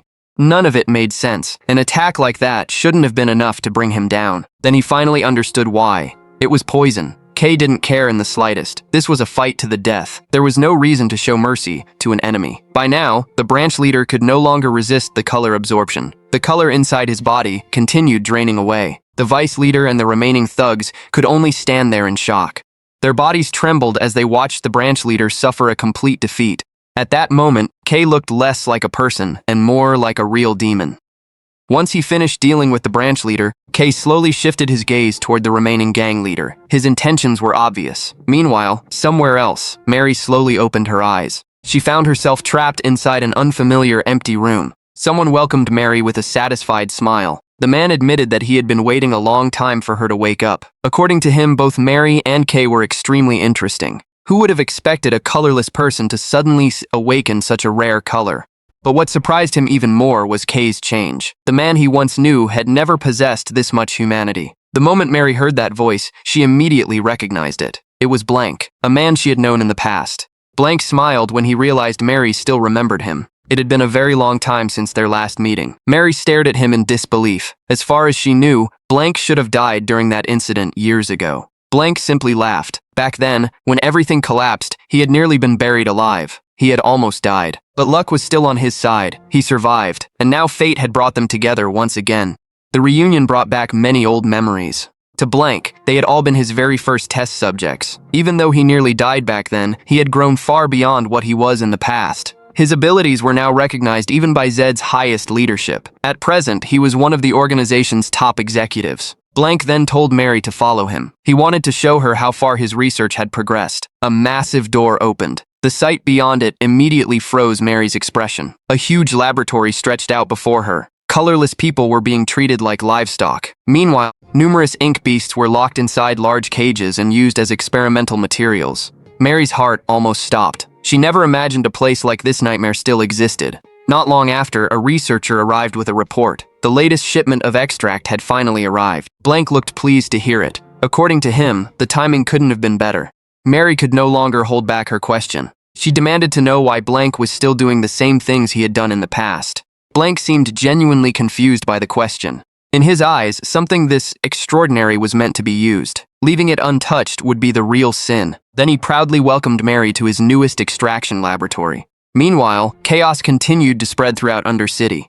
People ran in every direction. Most of them assumed it was just another gang fight. The truth was much simpler. All of that chaos was being caused by a single person, K. After moving through corridor after corridor, K finally reached a much larger open area. He immediately asked the gang leader whether Mary had been taken there. The man nodded fearfully. Mary was indeed inside. Believing he had already provided the information K wanted, he hoped he would be set free. Instead, K answered him with a heavy punch. The man's body slammed into a wall. Blood burst from his mouth. K then called for Nero. He told the cat to find Mary's location. Nero immediately jumped down and began leading the way. At the same time, another group of thugs arrived from every direction. They charged at K together. But K didn't have time to deal with enemies like that one by one. The longer this dragged on, the greater the danger facing Mary. Fortunately, he already had an idea. He copied the technique he had just seen from the branch leader. His goal was simple. He wanted to destroy every obstacle in front of him with a single attack. A massive burst of power erupted forward. The thugs were blown back immediately. None of them could stop the attack.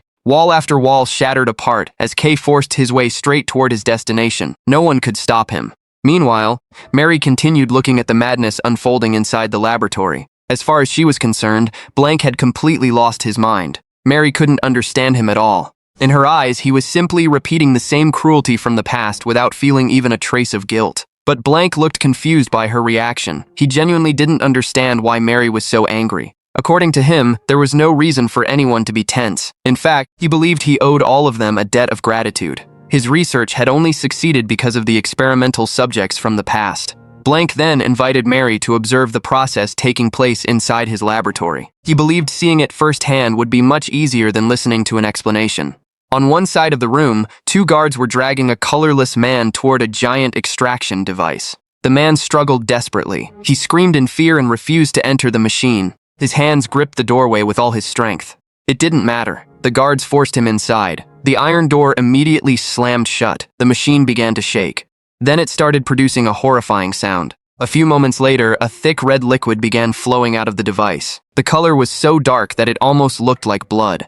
The sight in front of Mary made her feel as if time had never moved forward. Everything was still the same horror, the same cruelty. Meanwhile, Blank looked at the extracted color with admiration. In his eyes, it was one of the most beautiful colors in existence. And now, he could produce a much purer version than he ever could in the past. When he first began these experiments, his abilities had been far from perfect. He failed to obtain any color at all. As a result, every sample he had extracted from Mary ended up being wasted. But those failures led him to a new possibility. Back then, he had already mentioned that some people awaken their color much later in life. That idea caught his attention. It made him wonder about something. What if the hidden potential inside every living being could be extracted by force? The experiment turned out to be a success, and it wasn't limited to humans. Other creatures could be treated the same way. According to Blank, things that were once considered worthless could produce extraordinary colors. He believed those colors represented both the soul and the true identity of every living being. And now, he had the ability to take them whenever he wanted.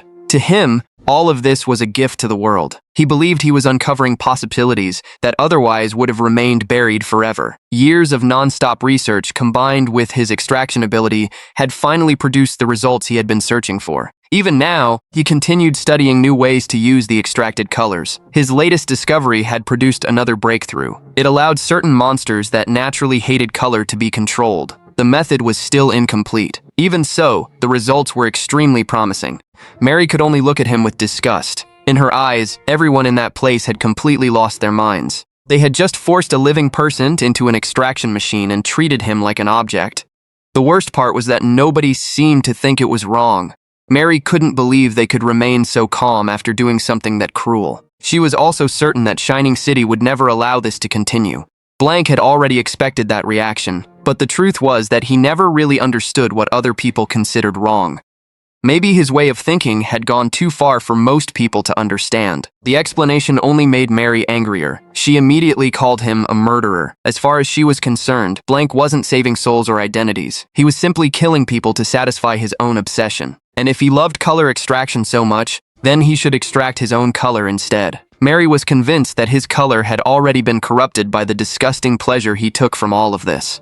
For the first time, Blank's expression changed slightly. But the reaction didn't last long. He soon shook his head. According to him, Mary was mistaken. He had been performing extraction on his own body for a long time. There was no way he would create something without testing it on himself first. Everything inside that laboratory existed because of years of sacrifice and dedication. And when his research finally reached completion, he even added a part of himself to the result.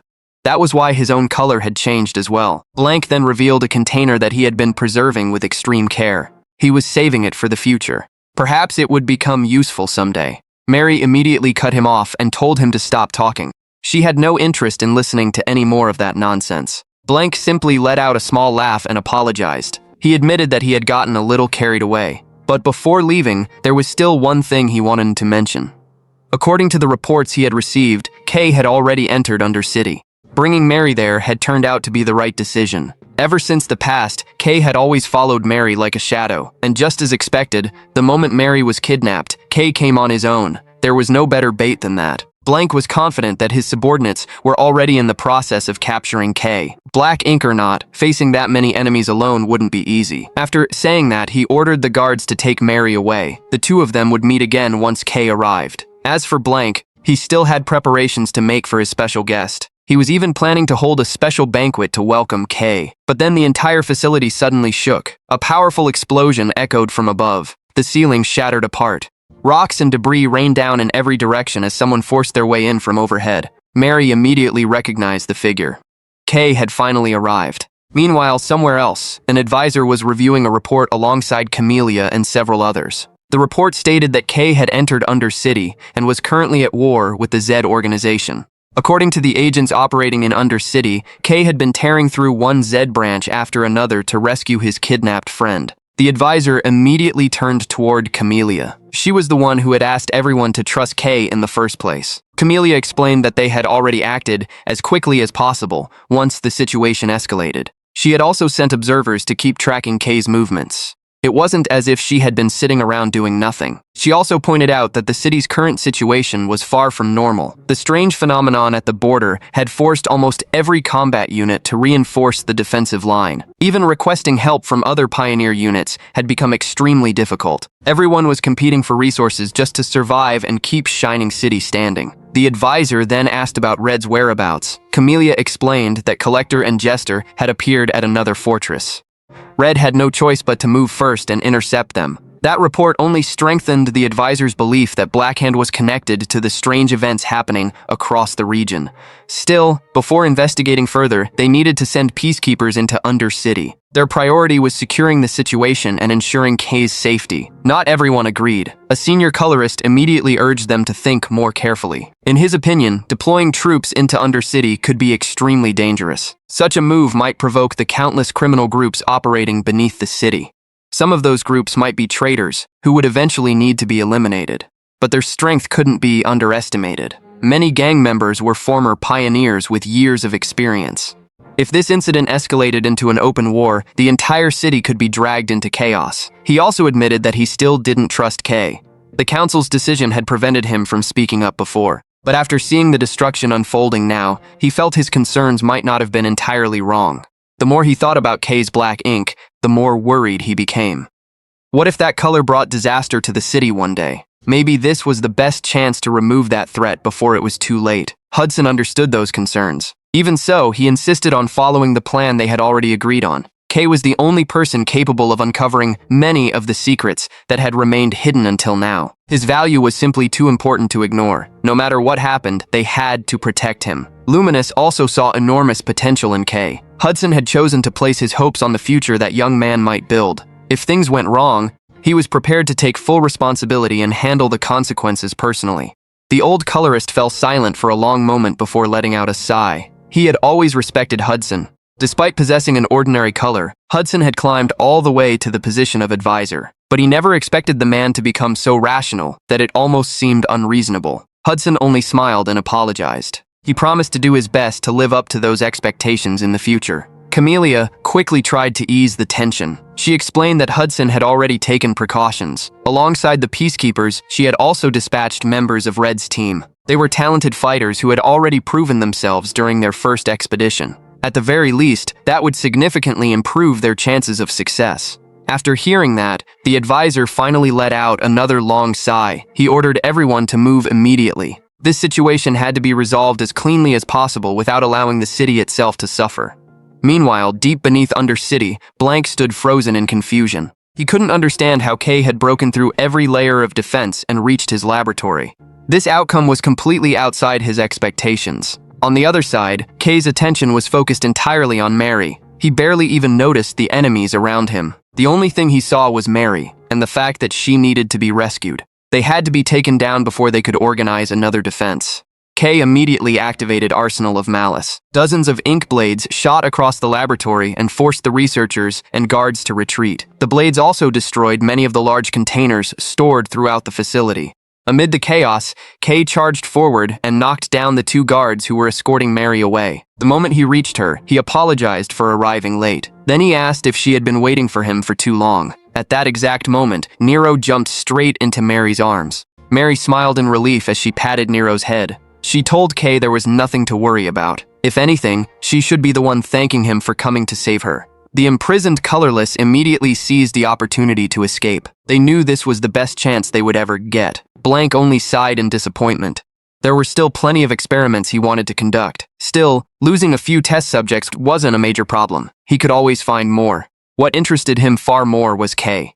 It had been a very long time since their last meeting. Blank admitted he had been genuinely excited when he heard that Kay had awakened his own color. What surprised him even more was the fact that Kay had survived while using that power. To Blank, Kay was a truly unique individual. Now that he could see him in person, his curiosity only grew stronger. He wanted to know just how brightly Kay's color would shine. Kay stared at the man for a moment before asking Mary who he was. The face seemed familiar somehow. Mary immediately explained. The man was Blank, the same person who had used them as experimental subjects and drained them without mercy. Kay finally understood.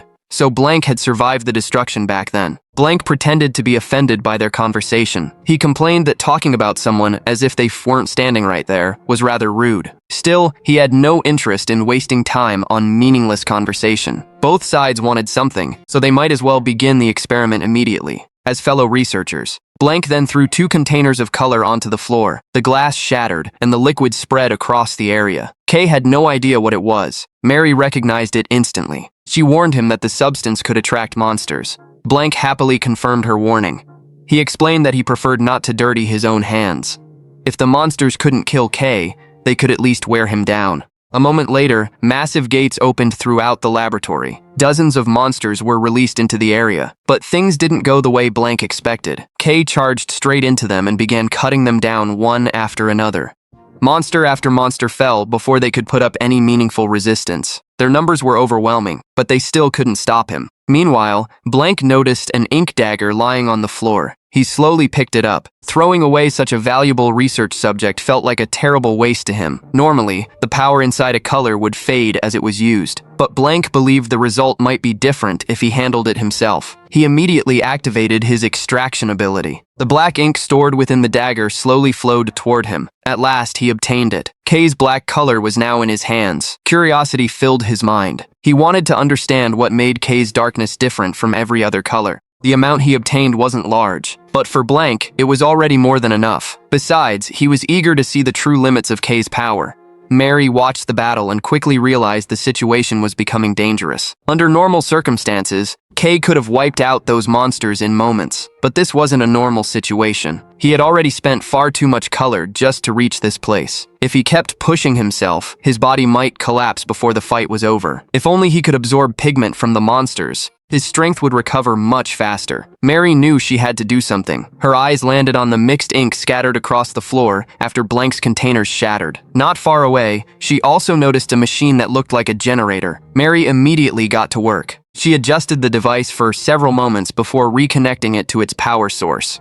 The moment everything was ready, she shouted a warning for Kay not to touch the floor. Then she drove 2 metal conductors into the ground. Electricity instantly surged across the entire area. The wave of energy swept through the monster horde and paralyzed them all at once. That single action proved Mary was far from being a burden in this fight. On the other side, Blank could only watch in disappointment. His proud creations had just been wiped out. Kay immediately took advantage of the opening. He pressed his hand against the ground. The power of the fallen monsters began flowing directly into his body. His nearly exhausted reserves started recovering at once. Blank's eyes widened. So this was the true power of black ink. Seeing it in person was far more terrifying than he had imagined. Even monsters had become nothing more than food for that power. Kay ignored the rant completely. He rushed forward and asked if Blank was finally done talking. Blank blocked the attack with his mechanical arm. He said every research project came with obstacles. Unfortunately, direct combat had never been his specialty. His extraction ability was never designed for close-range fighting, which was why he had prepared something else in advance. Blank pulled out 2 more color vials and attached them to his gauntlet. That allowed him to use the colors stored inside them. He claimed that he and Kay were actually very similar. In his eyes, Kay's obsession with other people's colors was no different from his own. Kay simply refused to admit it. Green energy instantly spread across Blank's body. He launched a rapid attack, but Kay blocked it without much trouble. The battle resumed immediately. Every clash shook the entire laboratory. Blank kept trying to persuade him during the fight. He believed they could work together. If Kay joined him, he would eventually understand the true value of his research. Blank thought it would be far more interesting if they pursued the ultimate beauty of color together. Kay's absorption ability and his extraction ability could help them reach the truth he had spent years searching for. According to Blank, Kay possessed something he never could.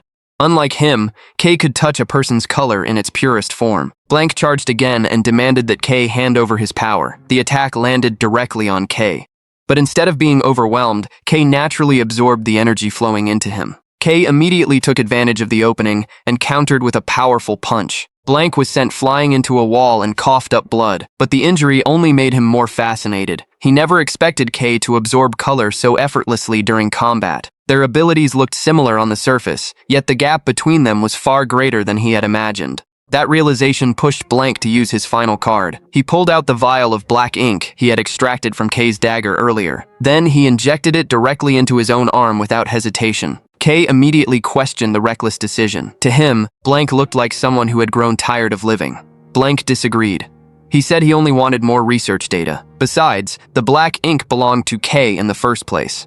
Even if the experiment killed him, that would simply make the results more interesting. The black ink slowly spread through his body, and somehow he managed to endure it. It was only a tiny fragment of Kay's original color, yet the power contained inside it was astonishing. Blank's right arm transformed completely into black ink. His right eye changed as well. He stared at the transformation in pure admiration. To him, this power was extraordinary. The more he experienced it, the harder it became to suppress his desire for battle. Not long after that, the two of them exchanged blows once again. Blank could barely believe what he was feeling. The moment he used the black ink, everything became clearer. For the first time, he felt like he truly understood Kay's color. He offered the partnership again. A meeting like this felt far too perfect to be a coincidence, but Kay rejected him immediately. According to Kay, they were nothing alike. Blank simply laughed. He still believed they shared more similarities than Kay wanted to admit. Or maybe, the only reason Kay kept rejecting him was because of Mary. Then Blank brought up something else. He claimed Kay had never possessed a true identity of his own. Throughout his life, Kay had wandered from place to place, absorbing the colors of others. Blank said he could see the emptiness hidden inside him. That emptiness was Kay's real identity. Even though it sounded like an insult, Blank insisted he wasn't mocking him. In fact, he thought Kay was unusually honest about his desires.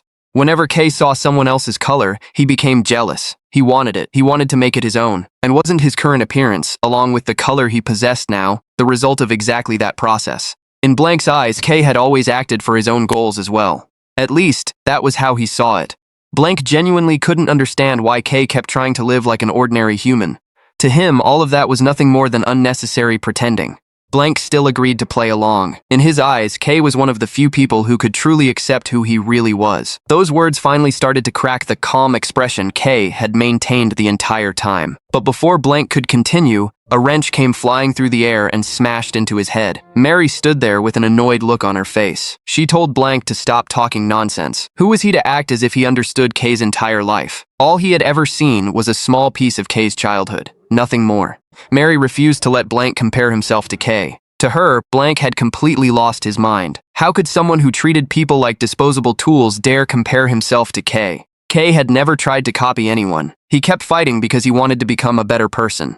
Mary was certain Blank would never understand everything K had gone through. Yes, K was a little different from most people. But in the end, he was still human. Blank had no right to look down on him. As far as Mary was concerned, Blank was nothing more than a disgusting psychopath and a piece of trash. K turned toward her after hearing that defense. A faint smile appeared at the corner of his lips. Then a tremendous surge of power erupted from his body. Blank was shocked. Even now, K's strength continued to exceed his expectations. K thanked Mary. Then he shot forward. A devastating punch slammed into Blank and nearly shattered the black ink fist he had created. Blank's body could no longer handle that level of power. K immediately seized the opportunity. He poured every bit of strength he had left into one final attack. The massive blow struck the ground and shattered the floor in every direction like a giant spiderweb. The battle was over. Mary quickly ran to K. She was worried he had been injured. K assured her that he was fine. Mary looked at Blank's broken body and guessed that he would never get back up. K agreed. Blank had already reached his limit, and this was where everything would end. K had no intention of leaving unfinished problems behind. If Blank survived, he would only repeat the same atrocities over and over again. Yet even in that miserable condition, Blank let out a weak laugh while coughing up his color. He admitted that the power he had used in such a rushed manner wasn't enough to defeat K. What a shame. He couldn't help wondering what might have happened if he had obtained just a little more of K's color. Even after losing, he still hadn't given up. To obtain that color, he was willing to do anything. Suddenly, the entire facility began to shake violently. Explosions echoed from every direction. Blank revealed that special explosives had been planted throughout the entire complex. Their organization had already lost contact with headquarters. On top of that, the chaos in Undercity had grown too large. Because of that, the higher-ups had decided to erase all remaining evidence. If everything was about to end anyway, Blank saw no reason not to try one last thing. Before anyone could react, the floor beneath them collapsed. K and Mary immediately fell into a massive abyss filled with black ink. The sight shocked K. How could there be an ocean of black ink beneath the ground? Most likely, waste from the extraction chambers had been flowing into this place and accumulating for years. But there was a much more urgent problem. Mary was in danger. Just as K feared, her body was already beginning to sink. Colorless people were the most vulnerable to black ink. Every second that passed made the situation worse. K moved immediately. He knew he had to absorb all the ink around them. The problem was the sheer amount of it. Trying to absorb everything at once would take far too long. Mary might already be dead before he finished. The only option was to reach her directly. But fear began creeping into his mind. What if he was already too late? He knew better than anyone what happened to people who sank into black ink. They could not be saved. That thought made him question why he had obtained this color in the first place. Wasn't all of this power meant to protect the precious light in his life? If he gave up on that light now, then what had all his struggles been for? A voice inside him seemed to ask whether he was truly willing to accept an ending like this. The answer was obvious. No, once was enough. He would never lose someone important to him again. No matter what happened, he refused to give up. K rushed forward and grabbed Mary's hand. He immediately started absorbing all the black ink covering her body. Deep down, he kept begging her to hold on. Mary once told him she would be there to see him become a colorist. She also believed that everyone had their own light and color, including herself. She just hadn't realized it back then. Those words had always reminded K of Lumiel's teachings. That was why he never forgot them. The world was filled with discrimination and suffering. But during his journey, K had also met countless people who brightened the lives around them with their own colors and light. Mary helped him understand something he had never realized before. If he had remained alone, he never would have learned any of it. He would have stayed buried in emptiness forever, never knowing warmth or happiness. Now he finally understood. If Lumiel had shown him the path, then Mary was the reason he kept moving forward. She gave him a reason to smile. That was why she had to wake up. They had made a promise. The black ink slowly disappeared. But when Kay checked her condition, his heart nearly stopped. Mary wasn't breathing. He couldn't understand it. He had absorbed all of the black ink. Then why? At that moment, a soft light began shining from Mary's body. Kay had seen that same light before. Was this the hidden potential that had always existed inside her? If that light could be brought back out, then maybe there was still hope. Kay tightened his grip on her hand. He felt like he only needed to do what he had always done. Then he could still save her. Suddenly, Mary's warm light spread throughout his entire body. The feeling was different, very different. It wasn't like his usual absorption ability at all. The light felt familiar, gentle, warm, comforting, and at that moment, Kay finally understood. This was the happiness hidden inside Mary. This was the warmth she carried wherever she went. This was Mary's true light. And because it belonged to Mary, it felt incredibly warm, bright, and full of life. Using his absorption ability, Kay carefully drew that light out and guided it back into Mary's body. A few moments later, the results finally appeared. Mary's body trembled slightly. Then she suddenly jolted awake, coughing violently as she desperately gasped for air. Mary looked completely confused. She clearly remembered sinking into the sea of black ink. There was no way she should have survived. So how was she still alive? But before she could find an answer, something else caught her attention. Mary stared at her hands. Her eyes widened instantly. Her body was giving off color. She was no longer colorless. Panic immediately took over. Kay quickly tried to calm her down. He told her everything was fine and asked her not to jump to conclusions. Right now, the most important thing was checking whether her body felt strange or uncomfortable. He understood how confusing this situation was. But they didn't have time to think about it. The entire place was collapsing. They needed to get out immediately. The explosions above had probably blocked some of the routes, but Kay was sure there had to be another way back to the surface. While they were trying to figure out an escape plan, a very familiar meow suddenly echoed from the distance. It was Nero. A moment later, another explosion shook the area. Part of the ceiling collapsed again, sending debris everywhere. Then a figure appeared through the dust.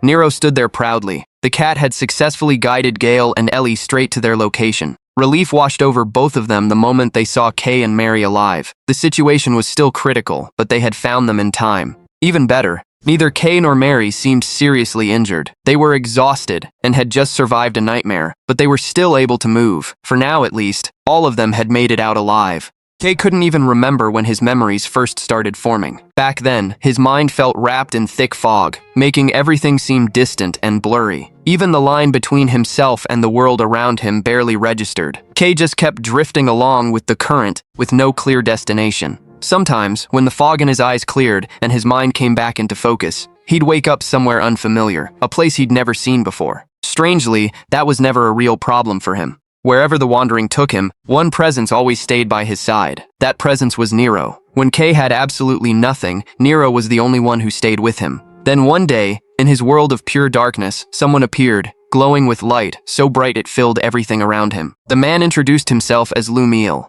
The moment Kay saw him, something inside him understood instantly. Lumiel was the beautiful light he'd been searching for all along, without even realizing it. That presence left a mark on his heart that never faded. Unfortunately, the time they spent together didn't last long. After parting from Lumiel, Kay went back to wandering through unfamiliar places, still chasing the beautiful light burned into his memory.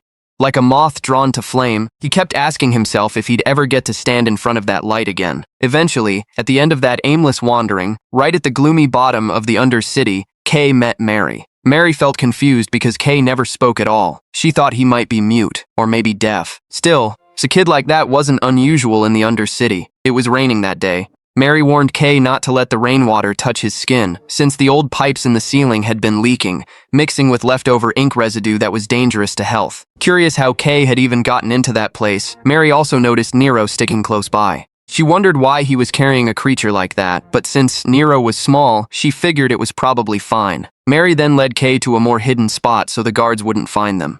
But the guards showed up anyway. They were furious that Mary had left her designated area without permission. One of them even threatened to beat her again if she needed reminding of her place. Their attention then shifted to Kay. They'd never seen this kid before and immediately marked him as a new experiment subject. Conveniently, they happened to need more test material anyway. Roughly, they dragged Kay and Mary back to face blank. Blank looked irritated to see his valuable samples wandering around freely. In his view, supervision in that place was completely falling apart. The guards rushed to apologize while Blank looked at Mary with a faint smile. He admitted he was glad to see her again, though he considered her far too stubborn, someone who never knew when to give up. Even valuable samples like them had a limit to his patience. Blank warned that if they kept resisting, they'd only end up suffering for it in the end. That was exactly why he couldn't understand why they kept trying to escape. Kay finally understood the truth about that place. On the surface, the building looked like an ordinary orphanage, but in reality, it was no different from a detention camp that kidnapped children. Plenty of fake facilities exploited the city's poverty relief policies, hiding in the darkness of the undercity. Street kids were scattered everywhere, forced into unpaid labor that had already become normal in the world below. But the real purpose of that place wasn't just forced labor. It was used for experiments. Security was extremely tight, and the only way out of there was as a corpse. Even so, Mary had absolutely no intention of dying in a place like that. Long before Kay ever showed up, she'd already tried escaping multiple times with other kids. Despite failing again and again, Mary never gave up. Her unwavering determination became a source of hope for the other children. Slowly, she became the biggest support for every kid who dreamed of the world outside. Mary explained that in 3 days, the shift change during patrol would create a small gap in security, one they could use to escape. She also thanked Kay for his help. According to her, this time, they'd all get out together. Kay felt like that was the moment he truly started syncing with Mary. Mary shared the plan with the other kids too, but she asked everyone to keep quiet so the secret wouldn't leak. That night became the last night they'd ever spend in that horrible place. Mary said that once they made it out, she wanted to go to Shining City, learn a craft, and eventually open her own workshop. In Shining City, even someone without color could still get a job, and eventually earn citizenship. They'd have to live near the city's outer wall later, but according to Mary, even that was far better than living here. Mary then asked what Kay wanted to do once they made it out. For the first time, Kay gave a clear answer: colorist. The man he'd once met was a colorist, and ever since, Kay wanted to try becoming someone like him. That was the first time Kay had ever expressed a want of his own, but deep down, he felt like it was impossible to achieve. For a long time, he'd kept hearing how colorless people were considered weak and fragile. Every adult around him said the same thing, over and over. Kay felt like he'd simply followed that beautiful light until he ended up here, and that was as far as it went. Now that he was actually here, he had no idea what to do or where to go next.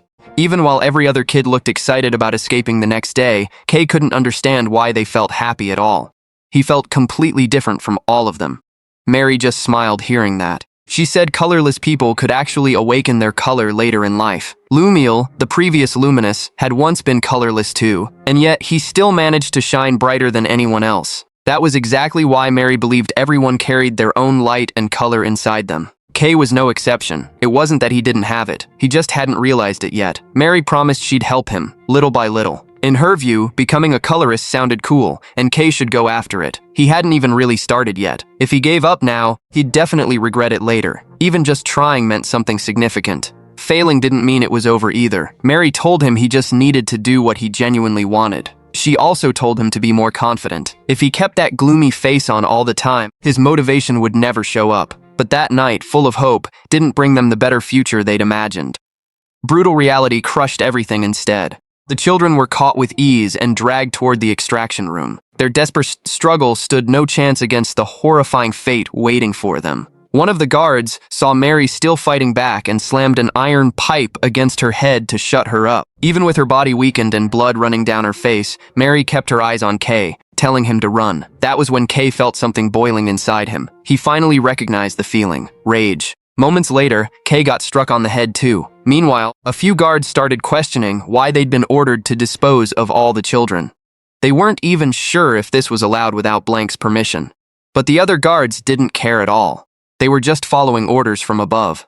According to them, the lab's existence had nearly been exposed. In the middle of their crude conversation about how annoying the job was, Kay slowly rose to his feet. That was the moment his true nature began to surface. What followed was a massive disaster. Even Kay himself didn't fully understand what happened. When he came to, Mary and Nero were already right beside him. Kay asked what had actually happened, but Mary didn't know either. She'd just woken up, and everything around them had already turned into ruins like this. Maybe there'd been a huge explosion or something similar. Out of everyone who'd been there, it seemed like only the two of them had made it out alive. Mary felt sad, knowing all those kids had actually been good kids. But Kay saw people starting to approach, and they had to move right now. If they stayed, they'd definitely get caught again. Mary wiped her tears and said they had to head to the surface. They couldn't survive down here any longer. She also asked Kay to make a promise with her. Once they reached the surface, they'd live happily, no matter what. Mary believed the kids who'd already passed on would have wanted the same thing for them. As Mary and Kay helped each other climb out of the collapsed hole, Gale could only let out a long sigh. Thanks to them, he'd finally seen the deepest part of Undercity, a place he never imagined he'd set foot in his entire life. Gale then asked for an explanation about what was actually going on. Mary had clearly been colorless before, but now she suddenly had color, alongside some guy named Kay. Still, Gale figured nothing could really shock him anymore at this point. Ellie walked up to Mary and immediately understood that the girl had awakened just like Kay, with an incredibly deep color. Even among the three great families, that level of saturation was extremely rare. Even nobles weren't guaranteed to have it. According to Ellie, that color was genuinely beautiful. But Kay knew they didn't have time to discuss this right now. They were still in the middle of Shadow's base, with no idea when the rest of the group might show up to attack. This place was too dangerous. They needed to get out first. Gale looked confused by the change in Kay. Even his eyes looked different now. Before they could ask anything further, Mary quickly stopped them, saying the details could wait until later. Ellie agreed, adding there was no need to rush since all the annoying trash in this place had already been cleared out. Mary looked surprised they'd managed to take down so many enemies on their own. Gale scoffed again. He admitted he'd had to move fast and burn through a lot of color just to get here. In his view, Kay and Mary should be grateful. The explosion had blocked off a lot of routes, Zed's members showing up non-stop, and most of the weapons they used were just mass-produced droppers. Even so, they couldn't afford to let their guard down. There was still a chance someone could be hiding, waiting for the right moment to strike while they moved. Mary walked behind them, following close. One of the guards, who'd been faking unconsciousness, finally got up, barely holding back his rage. There was no way he'd let them just walk away after being beaten this badly. Either way, if he went back looking this pathetic, losing a hand or two would probably be considered light punishment. Because of that, he decided he'd at least drag one of them down to hell with him. He lunged straight at Mary, full killing intent. The group's reaction was just as fast. Kay moved first, already ready to finish the guard off. But before Kay could act, Mary threw a light punch first. Strangely, the man's body went flying, slamming hard into the nearby wall. Even Mary looked shocked by the result. She'd just swung her arm normally. But the power behind her color went far beyond anything she'd imagined. Before they could discuss it further, the sound of heavy footsteps echoed from the underground corridor. The peacekeeping forces had finally arrived. As usual, they immediately ordered everyone to drop their weapons and surrender peacefully.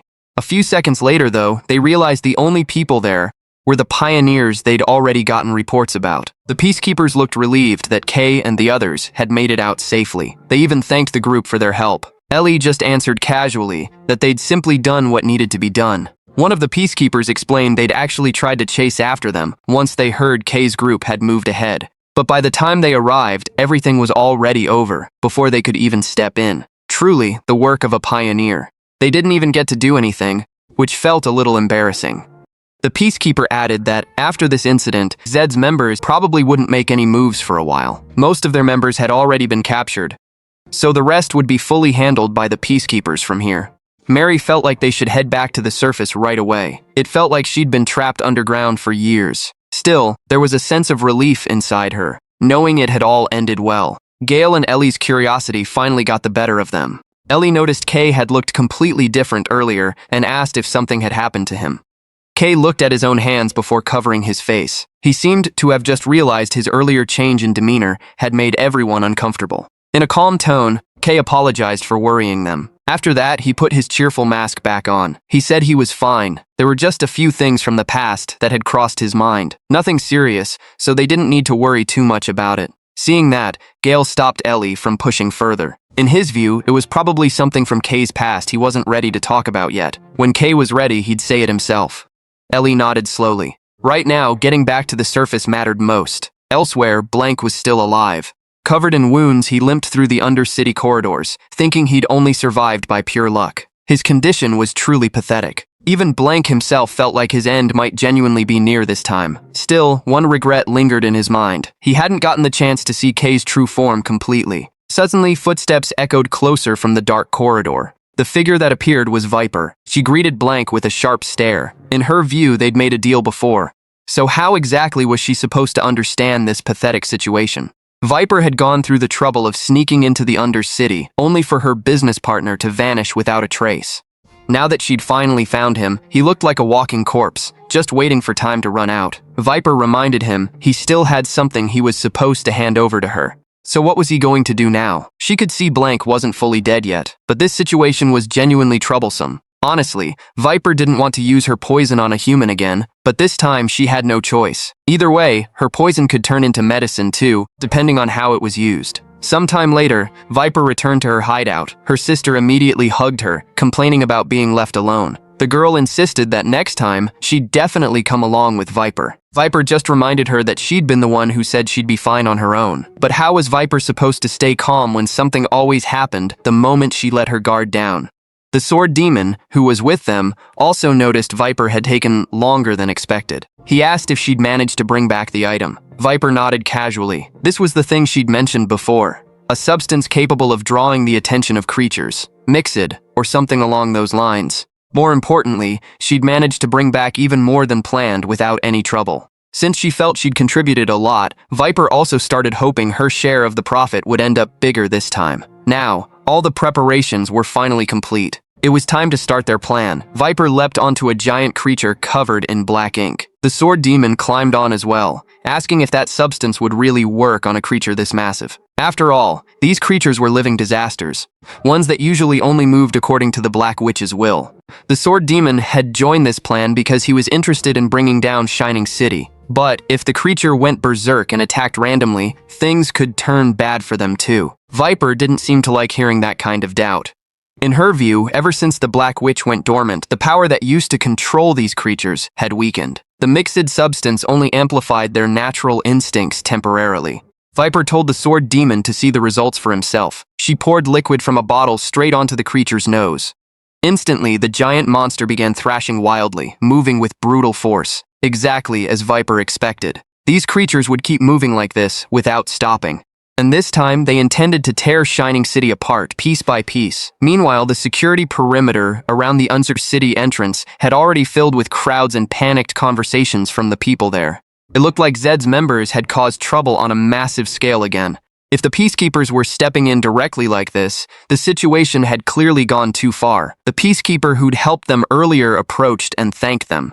Every Zed's member, along with the defeated pioneers, had already been secured under tight guard, so Kay and the others didn't need to worry about anything else after this. Suddenly, a voice echoed from behind, sounding relieved that everything had already been resolved. Camellia said she'd rush straight here after hearing the urgent report, but apparently, there was nothing left to worry about. His arrival immediately drew everyone's attention. Even passersby nearby seemed to recognize him. Colorist Red walked straight up to Kay, asking what exactly he'd done this time. Not much ever genuinely surprised him, but this situation clearly went beyond anything he expected. Red's gaze then shifted to Mary. She was Kay's friend, wasn't she? Mary looked completely different from the last time they'd met. Even more surprising, she'd apparently gone through awakening right after Kay. Red felt this place had too many eyes watching, though. It'd be better to talk back at headquarters. They eventually returned to the Dawn Pioneer Corps base. Camellia looked thrilled that Red had once again brought in someone extraordinary.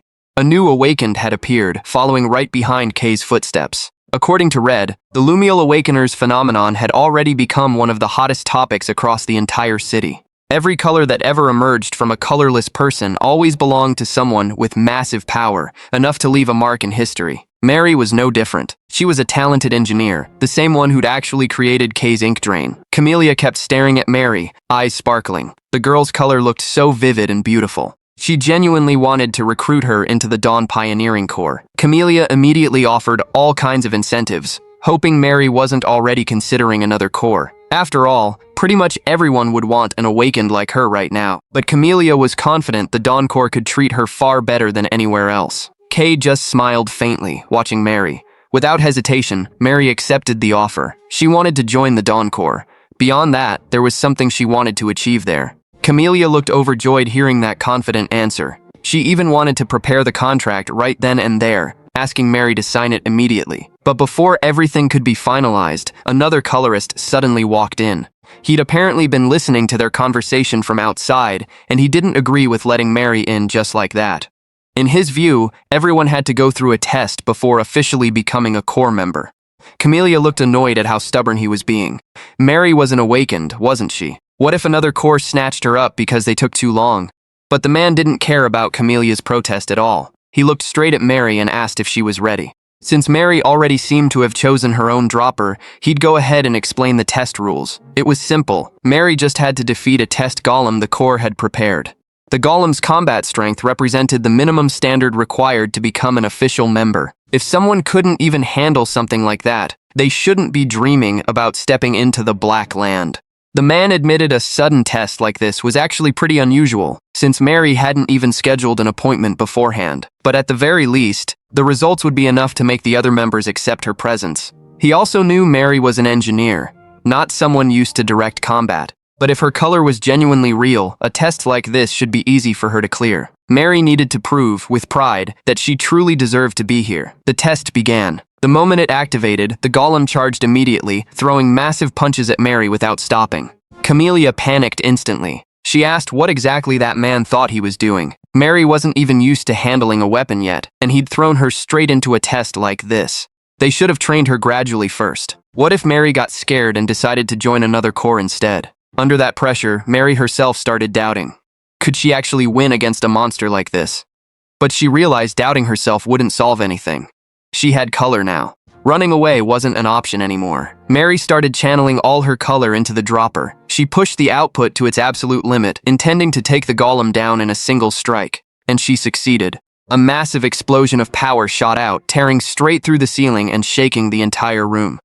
Even the yellow-haired colorist standing there looked stunned. For just a moment, Mary's emission level had nearly matched his own, and this was the very first time she'd actually used a dropper directly. Her potential was genuinely incredible, but Mary still hadn't learned to control that power properly. Her color started exploding in every direction, completely out of control. Panicking, she kept calling for help, growing more terrified of her own strength. In the process, she ended up destroying even more parts of the ceiling. Everyone scrambled to clean up the debris while Mary kept apologizing non-stop.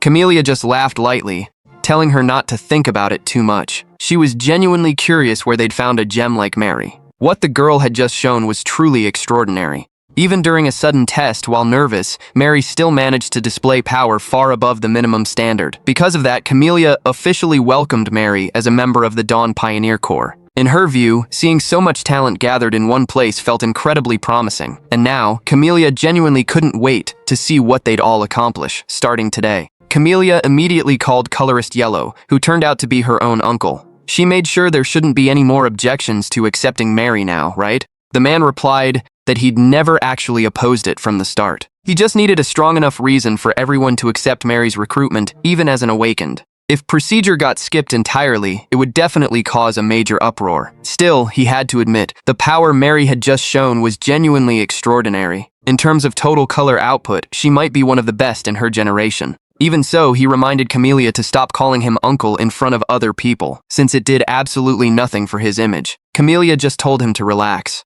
They weren't exactly in an official setting right now anyway. If he kept being this stiff all the time, he'd end up coming across as cold himself. After that, Camellia pulled Mary away, since there was still a lot to prepare for the Dawn Pioneer Corps' newest member. Her acceptance paperwork wasn't even finished yet. Kay had been a little worried about how sudden the test was, but he felt relieved everything had gone smoothly. Before long, Red approached them and asked if the welcome celebration was already over. They weren't busy today either, right? Once everyone shook their heads, Red said the timing actually couldn't be better. He'd been too caught up in his own work lately to give them proper attention. Because of that, this moment felt ideal. Red wanted to teach them something extremely important. They all headed to an empty training area, perfect for practicing without worrying about who might be watching. A few training dummies were still left there, built to resemble hard shell-type enemies, tough enough that most ordinary attacks wouldn't even leave a scratch. Red told them to pay close attention if they wanted to survive in the Black Land later. This technique was something they absolutely had to master. He swung his sword at a dummy, and a loud clash echoed instantly. Red then explained that no matter how well-made ink drain or droppers were, they all had limits. Sooner or later, they'd face enemies that couldn't be pierced by ordinary attacks. Some opponents could even regenerate over and over, even after being sliced to pieces. That was exactly why, in situations like that, they needed to use chroma manifestation. Color began wrapping completely around Red's sword. Ellie and Gale immediately recognized it as the same technique Red had used against the sword demon back in the Black Land. The technique was called chroma. A person would extract their own latent color, then coat it onto their body and weapon so it could shine in different forms. Once their personal color got layered on properly, the resulting power would go far beyond ordinary ability. Things that previously couldn't be cut would slice apart cleanly. As pioneers, this ability would eventually become a core part of their essential skill set. Everyone needed at least one trump card, since no one knew what awaited them in the Black Land. The others stared in awe at how cleanly the dummy had been sliced. Kay then asked if every colorist had to be able to use this kind of ability freely. Red explained this was actually just the minimum standard for a colorist. All of this was still the basic stage. Once they reached high-level rank A, they'd see plenty of people using similar techniques. But if they wanted to go further and be recognized as a true colorist, they'd need to become rank S pioneers and pass a special exam. After that, Red told them to take out their weapons and get into position. He'd start teaching them how to train chroma. According to him, the technique sounded impressive, but it was really just an extension of themselves. They definitely knew the sensation right before activating their power, the moment their color started releasing. Normally, they'd just let all that color flow out freely. This time was different. They needed to imagine that color being absorbed back into their body and weapon, instead of letting it spill outward. The training turned out to be far harder than they expected. They tried following Red's instructions, but their color drained out fast instead. If this kept going, they could end up becoming colorless. Red had already expected it wouldn't be this easy. Still, for beginners, the progress all three of them showed was already impressive. Some people needed years just to grasp the basic sensation of chroma. Even so, Red reminded them not to get cocky. Having talent was only the starting point. To actually make it their own strength, they still needed real effort. In the middle of the training, Kay managed to pull it off with ease. He even admitted he'd already been using that ability for some time now. So this was what they called chroma. Ellie finally understood that the ability Kay used back at the ruins had actually been chroma all along. Red looked even more interested in teaching him now. Thinking about it, a result like this had honestly been obvious from the start. Right now, Kay was simply pouring an absurd amount of power into his attacks. The method was still rough, relying purely on brute force. But Red figured that wasn't a big issue for now. Explaining the next stage would just give Kay a headache anyway. What mattered most was that Kay's color usage was still way too wasteful. If he kept going like that, he could turn colorless after just a few attacks. Kay said he already knew that. He still couldn't control his output properly and was working on fixing it.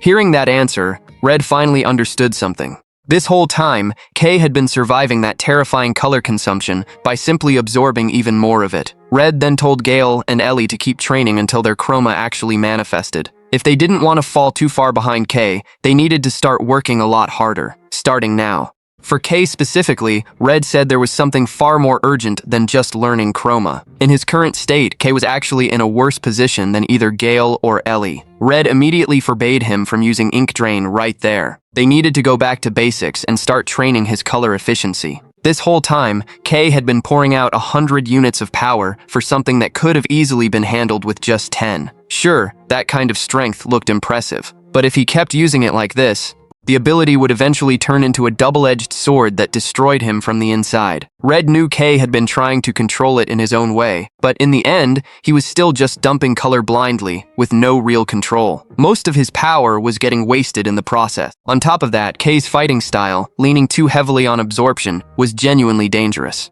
If he ever ran into an opponent slightly stronger, or someone who could withstand that ability, Kay would immediately find himself in serious trouble.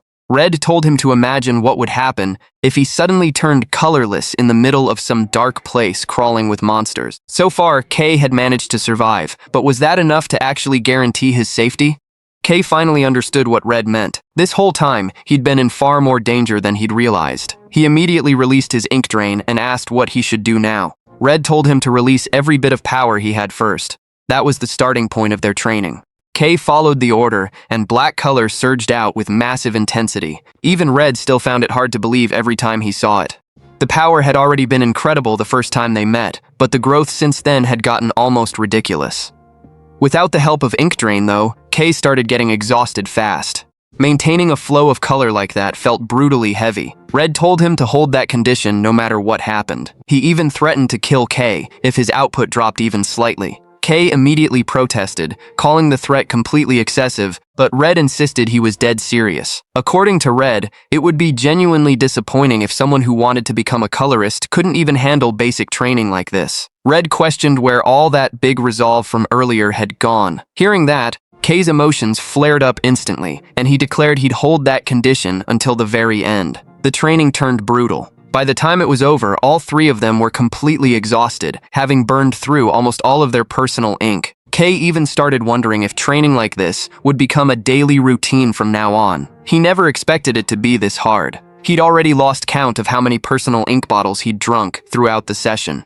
Red felt their results were actually pretty solid for a first day. In his view, their hard work was clearly showing. Because of that, he said today's training should wrap up here. Hearing that, Kay, Gale, and Ellie immediately turned to leave, assuming the training was finally done. But Red stopped them right away. He'd never said they were allowed to go home. He'd never said today's training was over either. In fact, the real part was just getting started now. As a closer, they'd be going through actual combat training. Red told the three of them to attack him with full intent to fight, as if their lives genuinely depended on it. Because someday, a situation exactly like that would really happen in the Blackland. A moment later, Red's announcement caught them off guard. Out of nowhere, Red said he'd be their sparring opponent himself. Just learning chroma wasn't enough, he made clear. Talented as they were, their field experience was still minimal. This training aimed to close that gap, even just a little, to raise their odds of survival. Red sounded fired up. He said he'd show no mercy and force them to fight all out. Kay, Gale, and Ellie broke into cold sweat, raising their weapons. Red told them to get ready now. He stepped forward, telling them to picture the worst-case scenario against enemies in the Blackland. There'd be no mercy there. That was why he wanted them fighting without holding back, striking with everything they had. A second later, Red shot forward at incredible speed. Mid-move, he challenged them to land at least one effective hit. In an instant, he appeared behind Ellie, sword already swinging without hesitation. Ellie looked startled, unable to track the movement with her eyes, but her body reacted first. Ice color burst from her hand, forming a solid barrier right before the blade hit. A loud clash echoed through the training area. Pushed back by the force, Ellie still managed to hold his sword off. Watching that, Red smiled faintly, like everything matched his expectations. Ellie's reflexes were clearly faster than the others. Not only that, she'd frozen ice that dense in a split second. Her control over color felt genuinely impressive. Without pause, Ellie launched a follow-up attack. Jagged ice chunks shot out from multiple directions, ready to strike Red anytime. Red looked fairly impressed by her attack and defense combo. That style, he said, was already excellent for a beginner. Still, dodging the ice with light, easy movements, Red reminded her every ability had a weakness. A thin glow slowly wrapped his sword, radiating a far denser color than before. Red explained that when two color elements clashed, the weaker side eventually got destroyed. The next second, his sword swung. One clean slash split all of Ellie's ice at once. The frozen shattered in two right before her eyes, leaving Ellie stunned at how easily Red broke through her defense. Red advised her not to get satisfied just because her ice was already dense. That kind of defense, he said, could still be broken anytime. Because of that, Ellie needed to prepare a backup plan or train her chroma until that ice became far harder to destroy. Meanwhile, Gale started moving. His sword swung with smooth, precise motion, leaving a faint trail in the air with every strike. In an instant, Gale charged in from the left, launching a sharp slash at Red. Kay didn't stay still either. Almost at the same time, he shot in from the opposite side to surround Red. His black attack swept in from the right with equally dangerous force. The two kept up a relentless barrage, giving Red no room to breathe. Strikes came one after another from two directions, filling the area with flashing blades and clashing color. But under that pressure, Red stayed calm. With simple, efficient movements, he blocked every attack one by one without much visible effort. Kay and Gale looked shocked seeing their attacks broken so easily. Even more shocking, Red did it without using any color at all. The next second, Kay, Ellie, and Gale moved together. They shot forward fast, attacking Red from three directions almost simultaneously. But once again, Red handled it all with ease. Swords clashed repeatedly at high speed, sparking color with every collision. Wave after wave of attacks kept coming, but none broke through. Cold sweat ran down Gale's face. He couldn't believe that with all three of them combined, they still hadn't touched Red. Gale started feeling their effort still wasn't enough. Memories from the past surfaced in his mind, the times he'd been so weak, the person who'd once sacrificed everything to protect him, replaying without stopping. That was exactly why Gale swore that tragedy would never repeat. A surge of green sword-shaped color formed around his body. Gale shot into the air at high speed, ready to unleash a full-powered strike at Red. His resolve was simple: get stronger fast. From above, Gale rained down sharp blade-shaped thrusts straight down at Red. For the first time, Red started channeling ink drain into his sword. A faint glow wrapped the blade as he prepared to face Gale's attack. The next second, Red swung his sword calmly. Gale's attack got deflected aside with ease. Every sharp blade aimed at him shattering instantly from the impact. Without giving them any opening, Red suddenly vanished from where he stood. In an instant, he appeared in front of Ellie and landed a light slash that shattered her wall of ice instantly. Before Ellie could react, Red spun around and slammed his sword hilt into Gale's stomach. The impact sent Gale coughing hard as he flew backward. At the same moment, Red swung his sword toward Kay. A quick slash shattered Kay's weapon into pieces. That sudden assault left Kay, Ellie, and Gale standing there drained, frozen in front of Red. Their breathing turned heavy, their bodies still aching from a gap in power that felt impossibly wide. Seeing their state, Red figured the sparring session had more than served its purpose. His gaze shifted to Gale. Red called him out for rushing his attacks too much, making every move easy to predict. According to him, burning through all his color to force himself colorless was a genuinely bad call. Red admitted he didn't know what made Gale so restless. But emotions like that couldn't cloud his judgment or his fighting style. Red didn't say much to Kay. In his view, Kay had already started using color without a dropper, so he should feel the difference himself by now. Red then brought up the Undercity incident. Things ended fine that time, sure, but only because Kay went berserk without control. If not for Mary's dropper, Kay's situation back then would have turned out far worse. He warned Kay to pay closer attention to how he managed his power. Compared to Ellie and Gale, Kay's weakness was actually far more dangerous. Kay just stayed silent, listening to it all. Just as he'd expected, Red really was incredibly strong. A colorist like him clearly stood on a completely different level. Slowly, Kay started wondering if he could ever reach that kind of strength someday. Even with his body still feeling heavy, Kay slowly rose to his feet. He refused to let things end right here. A strong desire grew inside him, to be recognized directly by the colorist standing at the very top. Kay rose slowly and brought up something Red had said earlier, about being allowed to attack with everything they had. The truth was, he'd recently gained a new ability, but he stayed hesitant to use it since he didn't fully understand it himself. Kay smiled faintly. It would feel like such a waste to end things here like this.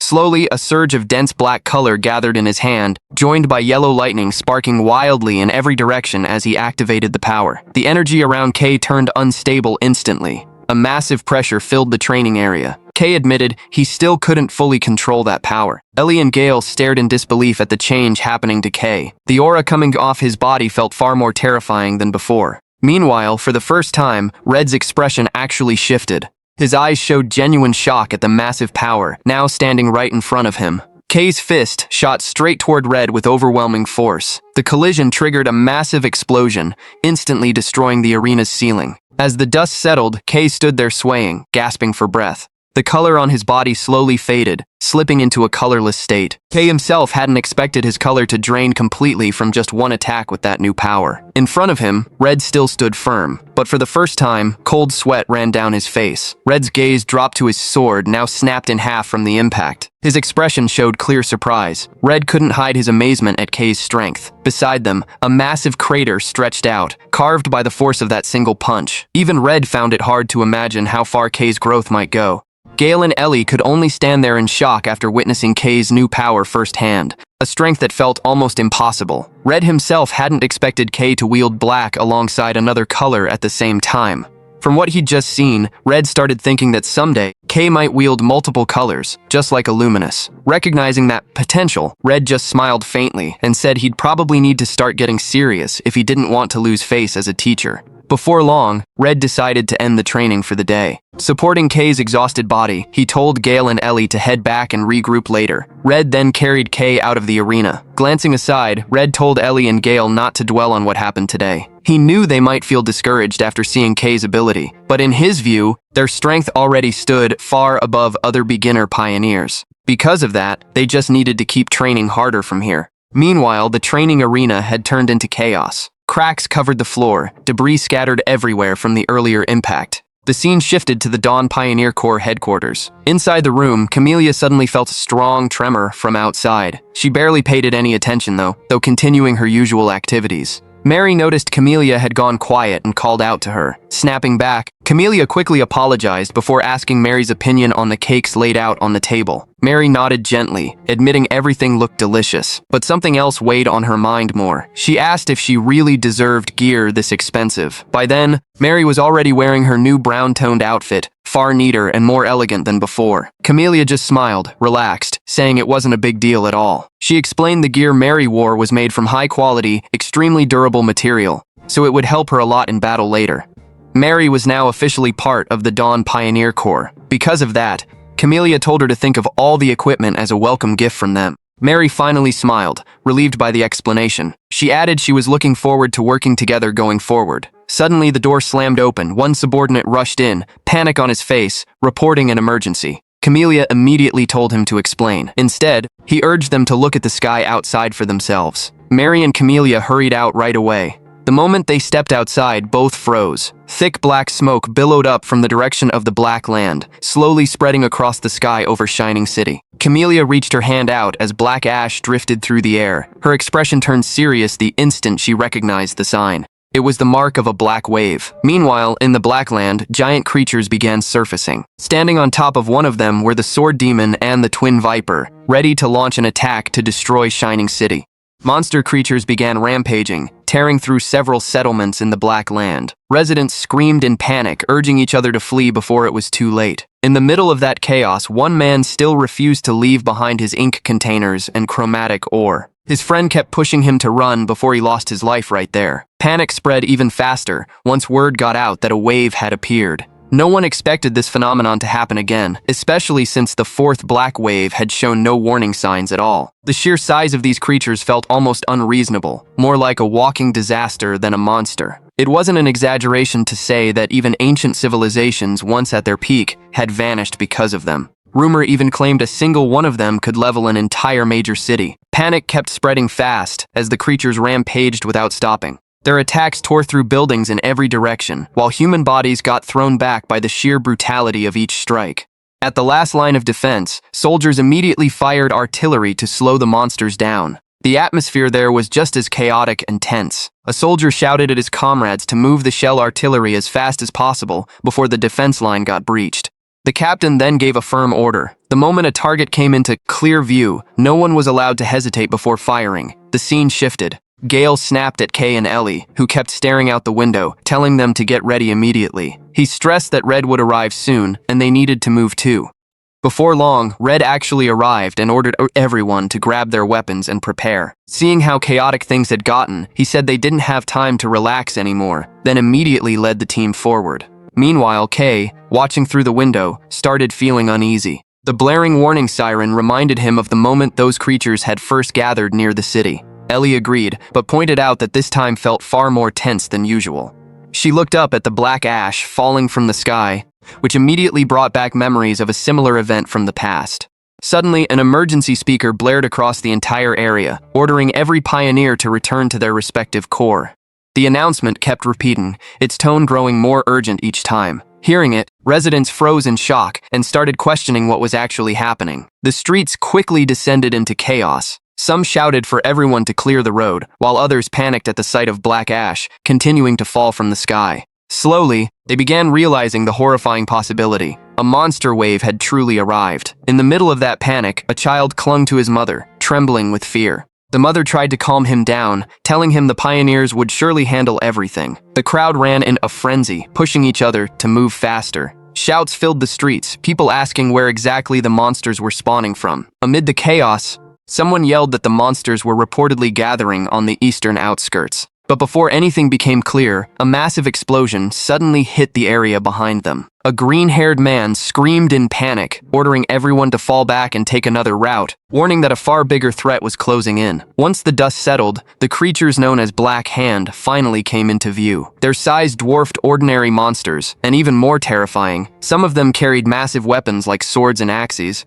as if ready to crush anyone standing in their path. The warning speaker kept blaring without pause. Elsewhere, Kay and Gale looked irritated watching the situation unfold. Gale cursed under his breath, questioning what those arrogant people thought they were doing. Kay explained that they were Blaze and Nickel from the Radiance Pioneer Corps, a well-known group with a reputation that predated their time as pioneers. He added that the Radiance Pioneer Corps was Dawn Pioneer Corps' rival in the eastern region, and now, of all times, they were running into each other in the middle of this emergency. At the evacuation line, an army captain kept leading his troops, his face tense with stress. He said that if things kept going like this, civilians would become casualties before evacuation even finished. They had to hold the line until every resident was safely secured. Before long, Kay and the others finally reached the battlefield. They moved in immediately, tearing through the creatures with brutal force, giving the watching soldiers a small sense of relief, finally seeing a real chance to survive. One soldier let out a grateful breath, while another shouted for the evacuation to speed up while the opportunity lasted. From that point on, the pioneers became the front line, clearing the path for the civilian evacuation. An orange-haired pioneer confidently declared that, ever since the Radiance Pioneer Corps arrived, no monster had managed to break through their defense. That claim got shattered instantly when a creature lunged forward and attacked the troops around them, catching everyone off guard. In a flash, Kay moved fast and sliced the monster clean in half, while the others jumped in to help clear out the rest one by one. At the evacuation zone, residents kept screaming in panic. Artillery fired non-stop, trying to hold back the wave of monsters closing in from the front. The chaos only got worse as people pushed each other to reach safety. Soldiers tried to calm things down while keeping the evacuation moving, warning that panic would only make the situation worse. Elsewhere, a group of creatures moved fast toward the defense line. The soldiers grew frustrated, since the fast-type monsters were always the hardest to deal with. The captain immediately ordered the entire unit to open fire before they got too close. A barrage of color attacks shot out toward the creatures. The captain then instructed them to use blue color to slow the monsters down, even if only slightly, just enough to buy time for the troops at the front base to retreat safely. Slowly, the wave of creatures started thinning out, but the situation was still far from over. Several giant monsters began appearing, charging toward the last fortress, threatening to tear it down at any moment. At that critical moment, the Rank S colorists finally arrived on the battlefield. With a sharp smirk, Camellia said the situation had gotten too urgent and she'd keep her explanation brief. She announced that as commander of the Dawn Pioneer Corps, she'd be taking temporary command of every Pioneer Corps in the region. She added that a massive group of Black Hand had been detected, heading straight for the front base. Hearing that, Kay and the others froze in shock. Kay's mind immediately flashed to that terrifying figure, the Sword Demon. Moments later, a red-haired man let out a sigh, saying they'd nearly arrived too late, and everything could have turned into a massive disaster. He apologized for the delay, especially to the younger ones. Kay and the others just stayed quiet. The red-eyed man then praised Kay and his team for holding the line this far. Camellia added that the Vanguard members had also fought hard to hold back the enemy's assault. At the front line, the troops started getting overwhelmed by the pressure of the creatures. The captain shouted orders for them to either fall back or hold their positions. Suddenly, a sword strike tore through the battlefield. The red-haired colorist unleashed a brutal attack that instantly destroyed a massive creature, making it shriek in pain. Kay and Gale stood frozen, staring at that level of power. But the situation wasn't over yet. They flinched the moment a giant creature rose back up, towering high enough to blot out the sky with its terrifying presence. The next second, the monster swung a massive tentacle, sweeping across buildings and the troops nearby. A sharp warning rang out. A giant creature was attacking. Everyone braced for impact. But Kay and his team didn't retreat. Instead, they charged forward together, declaring they'd become the shield holding the defense line. In front of them, the giant creature loomed,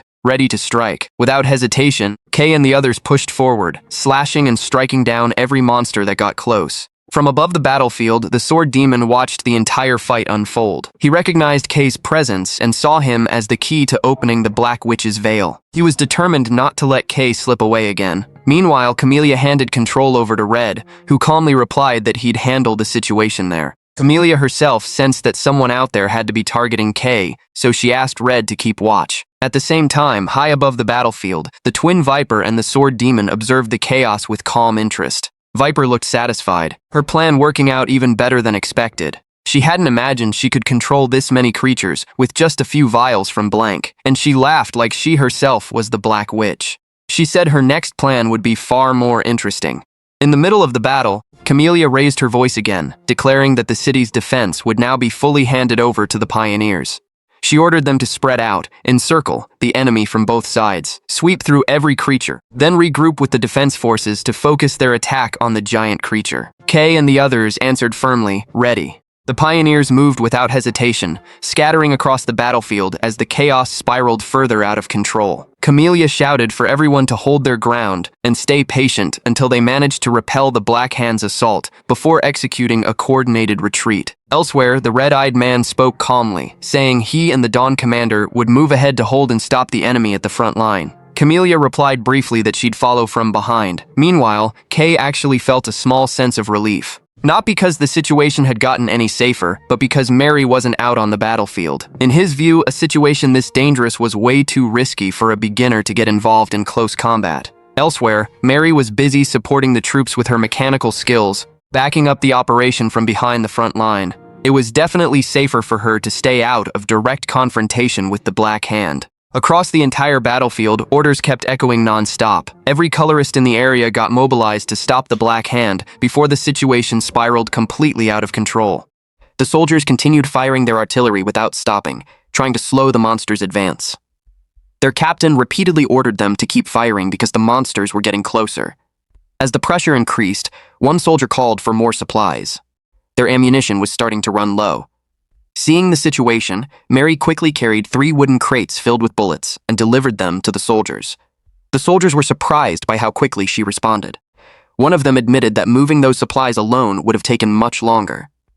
After thanking Mary, they returned to their duties, while Mary immediately rushed off to help elsewhere. As she ran through the battlefield, Mary couldn't believe the scale of the monster attack. It was the first time she had witnessed something like this. When she looked to the side, she saw the pioneers fighting desperately against a growing number of monsters. One pioneer shouted for everyone to hold their positions. If they fell, the civilians who had not been evacuated yet would be in danger. Then Kay and Ellie suddenly rushed forward. People nearby immediately warned them that pushing deeper into the battlefield was too dangerous. But their concerns quickly faded. Kay, Ellie, and Gale moved together, cutting down monsters and forcing them back. Their performance even caught the attention of the other pioneers. One pioneer couldn't believe what he was seeing. Another commented that rookie pioneers these days were operating on a completely different level from most people. Meanwhile, a brown-haired pioneer felt frustrated. Watching newcomers outperform experienced fighters made him feel humiliated. The battle continued as the pioneers on the front line worked together to stop as many monsters as possible. While observing the battlefield, Kay noticed that the situation was more stable than he had expected. The pioneers from Radiance Corps were making a major contribution on the front line. At the same time, the other pioneers continued supporting them without leaving any openings. Because of that, Kay believed they should be able to hold the monster assault if things continued this way. But when he looked up, he noticed a much bigger problem. A giant monster was still moving toward Shining City. Although it was moving slowly, it never stopped advancing. Kay doubted that their current fighting force could stop it. He could only hope that the SS-rank Colorists would return soon after dealing with Black Hand. Then something suddenly rushed straight toward him. Kay immediately sensed its presence. A powerful impact shook the area as the figure crashed into the ground, sending dust and debris into the air. When the dust settled, Kay froze. Standing directly in front of him was Sword Demon, one of Black Hand's members. Sword Demon stared at Kay and revealed that he had finally found the key. The statement left Kay stunned. At the same time, Gale immediately ordered everyone to retreat and reorganize their formation. Ellie was equally shocked. She couldn't understand why Sword Demon was there when he was usually fighting on the front line. Kay quickly prepared himself, but the others urged him to retreat. They knew they had no chance of defeating Sword Demon. In their view, fighting him without the support of a rank S colorist was no different from courting death. Because everyone's attention was focused on the front line, Sword Demon saw an opportunity. He immediately drew his sword and charged toward Kay, determined to capture him no matter what. Within moments, Sword Demon was already standing right in front of him. He was about to strike, but at the last second, Red appeared and blocked the attack. Sword Demon was clearly surprised.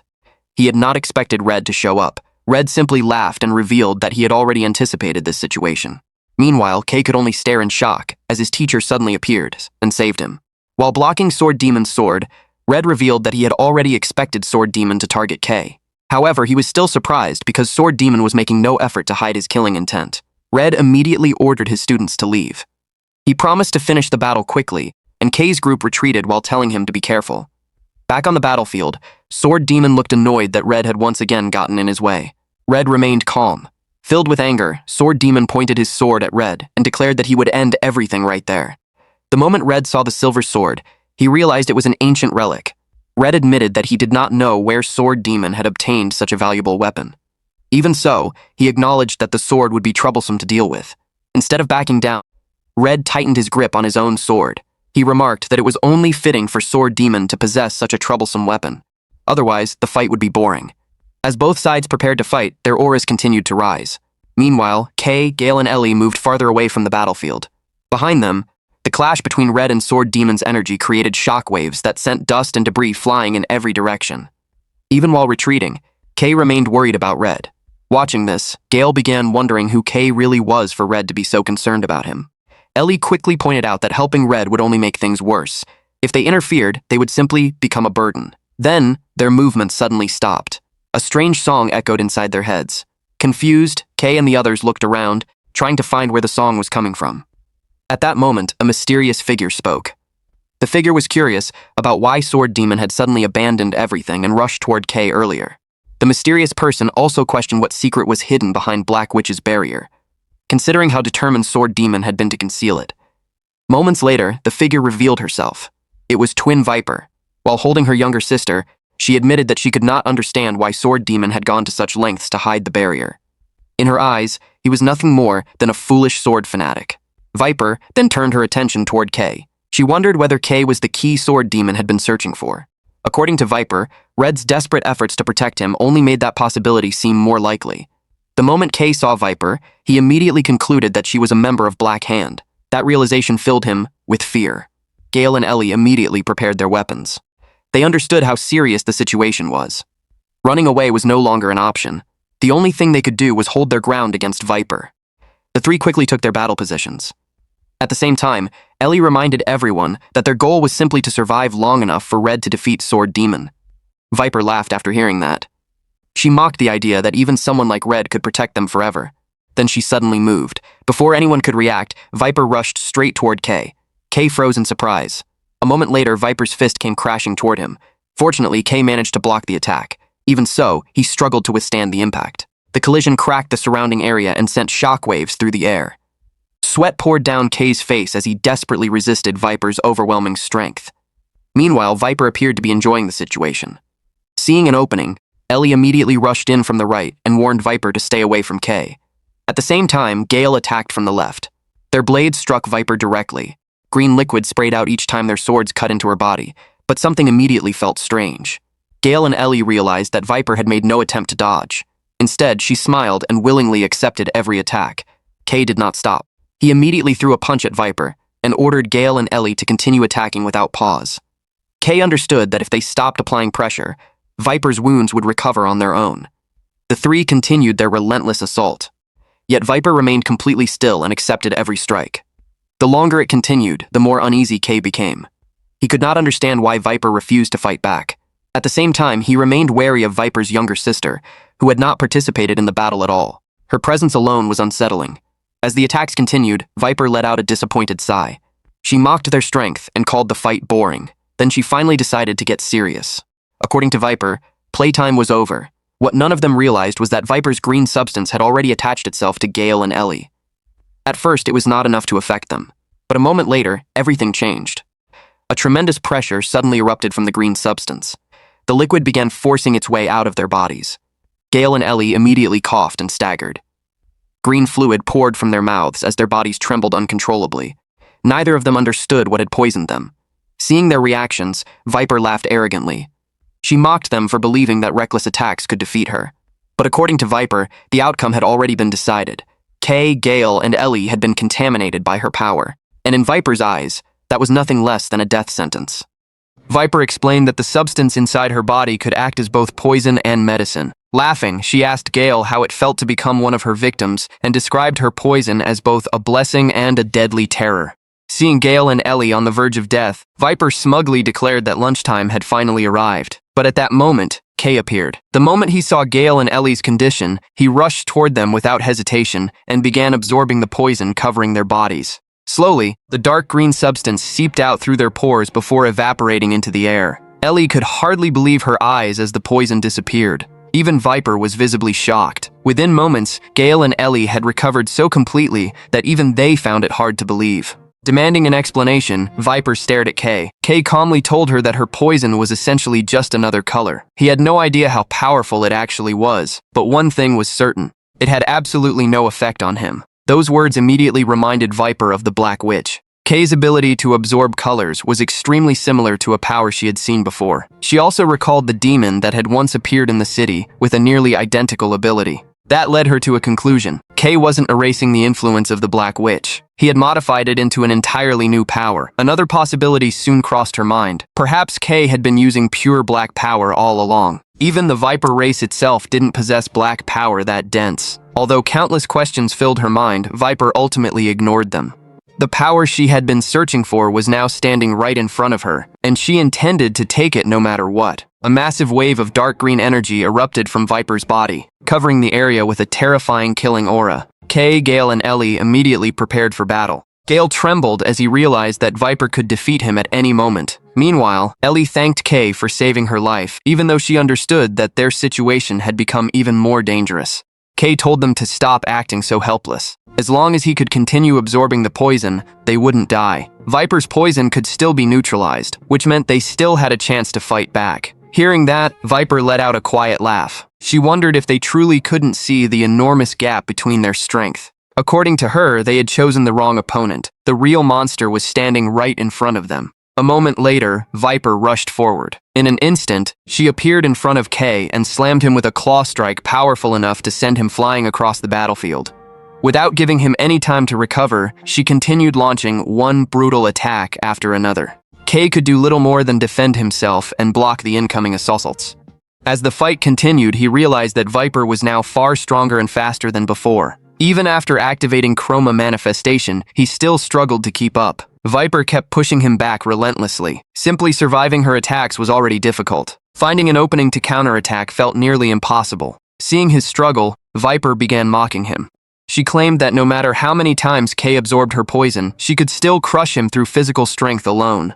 She also criticized his troublesome ability, saying he wasn't using it to its full potential. But then everything changed. A sudden slash struck Viper's body, and green blood sprayed from the wound. Surprised, she immediately turned around. The attacker was Gale. Furious, Gale shouted at Viper for continuously ignoring both him and Ellie. At the same time, Ellie began gathering ice energy around herself. She warned Kay to be careful before casting Frost Wall. Ice rapidly formed around Viper and expanded into a massive barrier after Triple Layer was activated. Using that brief opportunity, Ellie quickly pulled Kay away and told him to retreat while they still had the chance. Kay nodded, even though he had almost been caught by Ellie's attack himself. While staring at the ice prison surrounding Viper, Ellie warned everyone that the barrier wouldn't hold for long against someone that powerful.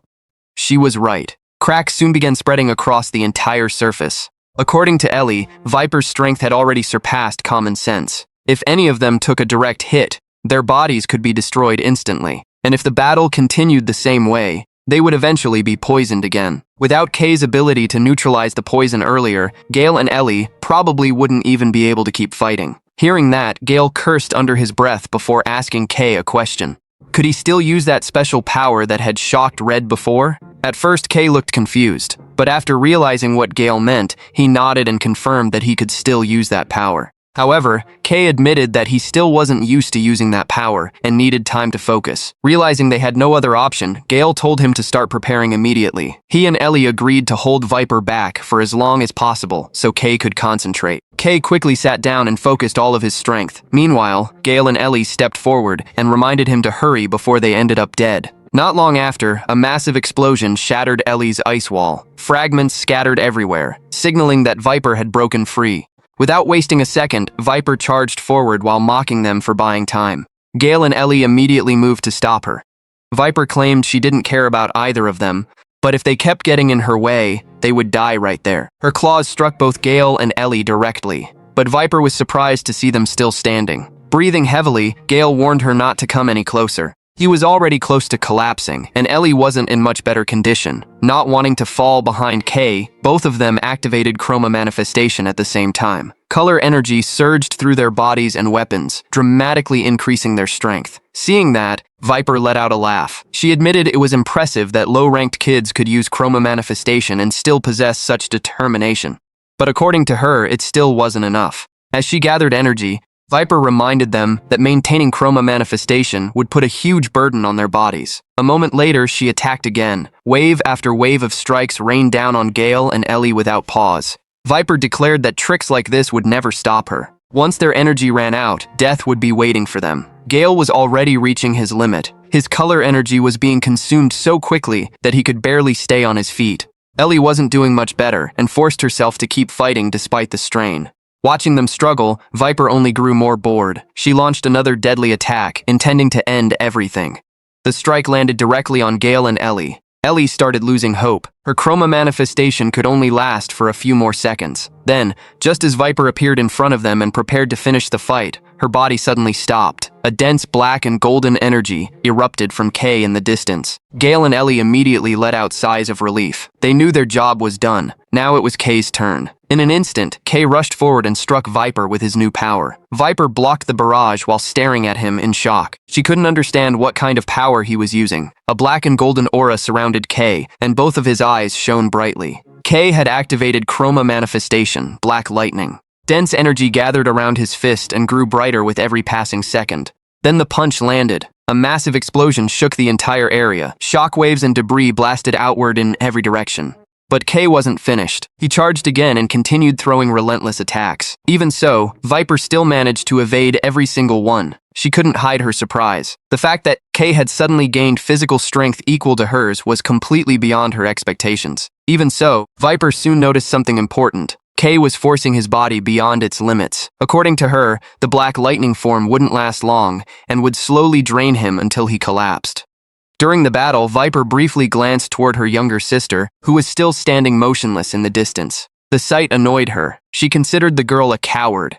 If her sister had helped from the start, this fight would have ended much sooner. But Viper quickly put that thought aside. Her goal had never changed. She wanted to recover Stella's fragment and free herself from her connection to that person. She believed her wish would finally come true. Viper even admitted that she was lucky Kay had come here. To her, Kay was the perfect bait for keeping Emerald Master's power under control. She remembered the time Kay had nearly died at Sword Demon's hands. Ever since then, she had predicted that everything would eventually lead to this moment. That was why she intentionally allowed Kay to live while waiting for the right opportunity. In the end, she believed that only she would obtain the key.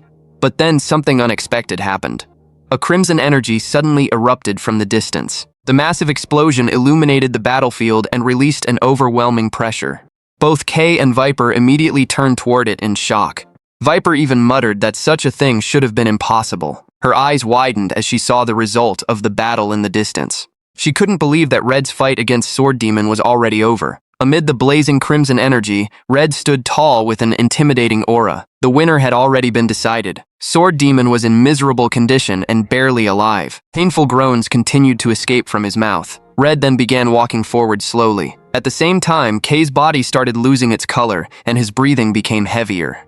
Even while approaching his limit, he still found the strength to ask about Red's condition. Meanwhile, Viper exploded with rage. She called Sword Demon an insect and questioned whether he even deserved the name Black Hand. According to her, he was completely useless. Even after obtaining a physical vessel, he still failed to defeat Red. Viper continued mocking him as worthless trash. But Red didn't respond at all. He stepped out from the sea of flames and stood there calmly, holding the head of the defeated Sword Demon in his hand. At that moment, Kay's face turned pale and his body collapsed to the ground. His breathing became ragged as exhaustion finally caught up to him. Meanwhile, Red and Viper stood facing each other. Kay knew he had been only moments away from collapsing completely. The line between life and death had been incredibly thin. When Red arrived, Kay finally realized that all of his chroma manifestation energy was gone. He had nothing left. From this point on, everything depended on his teacher. Meanwhile, cold sweat ran down Viper's temple. She silently cursed Sword Demon. She never should have trusted him. A defeat that came this quickly was something she had never expected. Fighting Red in her current condition was clearly a terrible option. The only thought on Viper's mind was escaping with her younger sister and leaving this place without getting injured. While Red's group took a moment to recover and Ellie gave Kay some personal black ink, Viper quietly began forming a plan. She intended to use them as shields while making her escape. But her thoughts were suddenly interrupted. Red appeared directly behind her. His gaze was sharp enough to immediately notice that Viper had been searching for a way out. Without saying much, Red launched a swift slash. Viper didn't even have time to react. The attack struck her directly. A painful scream echoed through the area as her body was torn apart by the strike. Kay and Ellie widened their eyes in shock. They could hardly believe that Red had brought down a black hand with a single attack. Viper crashed onto the ground with wounds covering her entire body. She grimaced in pain while her regeneration began repairing the damage. The moment she looked at Red, she realized she was facing the worst possible situation. His strength was far beyond hers, and her poison was burned away before it could even reach its target. This battle was completely against her. Red then raised his sword. According to him, power on this level was still impressive even without being enhanced by chroma. He even wondered whether that ability came from an ancient relic. Red's attention then shifted to the sword in his hand. He felt that its previous owner had treated it far too roughly, yet strangely enough, the weapon was still in excellent condition. Letting out a sigh, Red remarked that a sword used in that manner would eventually break. To him, that was a real waste. Red then asked Sword Demon if he had another sword and told him to bring it out before death arrived. In a mocking tone, Red said he could use that sword far better than its current owner ever could. According to Red, there was no point in possessing a great weapon if you couldn't even swing it properly. Hearing the insult, Sword Demon could only growl in frustration. Red then switched swords. Just as he expected, the weapon he had used for years felt far more comfortable in his hand. With a sharp gaze, Red pointed his sword at Viper. It was obvious who his next target was. Not far away, Viper's younger sister sat silently and watched everything unfold. Tears continued running down her cheeks. More than anything, she wanted the fight to end. She lowered her head before finally breaking down in tears. Her mind returned to the countless times Viper had been hurt while protecting her. With a trembling voice, she begged everyone to stop hurting her sister. The next moment, an incredibly powerful wave of poisonous energy erupted from her body and swept across the battlefield. Red immediately turned toward it. The wave struck him directly, but the aura surrounding his body blocked it completely. At the same time, Kay continued absorbing energy to recover his strength while protecting Gale and Ellie from the spreading poison. Even so, the sudden explosion caught him by surprise. Poisonous mist spread throughout the entire area. Meanwhile, Viper's younger sister ran toward her while crying. She reached out her hand and apologized. According to her, Viper should never have been injured like this. The tears wouldn't stop falling. She knew that Viper always hated seeing her get hurt. Because of that, she told Viper not to worry. She would heal her. The moment her hand touched Viper's body, a massive vortex of energy appeared in the sky. The energy spun violently before gradually shrinking into a single point. Seeing that, Red looked visibly annoyed. This was exactly why he disliked the Black Hand. They always possessed strange abilities that were impossible to predict. Not long afterward, Viper's wounds began healing. At the same time, her body slowly transformed into a different form. This ability was known as erosion amplification, awakened fusion form venom. Viper quietly laughed as she examined her new body. She admitted that she never intended to reveal her true form in this place. But everything had changed because of Red. As soon as she finished speaking, Viper vanished. Using overwhelming speed, she charged forward with her claws. Red immediately raised his sword and blocked the attack. The collision unleashed a massive explosion of energy that devastated the surrounding area. The resulting shockwave swept over Kay, Gale, and Ellie. Viper continued attacking without pause. This time, even Red started getting pushed back. During the fight, Red realized that Viper's body had become significantly stronger. On top of that, deadly poison continuously leaked from her body and spread in every direction. Under normal circumstances, anyone would be poisoned before they could even get close to her. Red also noticed that Kay was still trying to maintain protection for the group from a distance. But that situation clearly couldn't last forever. Viper could die at any moment. Red never expected that protecting someone in a situation like this would carry such a huge risk. Even so, he had no choice. In the end, Red decided to release his true power. He removed one of the restraints that had been suppressing his strength. The moment the chain was released, a terrifying surge of energy exploded outward. Kay, Gale, and Ellie immediately felt an overwhelming heat. The temperature around them rose to an unbelievable level. Seeing that power, they began wondering whether this was still the same chroma they knew. The aura felt completely different. Red then summoned his Chroma Mindscape manifestation, Extreme Blaze Brilliant Blade. His right hand shone brightly along with the sword he was holding. With a cold expression, Red stared directly at Viper. All of his power began pouring out. This was the battle he had truly been waiting for. But Viper suddenly went silent. She observed the transformation for a few moments before unexpectedly raising her hand. Then, in a calm voice, she surrendered. Viper had no intention of continuing the fight. Red was immediately stunned. The change in attitude came far too suddenly. Viper smiled faintly and apologized for all the trouble she had caused. She even asked whether Red would be willing to let her leave. According to Viper, Red was probably worried about the students standing behind him. If they kept fighting, both sides would only waste time and energy. Meanwhile, there was a far more urgent problem waiting for them. Rather than trying to kill each other in a long battle, wouldn't it be better to deal with that giant monster first?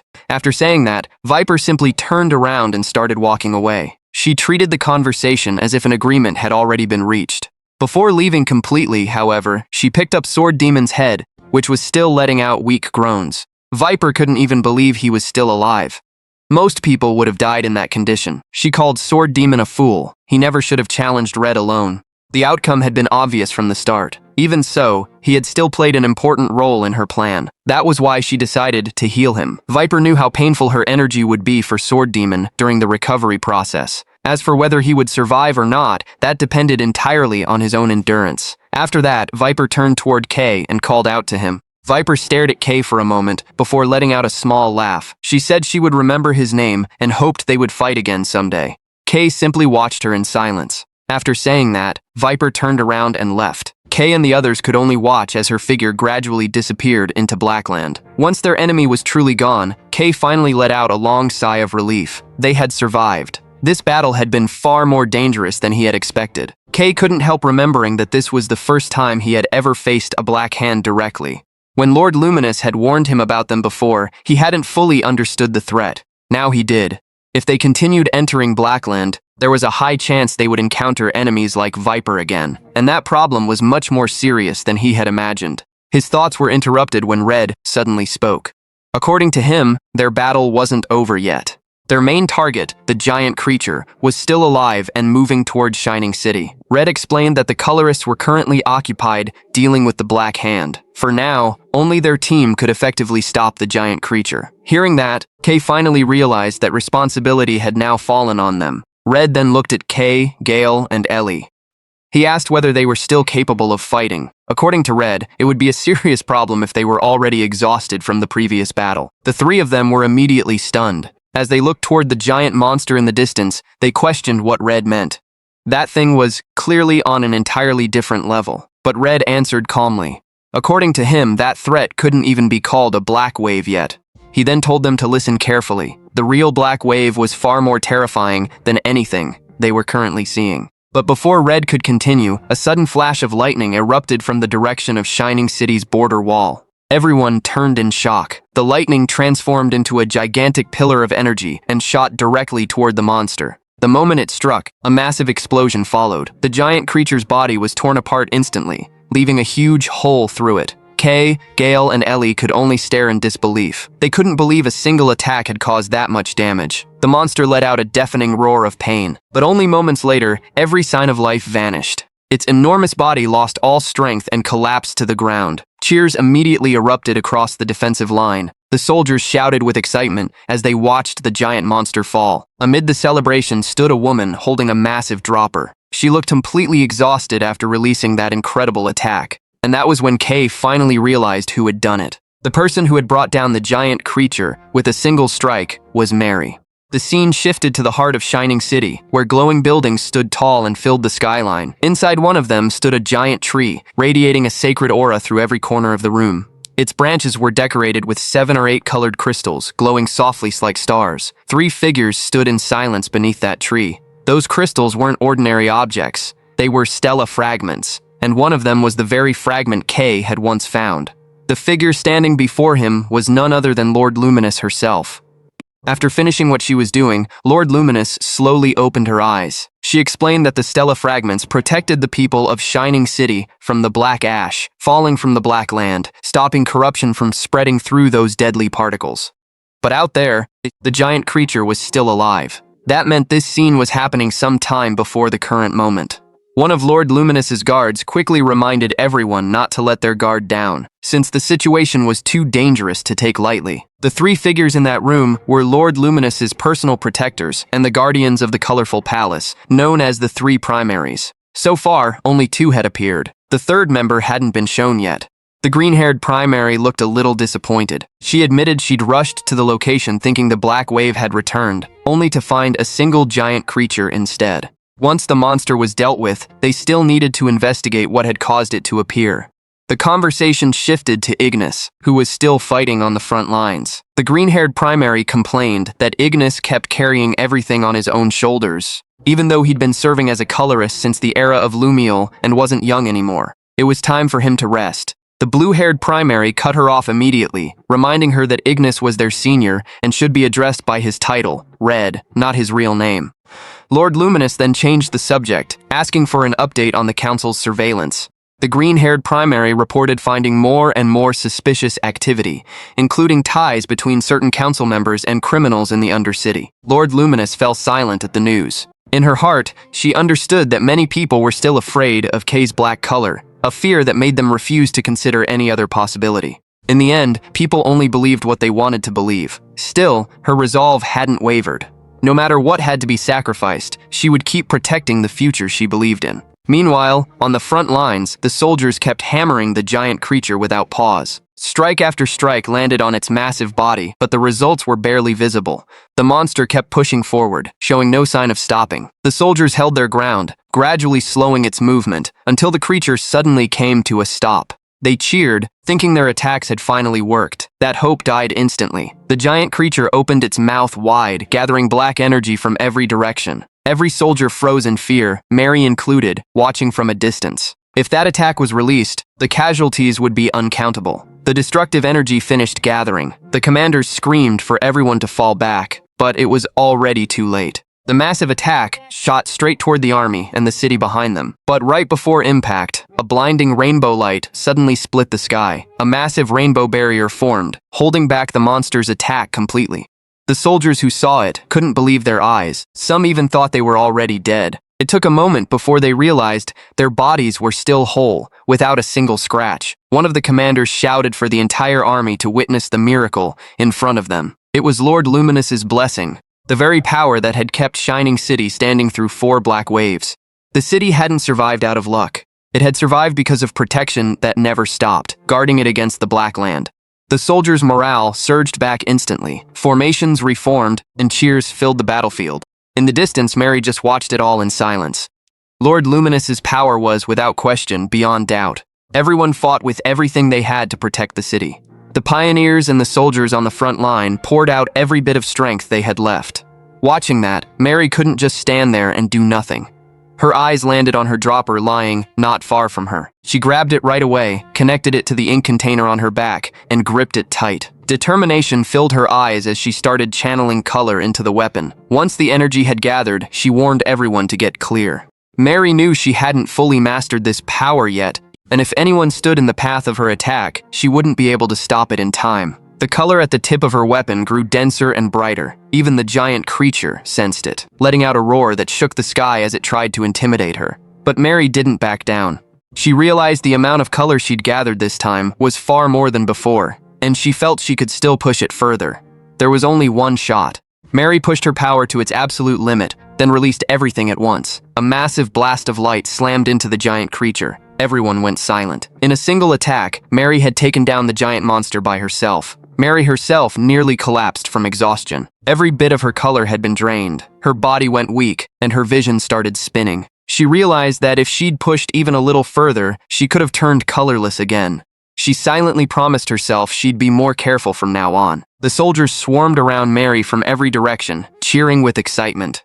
They called her a new hero, the one who'd single-handedly destroyed the monster that had overwhelmed the entire army. Still catching her breath, Mary just asked them to calm down and told them to check the surrounding area. Elsewhere, Camellia and the colorists who'd just arrived stared at the giant creature's corpse, completely stunned. The red-eyed man looked around in confusion, while Raven explained she'd rushed to the location the moment she received the emergency report. But before they could act, someone had already ended it. Camellia stared at the unmoving body, struggling to believe a single colorist could have done this alone. Seeing that everyone was safe, Camellia quietly felt a wave of relief. In her mind, she thought recruiting Mary into the Dawn Pioneering Corps might have been one of the best decisions she'd ever made. The cleanup process began. Camellia praised everyone who'd fought to their limit, while Red admitted they'd gotten lucky, since this threat had turned out smaller than expected. Camellia's uncle added that the Black Hand group had also pulled back, which let them get the situation under control faster than anticipated. Once things had settled down, Camellia suddenly remembered her juniors and asked where they'd gone. Red answered that Kay and the others were fine, but something was still bothering him. Before the incident ended, he'd seen the group following Nero towards somewhere, as if the little cat had been leading them to something important. Camellia caught the hesitation on Red's face and asked if something had happened. Red just shook his head slightly. Even if they were dealing with something, he believed the group could handle it on their own. Meanwhile, Mary had already rejoined Kay's group near the giant creature's corpse. Not far from them, a swarm of small creatures had gathered around the body, with Nero sitting comfortably on top of them, playing around happily. The adorable sight immediately caught the girls' attention, and they wanted in right away. Mary finally saw with her own eyes why Nero was so special to the small creatures. Just like Kay had told her before, they kept showing up and gathering around him non-stop. Gale could only complain as their numbers kept growing. Kay explained that the giant creature's corpse was a massive source of energy, its body packed with raw, contaminated color crystals, useless to humans, but that same energy was what drew the small creatures in to feast around the remains. Ellie listened, clearly not getting why they'd even come here. To her, the area was nothing but leftover remains, with nothing special about it at all. Kay explained that Nero was the one who'd led them here. Every time Nero pointed somewhere, there was always something rare or worth seeing there. This time, Kay was sure Nero was trying to show them something too. But while they were still talking, something terrifying happened. The giant creature, which should have already been dead, slowly opened its eyes. Everyone froze. Gale screamed in panic, suggesting they call Red or another colorist immediately before the monster went berserk again. But before anyone could move, the giant creature slowly closed its eyes one last time. It was as if it had opened them only to see Nero one more time before finally letting go. Gale still looked anxious, worried the monster might come back to life. But Nero had already moved on. The little cat meowed and pointed in another direction, as if telling Kay to climb onto the giant creature's body. Kay followed the cue without hesitation. Ellie panicked the moment she saw it and tried to warn him, but Kay kept moving forward anyway. Kay activated inverted vision. In the darkness, a glimmering light appeared in the distance, shining like a lone star surrounded by thick black. As Kay got closer and examined it, he found a glowing object floating with a dark aura swirling around it. He understood immediately what it was. The giant creature's core, the very thing that had kept the monster alive all this time. Something extremely rare and worth an enormous amount. Kay pressed his hand against the creature's body to confirm what he suspected. A moment later, his expression changed. From the monster's body, he picked up an energy trace that felt strangely familiar. Looking at the pulsing core in front of him, Kay realized absorbing it wouldn't just be a simple recharge of his color. Something far bigger, far more real was about to happen. Without hesitation, Kay activated absorption. Thick black energy exploded out from his body, swallowing the entire creature's core into the darkness. Ellie and the others were stunned, watching what Kay was doing. Mary couldn't believe what she was seeing. The entire corpse of the giant creature getting pulled in, completely devoured by Kay's black vortex. Camellia, Red, and the other pioneers could only stand frozen, watching the massive corpse vanish into the dark. Red let out a long sigh. This wasn't the first time Kay had done something beyond reason. Then something unexpected happened. Hundreds of colorful chromatic auras began falling from the sky, scattering in every direction. The pioneers cheered with excitement. Pure crystals, completely free of contamination, lay scattered everywhere, something almost impossible to find even on the official market, now spread out for free right in front of them. Camellia picked up one of the crystals and examined it closely. Her eyes went wide in disbelief. This wasn't an ordinary chromatic ore. It was a top-tier color crystal, the kind that almost never circulated in the market. Only then did she realize what had actually happened. Kay had absorbed every bit of contamination from that giant creature's corpse, all on his own. Realizing it, Camellia immediately shouted for Red and her uncle to gather up every chromatic ore scattered around.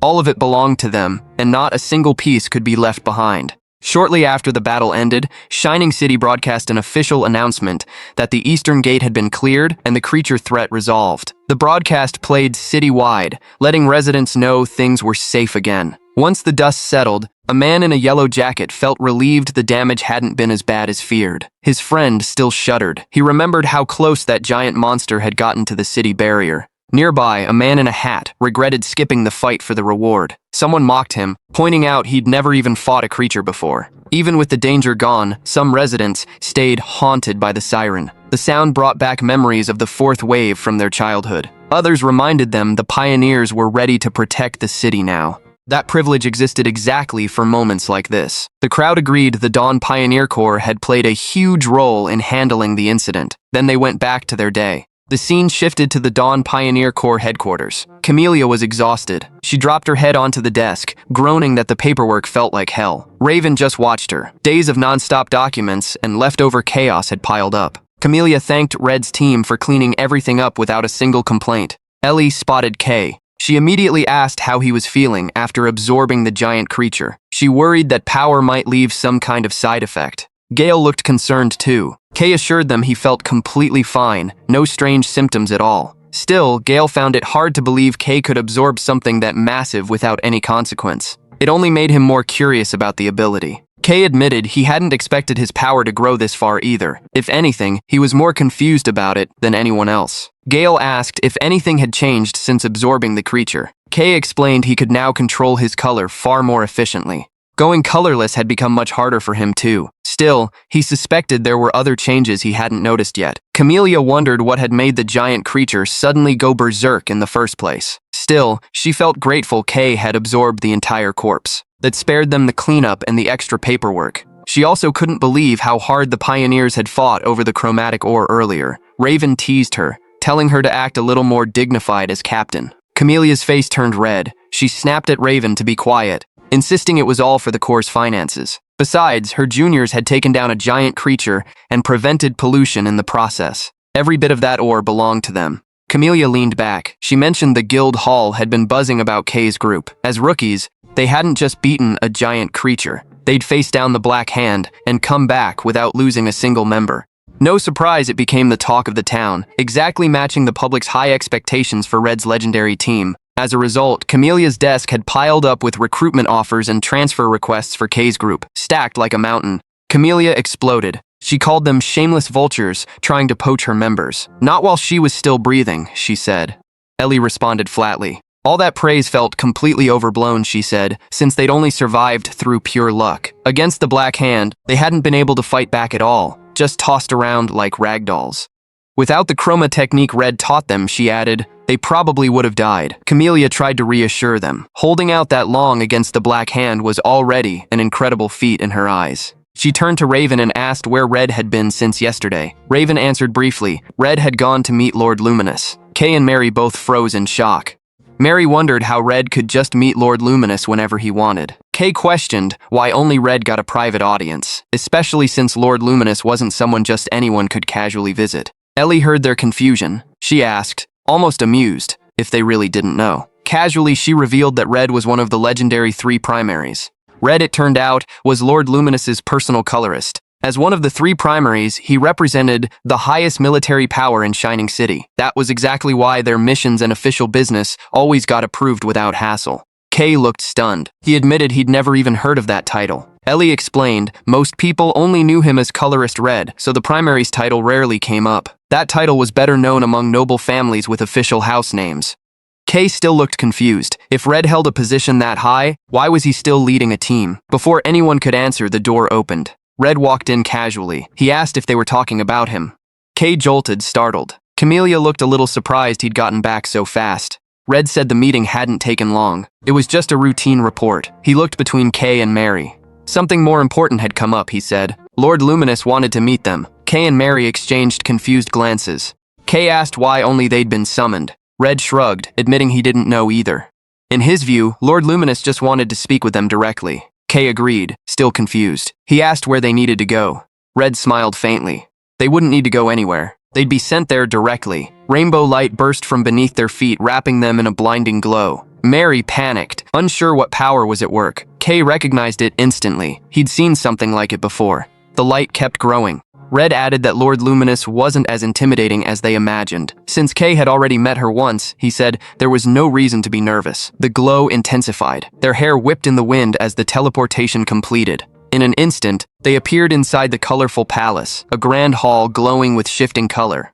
A tree of shimmering stella fragments stood beside them. Mary still couldn't believe they'd been teleported.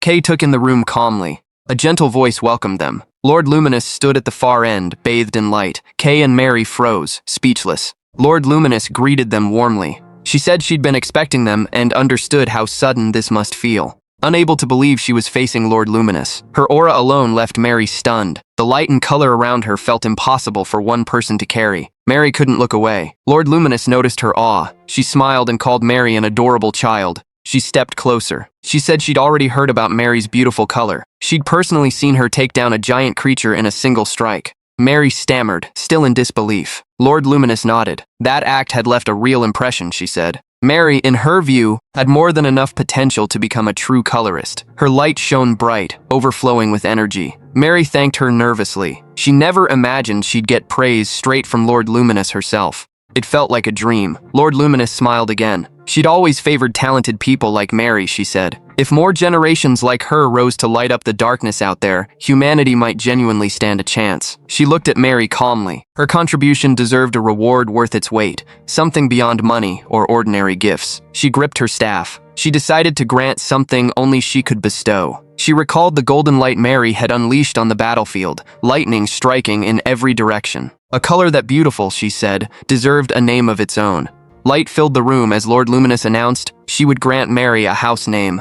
A name echoed through the room. From that day forward, Lord Luminous declared Mary would be known as Mary Gold. With a warm smile, she said the name suited her perfectly. Lord Luminous explained the House Gold bloodline had been severed since the fourth Black Wave. Now, Mary would inherit that name. She would restore its glory through her own color. Color light radiated from Lord Luminous's body. Her hair swept majestically. With full authority, she officially proclaimed the decision. From that day, Mary would be recognized as the new head of House Gold across all of Shining City. Hearing it, Mary's mind went blank. Her eyes turned empty, like she'd lost herself on the spot. Kay patted her shoulder. He asked if she was okay. Watching that, Lord Luminous laughed softly. She told Mary not to feel pressured. Mary had no special obligations, she said. Just live normally and keep doing what she did best. Lord Luminous turned to Kay, her tone full of regret. A gift like this, she said, should have come much sooner. Kay just smiled faintly. He said it wasn't necessary.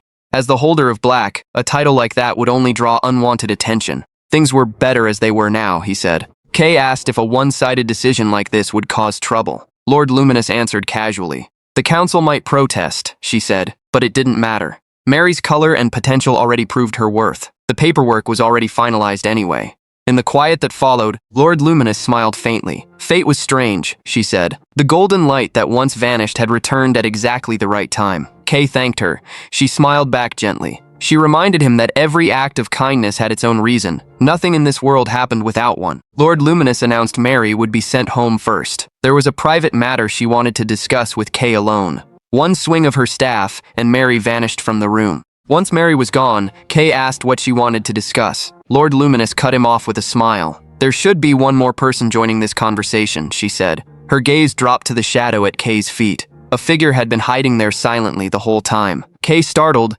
realizing she'd known all along. He told the figure in his shadow to come out. The shadow shifted. Nero peeked out cautiously. He muttered softly, breaking the silence. Lord Luminous smiled. She confirmed Nero was exactly who she meant. Her expression turned serious. She told Kay to listen closely. What they were about to discuss had to stay a secret between them from this point on. The scene shifted to the Black Land. The sword demon lay in pain. His body was wrapped in Viper's green healing energy. Standing beside him, Viper admitted she was impressed he'd survived. His survival instinct, she said, was genuinely worth acknowledging. Suddenly, Viper's gaze sharpened. She noticed a group approaching, like spectators gathering for a show. 4 Black Hand members stood on the rocks above, watching from the dark. Viper met their stare coldly. She asked if they'd only come out of curiosity to watch the city burn. She added, mockingly, that people always loved meddling in business that wasn't theirs. She questioned the Black Hand's sudden change in behavior. Normally, they stayed hidden in Shining City's blind spots, avoiding pioneer patrols. Now they dared show themselves. With a mocking edge, she asked if they'd gotten tired of running like rats. One of the Black Hand finally spoke. Asura demanded an answer, his tone threatening. He wanted to know how Viper had controlled a giant creature. He ordered her to reveal the secret. Viper just laughed dismissively. She called Asura just as foolish as the sword demon. She asked if he really thought she'd hand over information she'd worked so hard to get, for free. Asura snapped. He called her an annoying little venomous snake. Before long, the executioner spoke up too. Controlling a giant creature wasn't easy, he admitted, but attacking the city wasted the opportunity. They were preparing for something far bigger. Viper's actions had just stirred up unnecessary noise. Coldly, he warned that if her recklessness ended up disrupting their plan, her life would be the price. Viper showed no fear at all. She met the executioner's stare with a sharp look. She asked who exactly thought they had the right to control her. If he disagreed with how she worked, she said he was welcome to face her himself. The executioner answered coldly. He reminded her that her power was nearly drained. Her body could split apart again, just like before. In his view, Viper needed to consider whether she was actually ready to face that consequence. Viper just smiled faintly. In the end, she said, only one of them would be left standing.